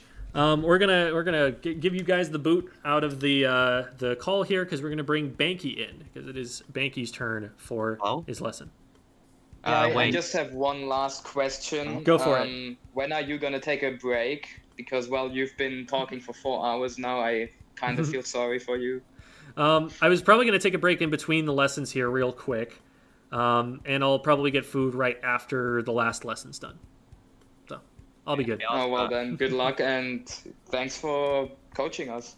Yeah, absolutely. Thank you very much. All right.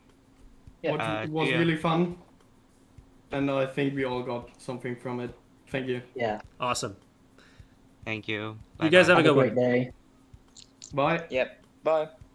All right. Or good night, I guess. They're in Europe. It's 1 a.m. We're in Europe. Yeah. Gamer hours. All right. Later, everyone. Bye.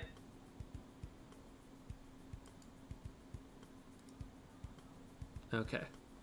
So, like I said, I will be right back. And Banky, in the meantime, hop in. Yeah, Banky says I'll be there in a minute. Perfect. So this is a good time for us to take a quick break. So, in the meantime, here, have Bird. Here. Is Nice Bird. His friend.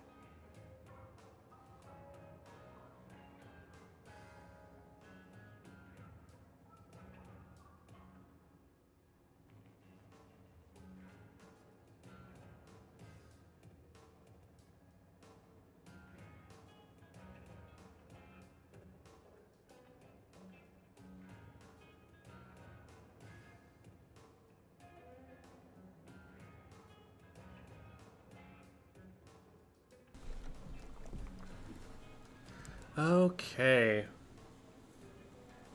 You're right, my controller is drifting. That's interesting. That was probably fun to watch. And do we have Banky? We have Banky in the waiting room. Hello, Banky. Banky is in the call right now. I don't know if they were planning on being on the mic. Totally cool if they're not. I'll be checking the DM to see if they say stuff. And then 7F78. Hello there. Hello. Ooh. Good to finally hear your voice.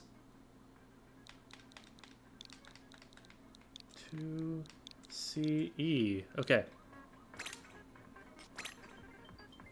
Alright, we've got the code loaded up. I'm going to start projecting this into the call. Oh, it's actually already projecting. Cool. So you should be able to see it.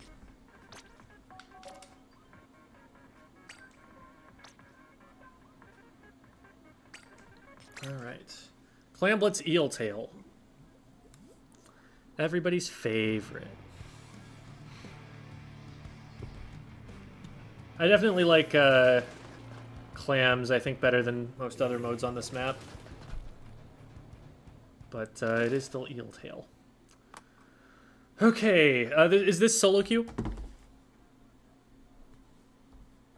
X battle. Gotcha, okay. And we're running a bunch of Intensify Action, which I like, and then some Swim Speed. So no Ninja Squid. So it'll be important to keep in mind for just safety reasons. Any reason you rolled out to the like far right over there?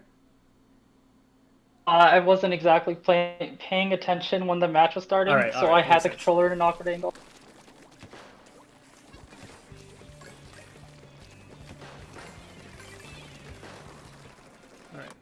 So we do have to be a little bit careful there about the reflux, but it is not a tri-stringer, it is not a charger.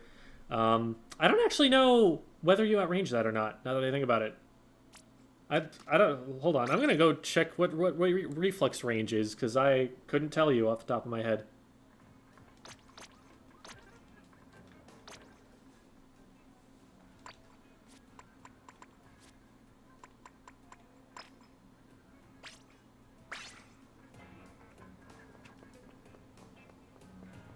Okay, so from here, got that kind of range, so that's 1, 2, 3, 4. And let's see if that's matched. So it should be from like right here. Did I start losing the ability to hit? Oh, it doesn't show, huh? Oh. Okay, so it's still gonna hit. It's not gonna be ideal.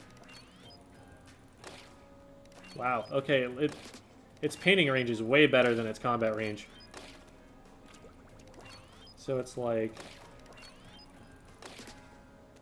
hereabouts, a little under 3.5, and then what's the range blaster? Thank you so much, Nice Gamer. Nice Gamer was one of the people you were just VOD reviewing, and then they just gave a membership. Thank you, very kind of you. I think you outrange it.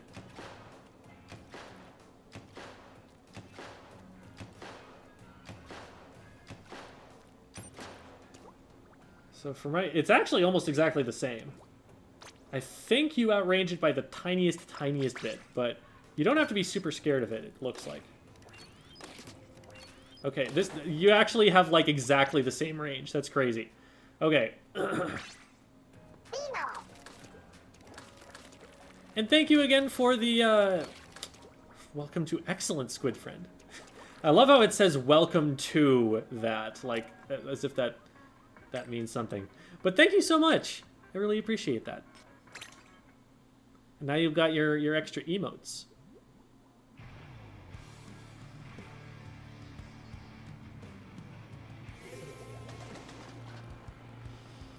Alrighty. So yeah, like you have the same range as that weapon, which means that every weapon on your team, every weapon on their team, you can either be at the same range or outrange. So you don't have to back up as much as you would against something like an E-leader or a charger or a tri-stringer, which, if you haven't checked the weapons and you're looking at that and just seeing a glowing light, yeah, definitely this is the right call, like just back up and be scared. But it is only a reflux on the enemy team, so that's all you gotta worry about. So nice, we get one. Unfortunate we don't get that extra pick there, and you're hoping your team notices. Okay, that was about the only way that was going to go well, because what you want to do there is probably keep your distance a little bit more from the corner, knowing that your teammates aren't looking at it. But they end up getting directed, so it doesn't matter. And that's an easy pick every single day. Nice. So far, so good.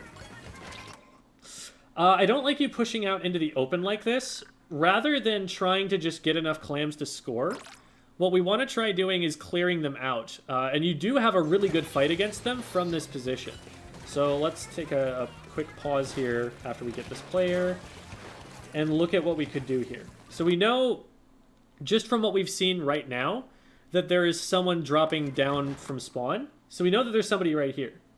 If we just stay really close to the ledge and like right side peek around the ledge here, this range blaster is going to have a lot more trouble hitting us than we are hitting them. And also, we're shooting at them first. They're shooting at our teammate instead.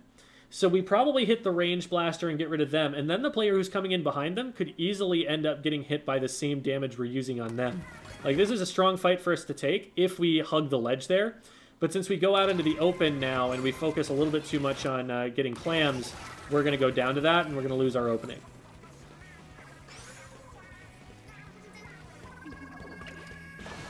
So team ends up being 3 down effectively. And that's not safe to jump to. Yeah, they go down. We probably should have backed up a little sooner. Ooh, this is really, really aggressive.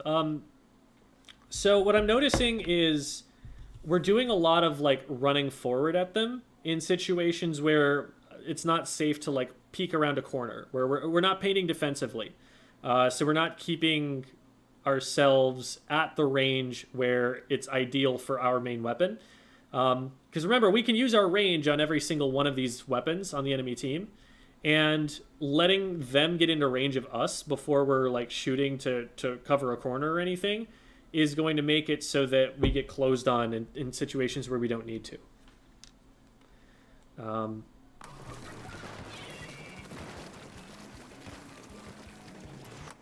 I don't know. There's something lovably janky about "Welcome to Squid Friend." I kind of like it. Like, it's growing on me, you know? It's goofy. It's got the vibe of like a poorly translated video game. All your base are belong to us.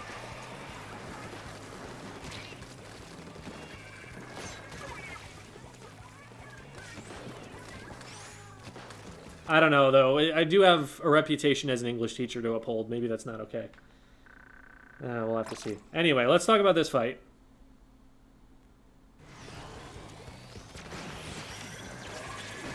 So they threw 2 specials at you. So it makes sense to back up a little bit. From here, though, knowing that they don't have any more specials, what we want to be doing is putting shots out that cover choke points. I don't know right now whether there's a player coming up the right ramp or not. And there happened to be, and if we had fired a shot over there, we would have figured it out and hit them and probably been able to splat them immediately. We do end up getting them, I think, but it takes a direct, and they're right on top of us the whole time, so that could have gone a lot worse.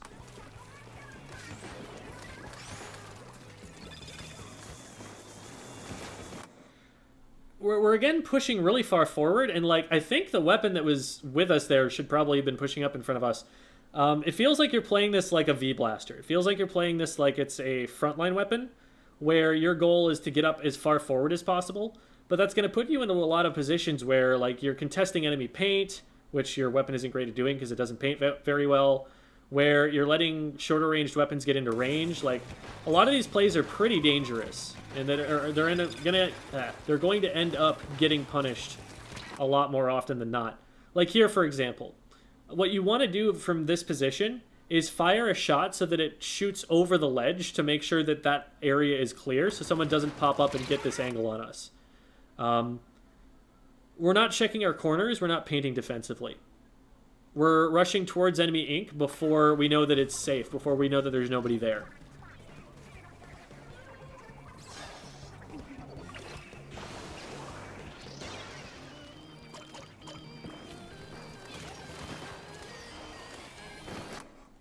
Here, this ends up working out. You're probably going to splat that player, almost certainly. But, okay, let's skip ahead a little bit further than that. You are a super player, yeah. One of my personal favorites is from Big Rigs Over the Road Racing, where they say, "You are winner."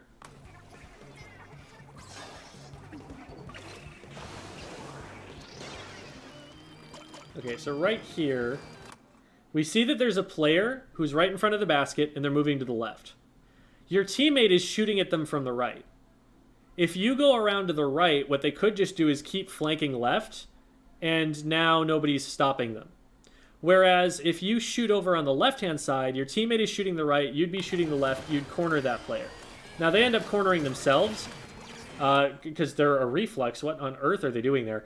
But if they had come around to the left-hand side even further, they would have been able to get on top of you, and that would be your risk.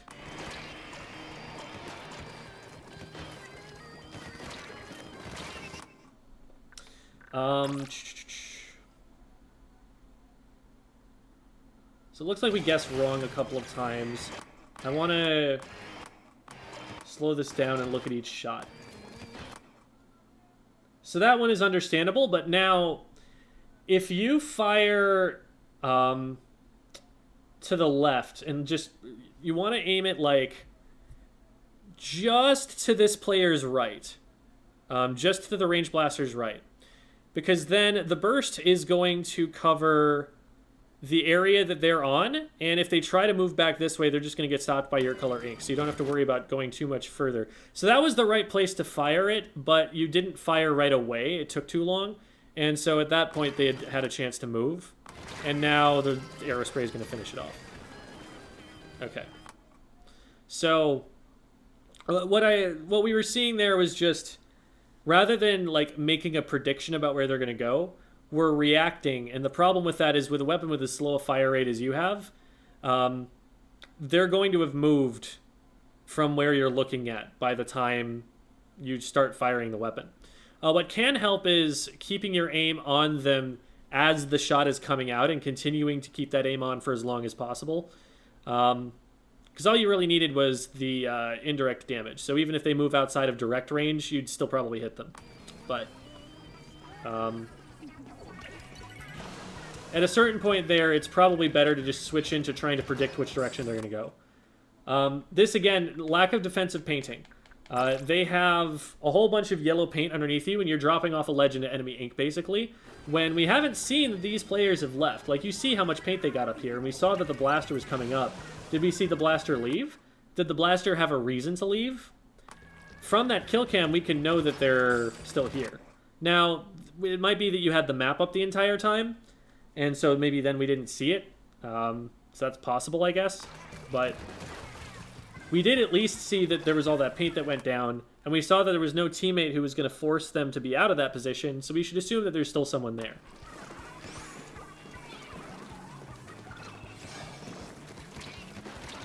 This is the same trick that they got you with last time up here. We didn't check that ledge, and so they're able to just get right on top of us. Reef slider. Oh, what a funny special.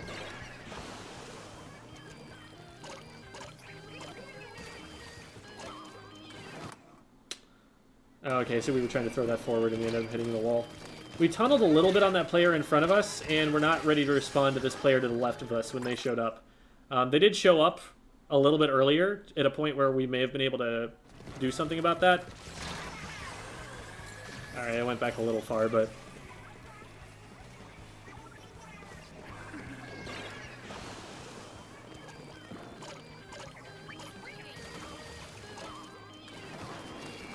So, like, right there, we see that player roll off the left ledge. We also know that the player in front of us is well out of range at this point, that they're not going to be up contesting us for a little while now. So what's important to do in a situation like this is to rotate your focus to the weapon that poses the most immediate threat to you. And right now, that's not the player in front of you anymore. That's the Tetras. So that should be like one of your alarm bells. Like, the player that I was shooting at isn't in range, but now there's a more immediate threat. Now there's something out of my peripheral. So we should be focusing on that instead of swimming forward and trying to take another shot. Because we get basically a free shot on the Tetras right here, while our teammate is the one who's going down to them. But at this point, we're out of luck. We spend that shot on someone who's too far away to hit at that point.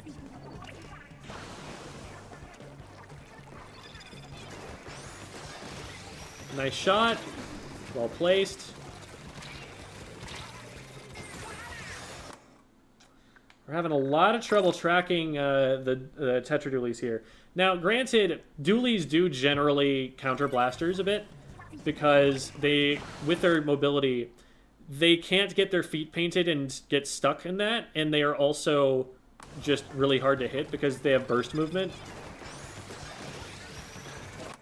But, like, we know that the Tetras are there because they just reef slidered there. There's a giant explosion on screen showing us exactly where the Tetras are. So we should, again, be painting defensively. We should be putting shots in places where it will stop the Tetra dualies from being able to move toward us. And we fire more generally towards the basket. It looks like we're not kind of parsing the visual information that's there. So we don't put shots out that would be protecting us.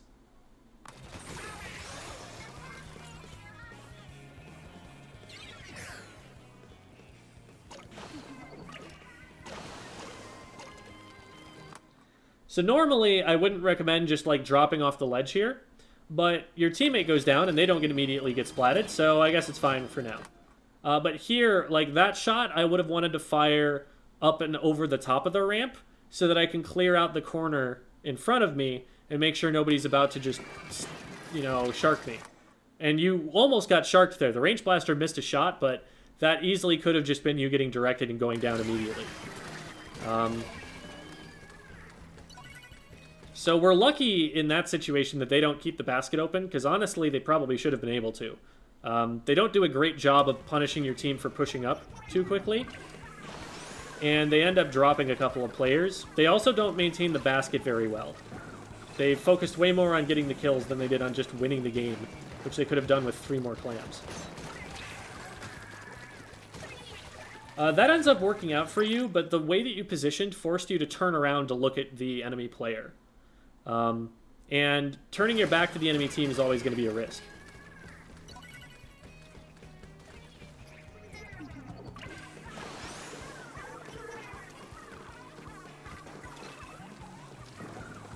So, first of all, I don't really like the idea of taking beams. I don't see what advantage this really gives you going here. You probably could have just kept the area to your left on that plat there. And then you would still be able to see anybody who's moving around the basket here, and you would have paint to work with. And now, see, notice how you're forced to engage them from this side, where your back is to the enemy team. Now the Tetras get on you, and you have no warning whatsoever. And thankfully, your teammate's there to help you out, but that still could have been bad. I like how we're generally trying to hem this player in. I think the shots could have been a little bit more precise to cut off more of their options more quickly. We'll talk about how exactly in a second, once we get back there.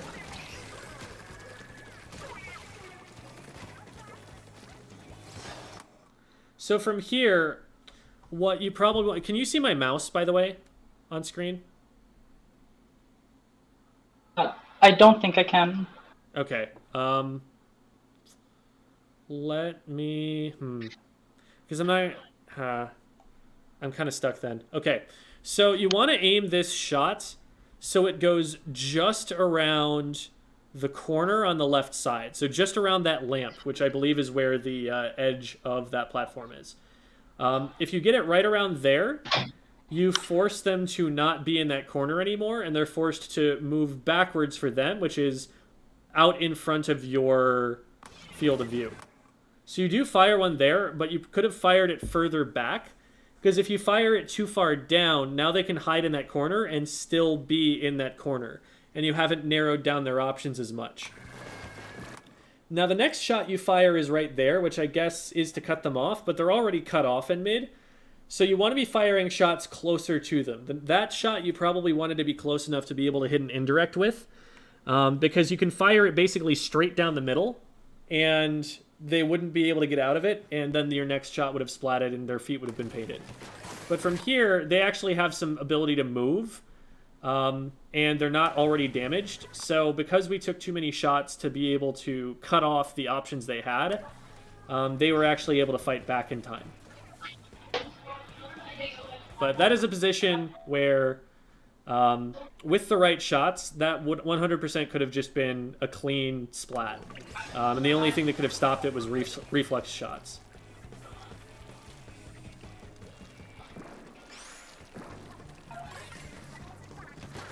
Okay.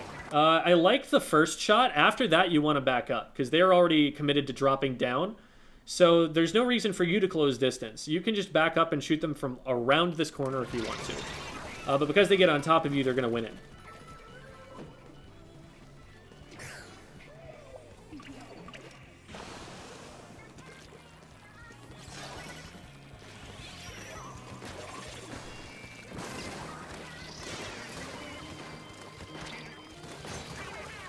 Nice. Okay.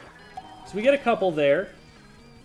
Pushing out there was a little bit risky, especially with someone who's already shooting at us, the reflex from the bridge.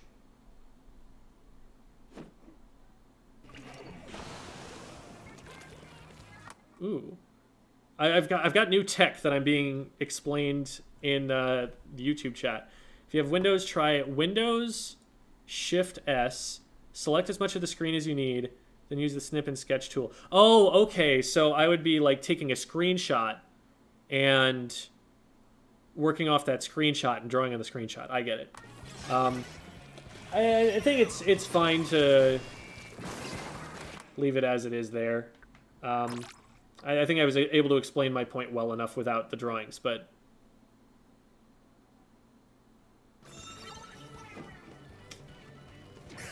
Alright, so we get wiped. Enemy team is going to come in and try and score. So I'm looking out at, like, where is the first, like, the most important threat going to come from? Where is the clam going to come from? And how do I cut both of those off? Is my thought process here. I don't like that bomb so much because it takes away all of your ink, and now it's harder for you to fire shots. While there was a lot of pressure on the right-hand side here, I think it's pretty important to actually stay on the right, because your team has the left covered. But when you run away from the right, now the right side is just a perfectly safe place for them to throw this power clam in, whereas they could have had to go and be doing this through range blaster shots. Now there's someone behind you. I don't know if you know this.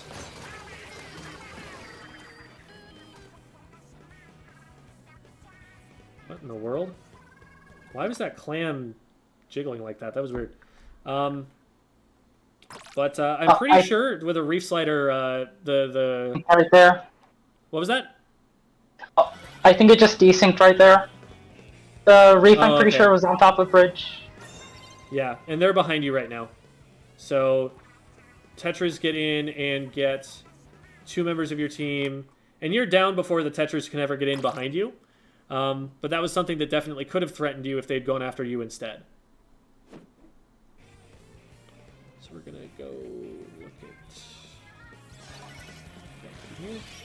So as soon as the reef slider explosion goes off, instead of committing to swimming all the way to the left-hand side, I would have just used the piece of cover and then right side peeked around it and covered that ledge, because that is a place they can throw a power clam from. Your teammates have the other place they can throw a power clam from covered, so we kind of just let them in on the right-hand side by moving over here. And now we're outside of cover instead of being behind that block where we would have been a lot safer, and we also probably could have helped stop the Tetras from getting in. Thankfully, we get a direct there, so all we have to worry about is this reflex scoring 1 clam, but then they can't really do much more. But I think the Tetras are still there, right? Yeah, the Tetras are still there. So it's fortunate that they just didn't bring enough clams to be able to score at that moment. So you need to worry about this, and good job backing up and kiting them. That's something that I've been looking for you to do more often. And this time you kept your range well, you attacked them over a ledge. That's something that we need to do more of to keep ourselves safe. This is really good. You're cutting off their options. You were cutting off their options until that last shot, but then you fired at the same spot you'd already fired. It was a redundant shot instead of firing in the one place that they were most likely to try and go. So the first, like, 3 shots of that are all good. Also, Romeo's in my lap. Just thought everyone should know. Okay, so that shot's good because that cuts them off from moving forward. That shot's good because it hits them. From here, you can see they're already starting to move to the right. And if they move backwards, they're just going to land on enemy ink and get killed by this torpedo. So they have to go forward. And you fire it on the same spot instead of cutting them off. And so they're able to just get in and score this. Whew, lucky direct there to be able to, I mean, lucky that you were able to get the direct there to stop it in time. Not that, like, it was, oh, it was lucky, no skill, blah. Nothing like that, but I'm still worried. But there was a player to the bottom left, and if they are sharking on this ledge right here, they could just dive on top of you right now. Looks like they didn't end up doing that, but being up here, you just don't have any advantages. You want to shoot over the top of this ledge before you ever get this close, and then you want to move up to another position where you have cover. Being on an open sight line isn't as helpful for you, even though you have range, because you can hit around walls, and other players can't. It's like being on this open sight line meant that you had nowhere to run against the range blaster when they showed up. And they had initiative on you because since you were on an open sight line, since you weren't hiding, they knew where you were before you knew where they were. They had initiative. They shot first. And so they were able to get the shots out before you were able to on them. So now that's just game. There's really nothing that you can do to save this. It's a race to the basket, and there's no time to get there. So, biggest things are defensive painting and not moving forward and giving up your range so easily. There were a whole bunch of situations there where you just kind of pushed towards yellow ink, and you got sharked a whole bunch of times that you did that. And that's just going to happen because you're a longer ranged weapon, and that's how the shorter ranged weapons beat you. That's just how they're going to want to play it. So,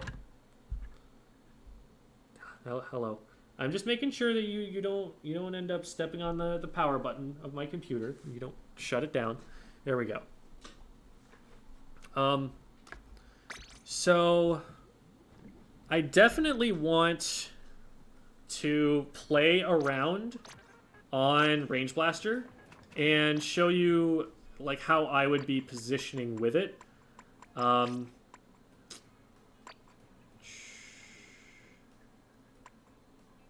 Let's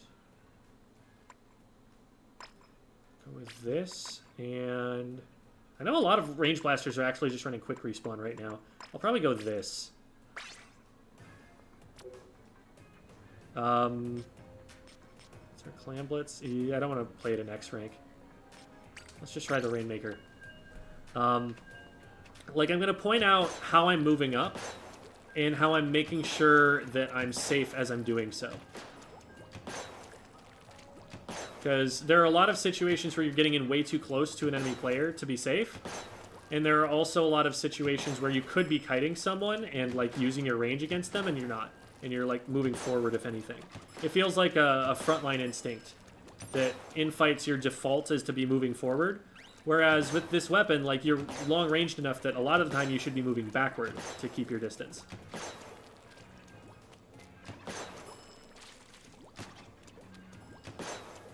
One IA, ditch the Ninja Squid. That makes sense.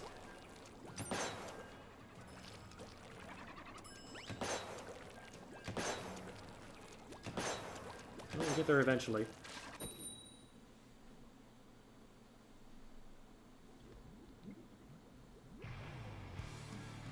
Okay.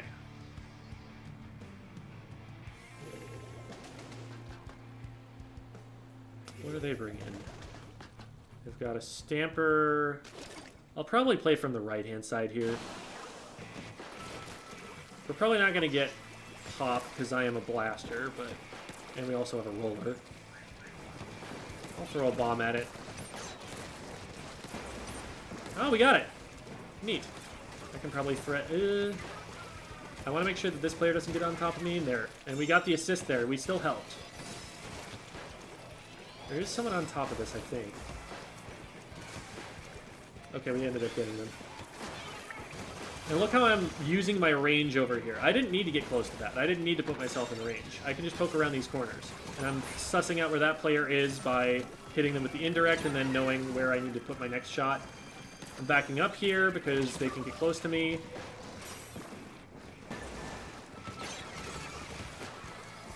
I'm anticipating they're going to want to come around that side. Fortunately, it looks like I either didn't have the range or they stutter stepped a little to throw me off.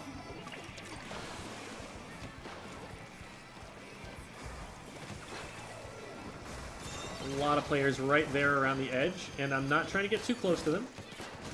I'm just trying to put the shots out so that I can hit around the ledge at them and use my weapon's advantages while avoiding being in a position where my weapon is at its weakest, where it's going to be right on top of someone.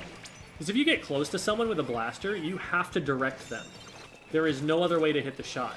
It becomes that difficult. No need to make the weapon harder on yourself. Play from the range where it's actually going to hit stuff around corners and whatnot. There we go. Man, I thought I got the direct on the player, but it was just on the Rainmaker shield. That's lame. We're not going to go in there too hard. We have teammates in front of us. I'm using the bomb to wall them out a little bit. Let's see if we can put this out here and make it difficult. Ah, shoot. Everybody left as soon as I popped it.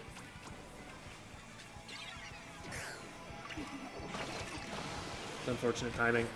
That's the sort of thing that probably wouldn't happen in a coordinated match, but happens here. There's someone coming to the left, so I'm making sure that I've got my corners covered. I'm not trying to... Ooh, too much off that booyah. I'm not trying to let them get on top of me. Oh, man. We have... Where is everybody? What is going on? We're just going to lose for that.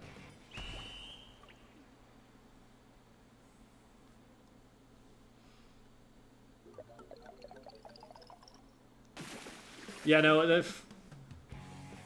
Range Blaster is actually a normal weight weapon, but its fire rate is so slow that movement is still very slow with it. It's the same kind of problem that like the Luna Blaster has. Luna Blaster is a lightweight, but it does not feel like it.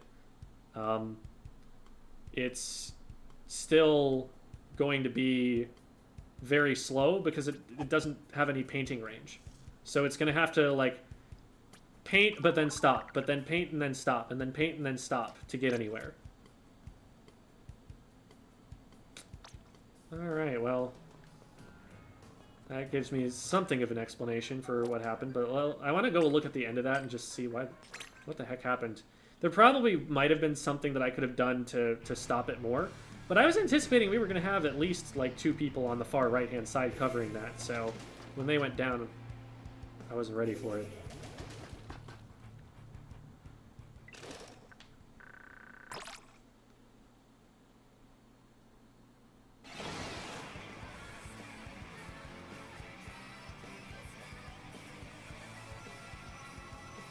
Yeah, so, like, the team is mostly on the right-hand side here. I figured we had this covered. Booyah Bomb gets 1. Okay, and then the Rainmaker explosions. Oh, no, he actually... Yeah, okay. I feel like I did kind of draw my teammate over to the left a little too much. I overfocused this. Because what I was trying to do was get shots over the top right from snipe and potentially, like, have a flank angle on them. But that Booyah Bomb really opened things up. So that was a good play on their part. But is it making more sense the way that I'm keeping my range? The way that I'm, like, making sure not to get too close to things? Because that's something that you die quite a number of times for in that game.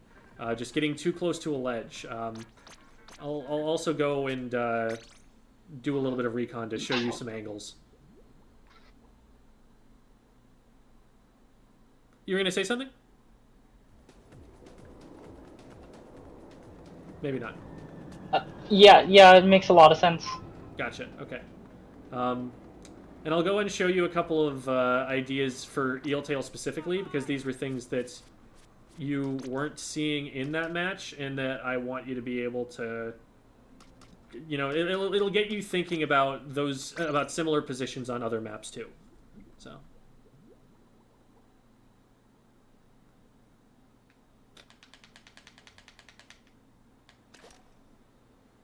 Okay, here we go. So let's say, for instance, that we are trying to push the basket and we're right here. What happens in the video is that you push to here, and what I'm suggesting you do is you push from here, because look at how much of this you can hit. Look at how dangerous it is to be back here. Like, you just can't exist on this spot. And how do I hit the range blaster from here? Like, even if I have to shoot, like, over the top like this, but it's really easy to just shoot the floor by mistake if I'm going for it. So this would have been a good spot to take that fight, to kind of cover this area right here. And that's way more annoying than you being right here and being visible to everybody, even though you have a slightly better angle on them. So that's one idea. Right side peek advantage is a big part of this, because you're on this side of the wall, whereas for them, they're looking down into their left. Next thing, if you're going to go up over the top of this, shoot there first, so that that covers in case there's anybody on top of it. And then if you're going to go this way, shoot right there. Because that explosion is going down over the side, and it's going to hit anybody who's sharking you like that Tetradulies was.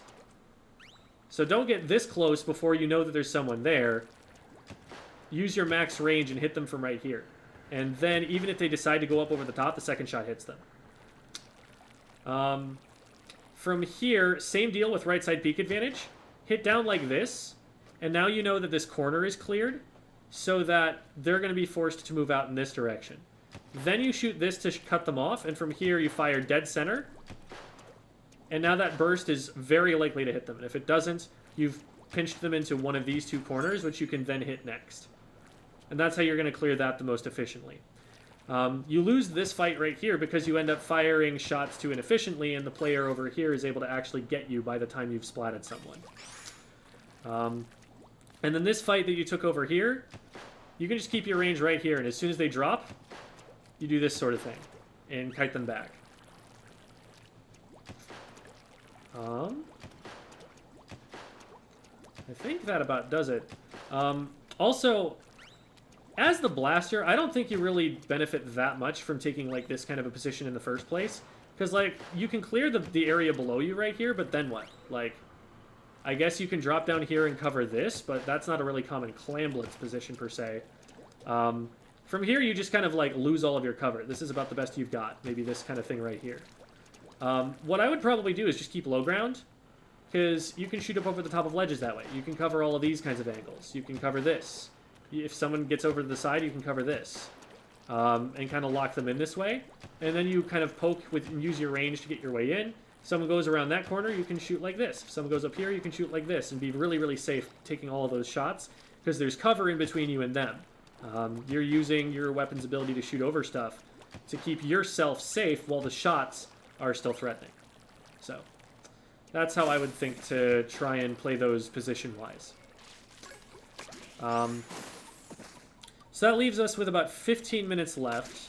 Would you like for me to play more matches? Would you like to play matches with me? What do you want to do from here? So we probably don't have time for another VOD review, unless you have specific questions. Not really sure. All right. Either or. How about I play one more, and then we'll pull you in for the last two, it'll probably be. Alright. Alright.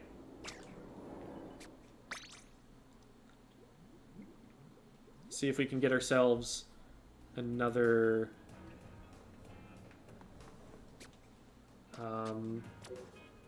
different map here. Flounder would be nice. Flounder's a cool map for blasters. And it'll also be a great way to show off all the different level geometry that you can take advantage of. This was like how Pro Chara got his start on that range blaster, playing it on Flounder Heights in Splatoon 1. There's a lot of video of him doing that. I guess I probably should have swapped in for the Intensify action, but that's fine. We'll live with it. It's not the biggest deal.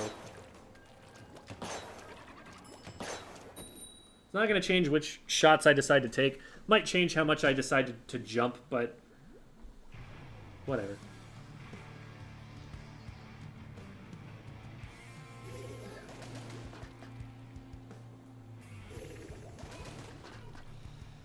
Okay. I want to be really careful about the CDS and the Wiper, because they can kind of poke at me, but then get out of range, because they have pretty good range themselves.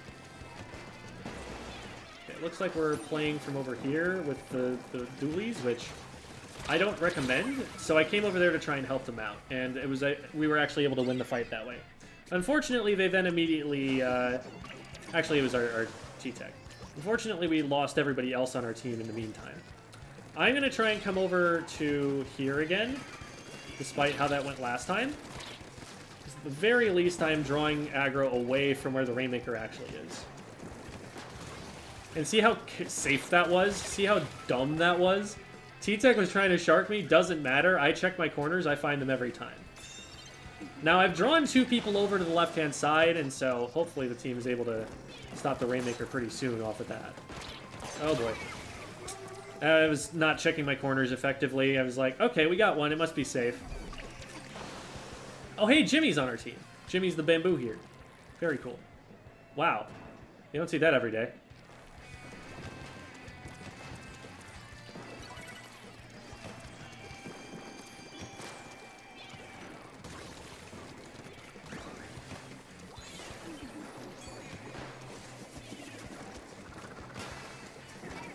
Okay, I'm going to use this to try and help our team get in from here.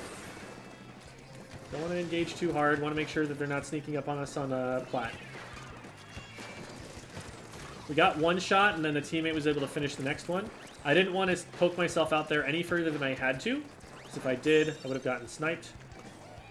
Oh, it's K, too! The Dapples are K, who is on InkSync.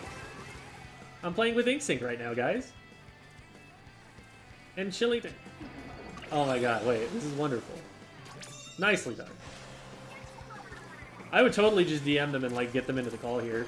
Except that, we're gonna be playing with Banky in a second, so that would mean too many players. Oh. I tried to squid roll. It didn't come out. I probably should have just read Jimmy's body language and decided to let him pick it up instead. Because then we ended up on the same spot and we got splatted by the same thing. I could have kept my distance away from it. Again, that's something that like wouldn't happen on a call with someone. I'm worried about this. We're going in really hard at that angle. Okay.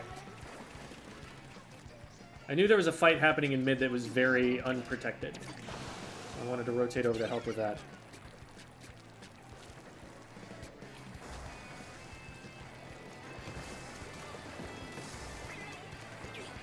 Oh my god. Oh my god! Nobody sees me, right? I don't think anybody sees me. Oh my god, I messed that up so badly. If I just hit more shots there, that's probably fine. I probably get it one and then back up, but I just missed everything. We don't end up losing any extra points for that, so it's okay.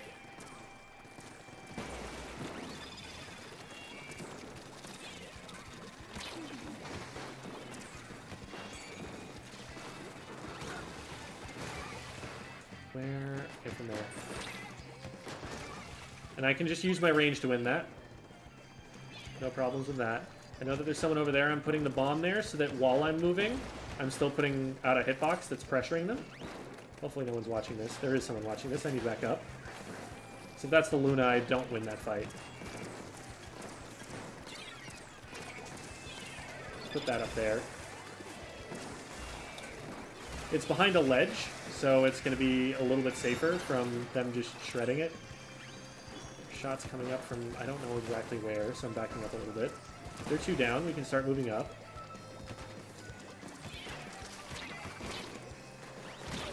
Oh no, I didn't mean to fall all the way off. was hoping to cling to the ledge. 20 seconds. We do need to get in there. Kay is going to try and make something happen over here. Let's see if I can support this. That's one. Oh, I hit them once, too. Oh, I thought Kay was still here. Darn it. And that's game.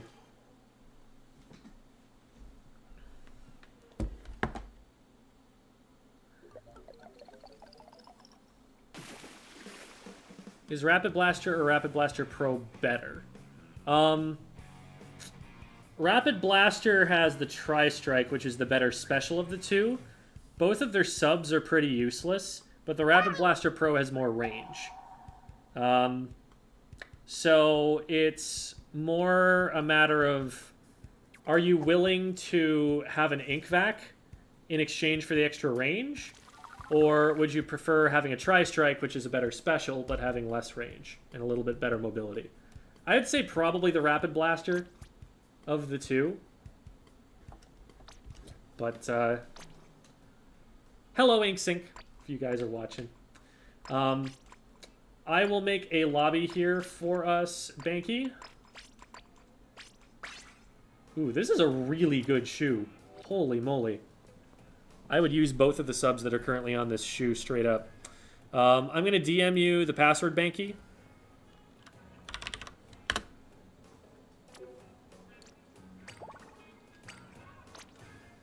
And then we are going to supply you all with a puppy. Here's the puppy. He's a good puppy. This puppy I have actually met. His name is Barkley. He is a little bit neurotic, but he is still very good. A little bit clingy. Clingy is a good word for him.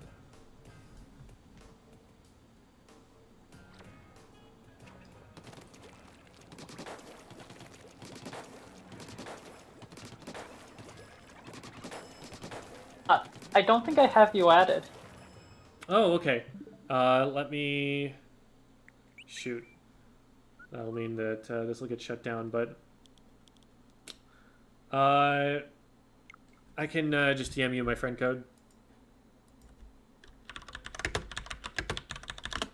Because unless you have yours memorized already, it's probably just faster for me to put it in. I've got to delete someone in the meantime.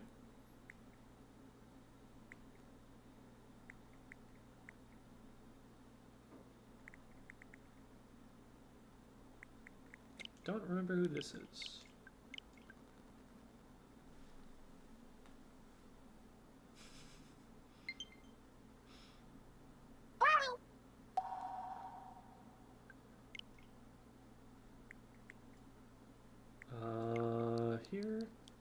Here.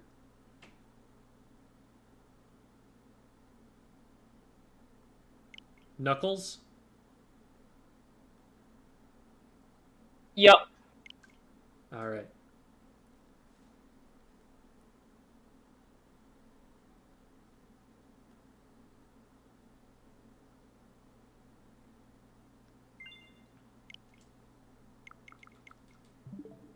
Your grandma has a kind of neurotic, clingy dog called Barkley. What are the chances?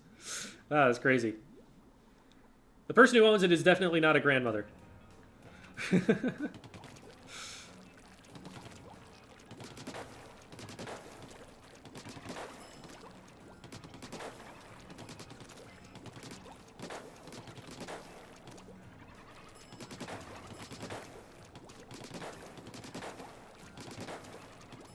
having his mods added as friends.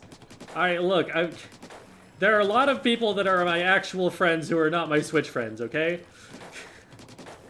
Like, I've got a bunch of, like, IRL friends who I ended up unfriending at a certain point. Because we weren't playing Switch games together, we were doing other stuff. And, oops, sorry for that.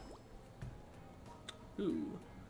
We're gonna have to play this pretty quick, because otherwise I'm going to lose internet.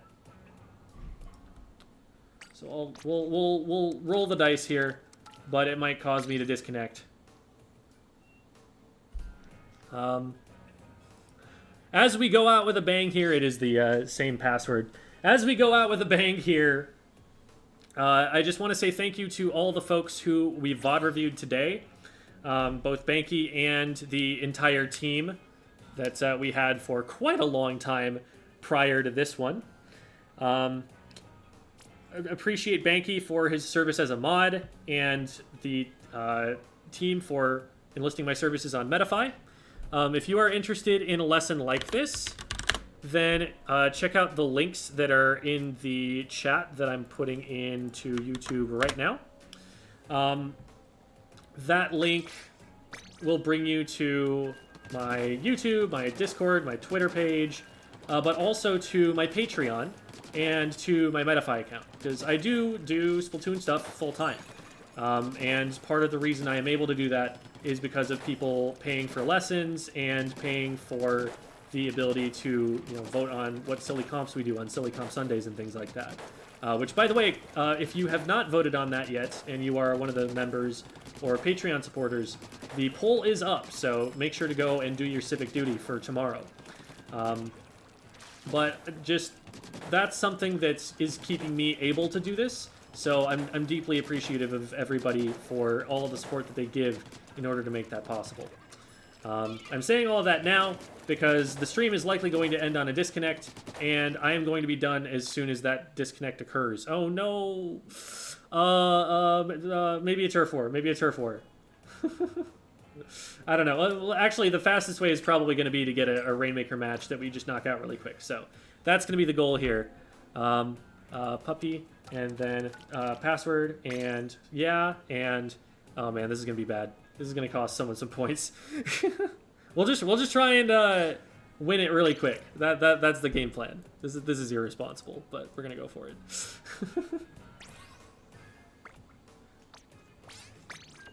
All right, we ride into the sunset. Don't worry, we got this. We just got a 2-minute time limit instead of a 5-minute time limit.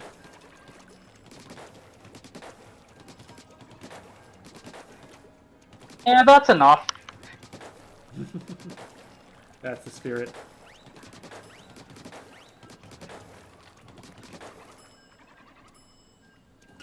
People still get Splatoon 2 lessons on Metafy? No, they said that they were going to take the category down, so I never messed with it, but they still haven't taken the category down. I would teach a Splatoon 2 lesson if someone wanted it. Like, I know that there's some people out there who, like, don't have a Switch, and they're still playing, or not a Switch, who never got Splatoon 3, and are just playing it because it's the old game that they're interested in still. So, like, there are still some people who are on there. It's not like it's completely dead, and I would still teach lessons in it because I still know it, but, yeah, nobody ever actually hires me for lessons for that. Okay, let's go for Pop, because we need to win this game quickly. We have about 3 minutes.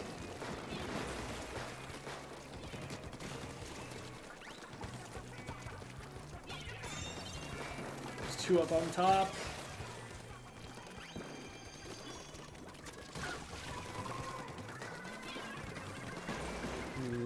Defensively here. Nice. Got another. Beautiful. Okay, just the carbon roller. Where's the carbon?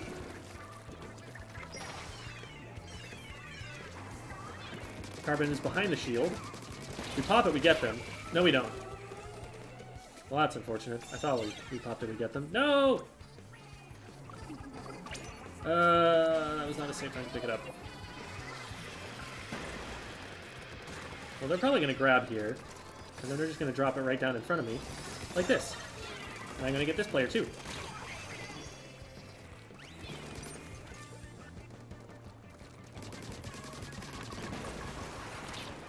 I figured we'd have resistance at this point. But, Bomb gets 1, Gem gets another, and now there's just a Rapid Blaster to worry about. How do they have the Rainmaker? Okay. I'm just going to get up into their base a little bit.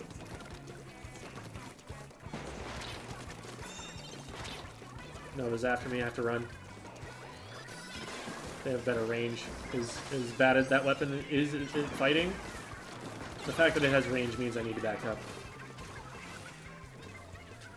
Man, I'm getting a lot of picks, and we're not able to push it at all from them. Oh no. About 1 minute left.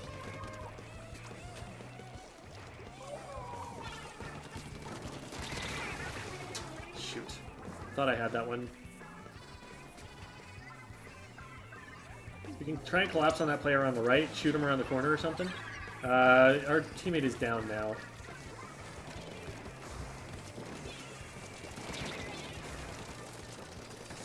Two on me on left.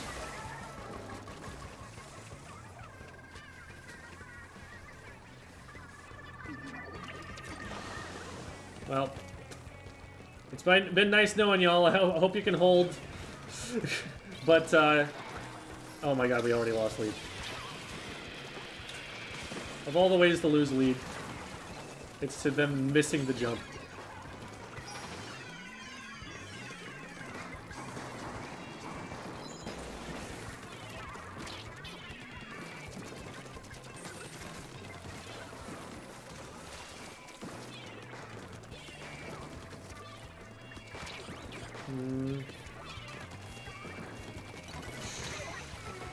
Whoa.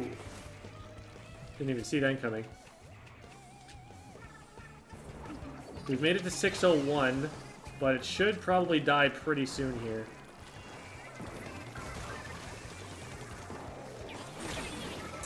Rats.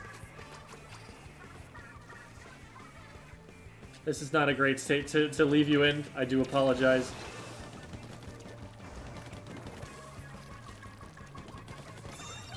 Well, they fell off the ledge, so that's neat.